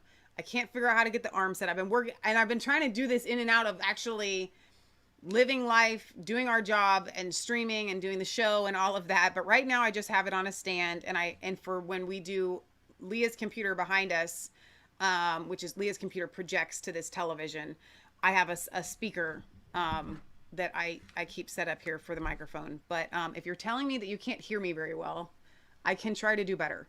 We can try to make it closer. So like I said, I don't want to miss anything, so I'm going to leave that right there. I know it's been longer than 5 minutes. These people must be so exhausted. so exhausted. The Michigan Clerk's Office has a lot of questions to answer, says Aaron. Yes, you are absolutely right about that. You're right about that. Yes. So as far as the mic goes, I don't have a problem getting another one. I need to figure out how to hook up another one with my system. My system gives me the opportunity for 2 mics, or for 1 mic. I don't know how it would do with 2. So it looks like we're back. I'm going to unmute this. For Seidel. I'm going to turn up the volume. Hang on. Welcome to the Senate Committee on Oversight. A different angle. You have 3 minutes. That's interesting. I have provided you my affidavit, and I have provided this under oath. I have a lot to go over, but I only have 3 minutes, so I'm going to be kind and try and get through it quickly. But here goes. I was actually a poll challenger for the GOP party, and I was there on Tuesday the 3rd and Wednesday the 4th. I was there on the Tuesday the 3rd from about 6:45 a.m. until about 11:30 p.m. And then I came back the next day, and I was there from about 11 a.m. until probably midnight. So I have a good overview of things that happened. I was one of the lucky ones who did not get kicked out of the room because I kept my mouth shut, as I was instructed to do. So there's a vast difference between the 2 days. The first day, on Tuesday, things were, moving along. There were a lot of duplicated ballots. I was told by an election official that an entire area of about 5,000 ballots were mailed out, and they mailed out the incorrect ones, so they had to go back and duplicate all of those ballots. It was hard to get proper oversight over this. We were told to stand 6 feet away, and we were permitted on times to take a step forward. So that's 5 feet away if you have long legs like me. And about 15 seconds we could look in. So realistically, we couldn't really see much. So at one table, I saw a single ballot duplicated 4 times. I was told by the table lead that the first duplicate was because of the wrong precinct. The second was user error. The third was the wrong precinct again. I managed to see the notes in the QVF and that the incorrect ballots were listed, but the duplicate ballots were in numerical order, which I thought was weird by precinct. I estimate that I probably saw 3,000 to 4,000 duplications the first day. And the next day, it was chaotic. A poll worker, let me first say that I was assigned to and gladly took the lead of watching the military ballots. It was limited to me and one other GOP person that could stand there and monitor the table of about 17, 25, I don't know, boxes of ballots. Military ballots were unfolded and were different, and I was not permitted within 6 feet of those ballots. However, there was one lady from the NAACP and another one from the ACLU that were up wandering about, looking in the boxes with an election official, which I thought was rather odd. I saw person after person getting kicked out of the room, and it was almost like, here's a shiny object in the room over here, look at this commotion while we do this over here. And I witnessed that on several occasions. I'd also like to say that at one point I heard reports, there's 134 Republicans in the room, we can't let more in, you have enough people. But they didn't, if I may, they didn't let us know that we were to sign out. And all the people that got kicked out were not getting signed out. I witnessed probably about 30 people getting kicked out for not really doing much. Maybe they tried to challenge and weren't allowed. I saw that, and then people left for lunch because we were told that we could leave for lunch, and they weren't allowed back in the room without even being notified that they had to sign out. So them saying that there were a lot of Republicans in the room is categorically false. I counted 7 people that were helping me with the military ballots. Thank you. Thank you. And you have submitted written testimony for... Yes, sir. Thank you. This morning, yes. Any questions, members? Senator Tice. Sorry, when you say 7 people helping you with the military ballots, that's not 7 people total in the room, that's 7 people who were helping you right there. How many total do you think there might have been? I saw probably a dozen. And we were trying to make sure that each stack of military ballots and their duplicate ballots were going back to the table and being followed. Those people weren't even allowed to get an elbow in, or, and I say that jokingly, of course, weren't even allowed to see because there were swarms of people around the table from different parties that were allowed in. And I also want to say one quick thing. Earlier, a gentleman talked about the password, the password to the QVF in the system. There was the piece of paper with the login and the password were taped to each table. And it was admin and this password taped to each table. So God and everyone could get that password. I just want to say, sorry, God. Senator, I want to make one clarification. For those who don't know, because I know there are a lot of people who are like watching on TV and maybe not everybody in the audience knows, military ballots come in a particular format that they cannot be processed with. So they have to be transcribed from the ballot that they mailed in to the ballot that's consistent with the precinct that they're at. So that's the reason why the military ballots are being so closely watched, is because everyone by necessity has to be transcribed onto a specific ballot that's different from the one that they sent. Thank you. Thank you, Senator Tice. Correct. Senator Santana? Thank you, Chairman. First of all, we're dealing with a pandemic, right? Of course. And so part of the reason why the voting counting process was moved to the TFC Center was to make sure that people were socially distancing. Correct. And so, one of the protocols, and maybe you haven't heard this, but Dr. J with DHHS has also made it where we want to make sure that people are being safe based off of science.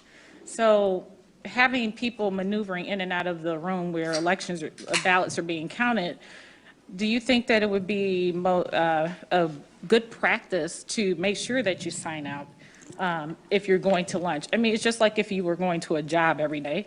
Where you work hourly work, right. You would check out for lunch, correct? Correct. Okay, so do you think that process makes sense? Yes, absolutely. The COVID, I understand, and it's in my testimony about the COVID orders, and we were all trying to be polite, but we were standing 6 feet away, and the other parties were at the table, even sitting down at the table with them. I witnessed this on several occasions. The Democrat challengers were sitting down at the table with them, helping them duplicate ballots. And we weren't allowed within 6 feet. So it was a little bit disparaging. Thank you. Thank you. Thank you. Thank you very much for taking the time to testify today. Thank you for having me. I appreciate it. Next up, I have Jasmine Early, and followed then by Artisha Bomer, and then Charles Richard. Ms. Early, welcome to the Senate Oversight Committee. You have 3 minutes. Thank you. I'm going to start with an Hispanic from South America with a black grandmother and a Hispanic Indian native mom. I believe in one race, the human race. With that said, I can tell you that I'm not a racist. I'm a legal immigrant who is speaking here because I took my pledge to become an American citizen very seriously. I was a Republican certified poll challenger at the TCF Center from November 4th to November 5th. I was one of the victims of harassment, discrimination, and intimidation by election workers while I was fulfilling my duty as a challenger. What the witness has shared are no conspiracy theories. Several times, election workers tried to remove me from the room with the false accusations that I was impeding their process. They were the ones who blocked me from seeing the ballots, and when allowed, workers would complain. An election worker was brought up to harass me with the base of being too close. However, among themselves, they didn't social distance. I explained to him that I was only following the chairperson direction in and out. Somehow we got to the point that English was not my first language, and he implied that then I shouldn't be there. I told him that he was discriminating and that he was treating me like garbage. He went away. Later, poll workers whispered to each other and brought police officers to remove me. It was pretty intimidating having officers approaching me when I had not done anything wrong. I understood they were trying to do their job. I noticed an officer was Hispanic, and I talked to him in Spanish. They were being lied. The officer started backing up. I witnessed many Republicans being kicked out of the room, and it was scary. That is not the America I came to a few decades ago. They were mad, kicked out, and not replaced, even though they were Republicans outside to be allowed to enter. It didn't happen. Since I was not able to see the poll books and didn't have anything to compare with, I was legally advised to challenge every ballot. The workers got pretty upset about it and advised to their people not to stop the process and dismiss any challenge. I had pages of notes of ballots. Here I had an affidavit where I can prove you that I didn't see, we couldn't do anything. There were people entered with a 11900, and I took the time to check those people. They didn't allow me to challenge it. The names of the people are here. While the Democrats are dismissing the finding from challengers, is those people were alive and registered to vote, why they were manually entered? Why weren't the ballot boxes properly sealed by the workers? Several of them were unattended, and I had a list of those tables. Me and another challenger questioned why those boxes were unsealed. The election director proceeded to seal them. As an American citizen and on behalf of the people of Michigan, I'm here to demand that you remember you took an oath to defend the country from enemy, domestic and foreign. Remember, it is your moral, ethical, and lawful duty today to seek for an investigation on the chain of custody. Demand election integrity. Demand a detailed forensic audit. You can go into history as the heroes for doing something right for this country and bringing to light what is hidden, or as cowards who didn't have the courage to protect election integrity. You will be remembered as those who took a courageous and political incorrect stand, or as dishonest people who side with the fraud. It is your choice. Thank you. Thank you. Whoa! Any questions? Oh my gosh! I love her. Senator McDonald has a question. Just want to say hi to Jasmine, constituent of mine. How are you? I'm good. I don't have a question. I just want to say I'm sorry. And I'm sorry that every one of you had to go through this experience. I think it's reprehensible, and I think it's unforgivable. So thank you. It was hate toward us. That is how I describe it in that way. Come on. I love this country. Where I was will the stand ACLU and that was fight walking for it, around? but nobody, doesn't really matter. I didn't grow up seeing people by skin colors. No matter who you are, no matter where you came from, you should seek for integrity, because outside the country we see America as an honest people, filled with honest people with integrity. I want that to be preserved, and that is why we are here. I love her. Thank you. Jeez, Thank can you, Senator somebody McDonald. just bottle her Any up? questions? Thank you. Thank you very much for your time today. Thank you No for your questions testimony. for her. Copy of the affidavit that was given to the lawyers. Please. It's mic drop. Next, dropped we have Artisha Bolmer. Oh, my apologies, ma'am. Thank you. And then after Artisha, we have Charles Richard, and after him, Evan Schock. I don't know how you follow up Welcome after to that the lady. Senate Oversight Committee. You have 3 minutes. Thank you, committee. I am so happy to be here. Let me put my hat back on because this is my prize right here. This is the winner who won the election before it was cheated, before it was fraudulently cheated. It was cold and calculated fraud. And as a sidebar for Senator Santana, if Black Lives Matter, why did you skip me? Well, anyway, let me get on. Senator McBroom, sir, when I first saw your name, 2 things instantly came to my mind. One, will you sweep my testimony under the rug, like the other people have done, such as Dana Nessel, who's in the fraud, check. Governor Whitmer, fraud, check. Check. And all of the above, check. Check. Or will you sweep me off my feet by taking my testimony as facts rather than fiction? My name is Artesia Bomber. I am an adult citizen, resident, state of Michigan, also a registered voter. I was trained and credentialed to be a poll challenger for the November 2020 general election. I witnessed many election irregularities and violations of Michigan election law, and I hope that my statement is taken seriously. I am sharing this information under the penalty of perjury that if I testify, I can be locked up if I'm telling a lie, which I am not. On November the 3rd, 2020, between 9:30 and 10 p.m., I reported to TCF Center. I was assigned to 2 separate tables, absentee voting county board, 123 and 120. I immediately noticed things were not normal. Election workers were allowed to wear Biden t-shirts, blue face masks, the ones I recognized on Gretchen Whitmer's face in some of her interviews on Charlie Langston's show. I also saw poll workers wearing Black Lives Matter face masks, which is a political movement. Joe Biden is moving to defund the police. Thank you very much. I am not passing judgment on this because I am a proud black woman from the city of Detroit. Welcome, my sister from the D. Please direct your I comments to the chair, know ma'am. this because I've been strictly told not to wear anything of partisan related to my candidates for office. So election supervisors seem to be implementing a double standard. Election workers had jackets, backpacks, purses, etc. on the tables and on the floors. There was no system to check your personal effects. Some people even had coolers for food with them. I don't know what was in them. It could have been ballots for all I know. I observed an election worker pull out a ballot from an envelope where the circle was completed next to the name Donald J. Trump. I saw this with my own eyes, all this that I'm saying to you today. I could see this because the marking was at the very top left corner of the ballot.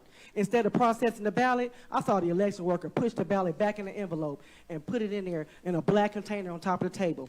I witnessed a meeting between election workers, team leads, where they gathered together and spoke at meetings that was in the left far-hand side of the wall. The meeting ended in cheers. Woo! They were just super excited. At approximately 11:43 p.m., I heard one of the team leads yell, "This is our house tonight," and further yell, "They gonna do what we tell them to do from here on out." I took that as they're saying, this is the Democrats' house tonight, and the Republicans, independent, or whoever is going to do what we say tonight. And might I add, I was a U.S. Taxpayer Party of Michigan candidate at that time, sir. I observed stations where election workers were working on scanned ballots that had issues that needed to be manually corrected. I believe some of these workers were changing votes that had been cast for Donald Trump other than Republican candidates. I observed ballots with cursive writing notes at the top right-hand corner. I observed a lot of them. Let's say maybe about 100 of them or more. I also observed these ballots did not have ballot codes on them. The one, you tear at the top, no ballot code numbers. At approximately 4:03 a.m., a poll worker announced 50 boxes of ballots coming in. Election workers loudly cheered, woo! Why? Did they know that they were for Biden? Was it a Biden dump? We don't know, huh? About 4:50 a.m., I witnessed a man spraying a chemical inside the ballot. It could have been air, but I also saw him put whiteout tape up inside of there, and he was walking around with this whiteout tape during the whole night. And Marlene Benser, including myself, our TC bomber. I can't get all into this because I probably got a few more seconds, but let me tell you, it was voter fraud at its finest, pure and calculated fraud. And I wouldn't be surprised if people up here was involved. But this young man right here, she Senator did it. McDaniel, She did. Donald, Okay, I got to give you kudos. I see you're interested in this. And Senator Thies, I have to give you kudos because I see you're really paying attention. I wish Senator Lucido was here because I say he's paying attention. And now I think you will pay attention. And I plead the blood of Jesus over this fraud, and that everybody that was part of it and know about it will be convicted, and they soul and they spirit, they won't sleep, they won't eat until they come right. Thank you, Jesus. Amen. God, she bled the blood of Jesus. That's going to be the best thing that came out of today. She bled the blood of Jesus. She bled the blood of Jesus. Questions from Any questions? Questions from Senator Santana.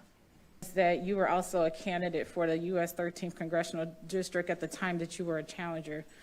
Do you realize that you cannot do both of those acts at the same time? Well, that's a double standard because y'all committed fraud and y'all wasn't supposed to do that at the same time as well. Next. I still witnessed it. My eyes still witnessed it. Any other questions from members? Questions? Senator Tice? I just want to make sure we get a copy of your testimony. Sure, but it won't be done today because I'm going to amend it. So if you guys have anything with the word Artesia Bomber on it, dispose of it because it will be amended and that won't be withdrawn. Thank you.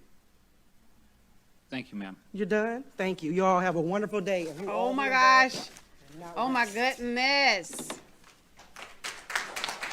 Whoa. Whoa. Whoa. I don't Next, even. we have Charles Richard. It's actually Charles Richard. Oh, my apologies, That's okay. sir. No, that's quite all right. After Mr. Richard, I have Evan Schock, followed by Adam DeAngeli. Ready? Sir, All yes, right. you have 3 minutes. First of all, Thank you. thank you for having me. I'm not your normal person, and in terms of protester or otherwise. I'm a former vice president of quality in aerospace. And when I hear numbers bannered around, I got to tell you, if I accepted those numbers as even though they're improvement on aerospace, on aircraft, you would be dying. The planes would be dropping out of the sky. It's deplorable to hear things like what the numbers were in 2016 and what they are in 2020.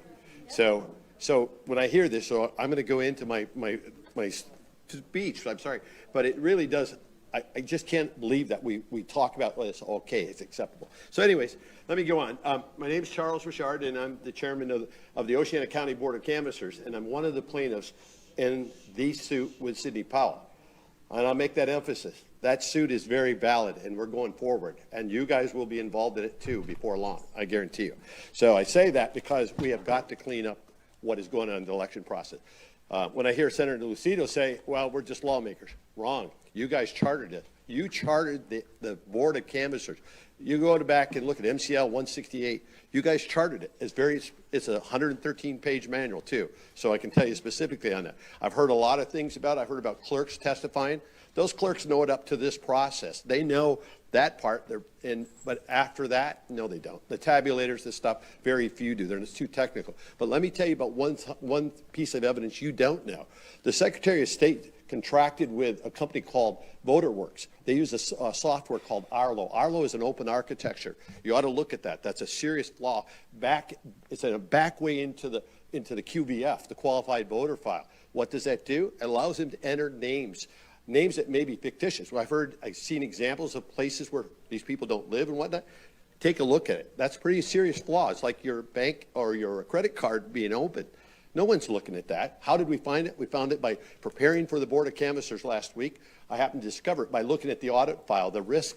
The state calls it a risk limiting audit pilot system. It's a joke. I don't want to tell you that. It's a joke. How do I know that? I'm an auditor. I'm a systems auditor, not a computer systems auditor, a quality systems auditor, where we can tear things apart and understand what the documentation is, what you use as a standard. When you talk about an audit, what are you auditing to? What standard are you auditing to?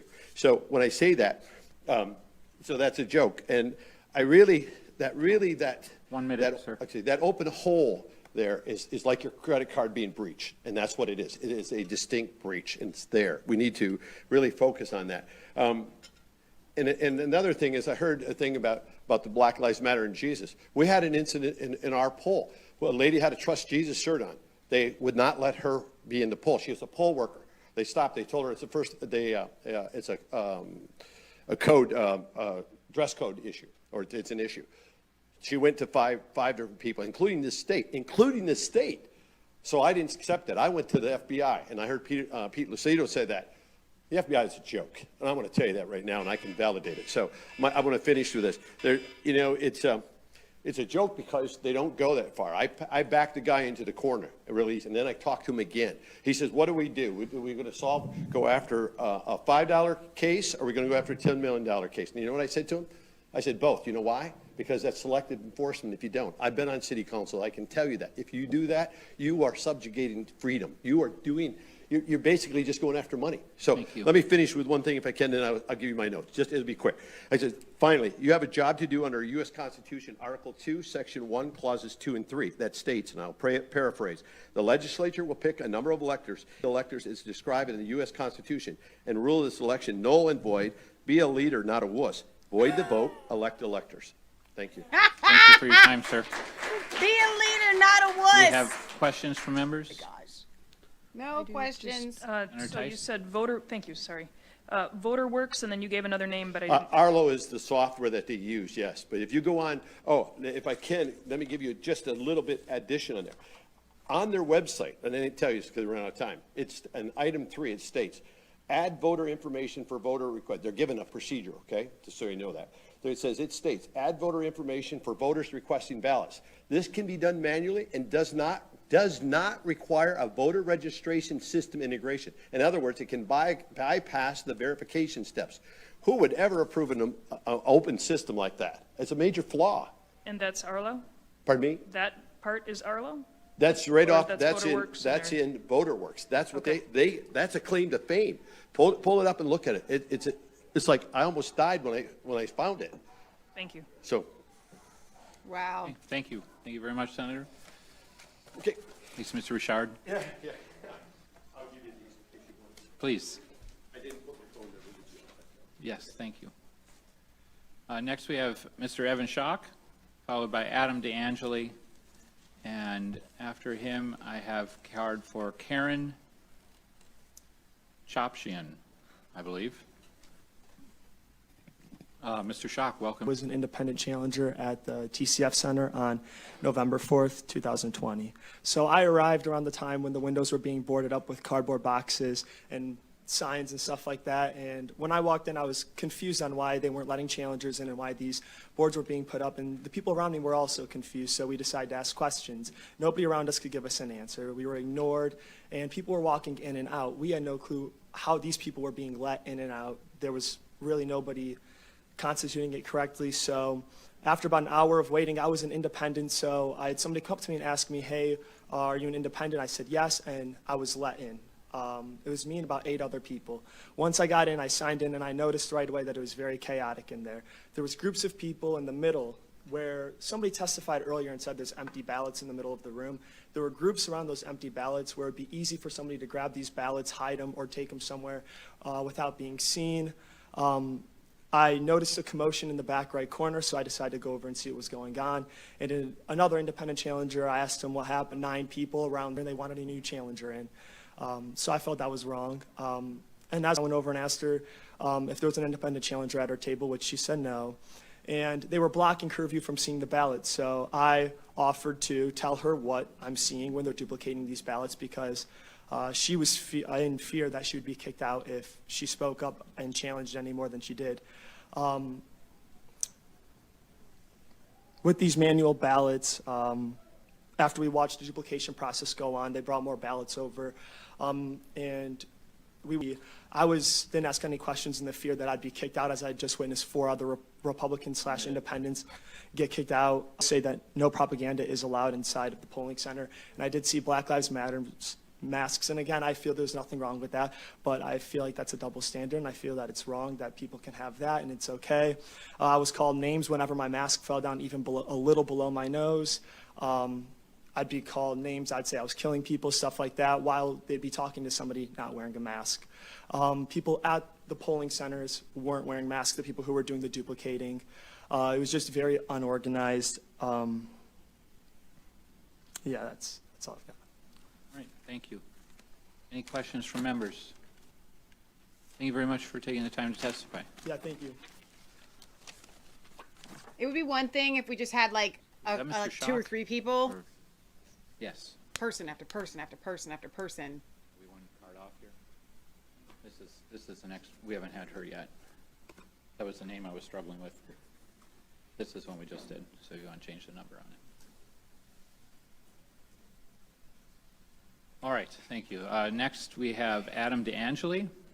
On deck will be Karen Chopchian, followed by Randy Bishop. Thank you, Mr. Chairman and members, for this opportunity. My name is Adam DeAngeli, and I was a poll worker in the election for the city of Detroit, not a poll challenger, but a poll worker as an employee working at a polling place as a ballot box inspector on Election Day, November 3rd. I think I'm only the 2nd person today who was a poll worker, so I can do poll worker trainings for the city of Detroit, one for ballot inspector on October 14th and one for electronic poll book inspector on October 15th. And in both of those trainings, it was emphasized to the students in the classroom that the social distancing requirements could be used to impede poll challengers. In fact, both trainings emphasized that if poll workers got angry about it, we should call the police on them as a first resort. In fact, at the 2nd training, we had a trainee, as they were explaining the social distancing rule, they said they have to wear a mask, they have to stay 6 feet back, and that's important because they can come behind your table, but if they don't have feet behind your table, they can't come back there. And later on, another trainee asked, what if they get really mad and they're yelling? The trainer responded, quote, 911, call the police on them, have them thrown up out of there. Knowing from these trainings that the city was setting up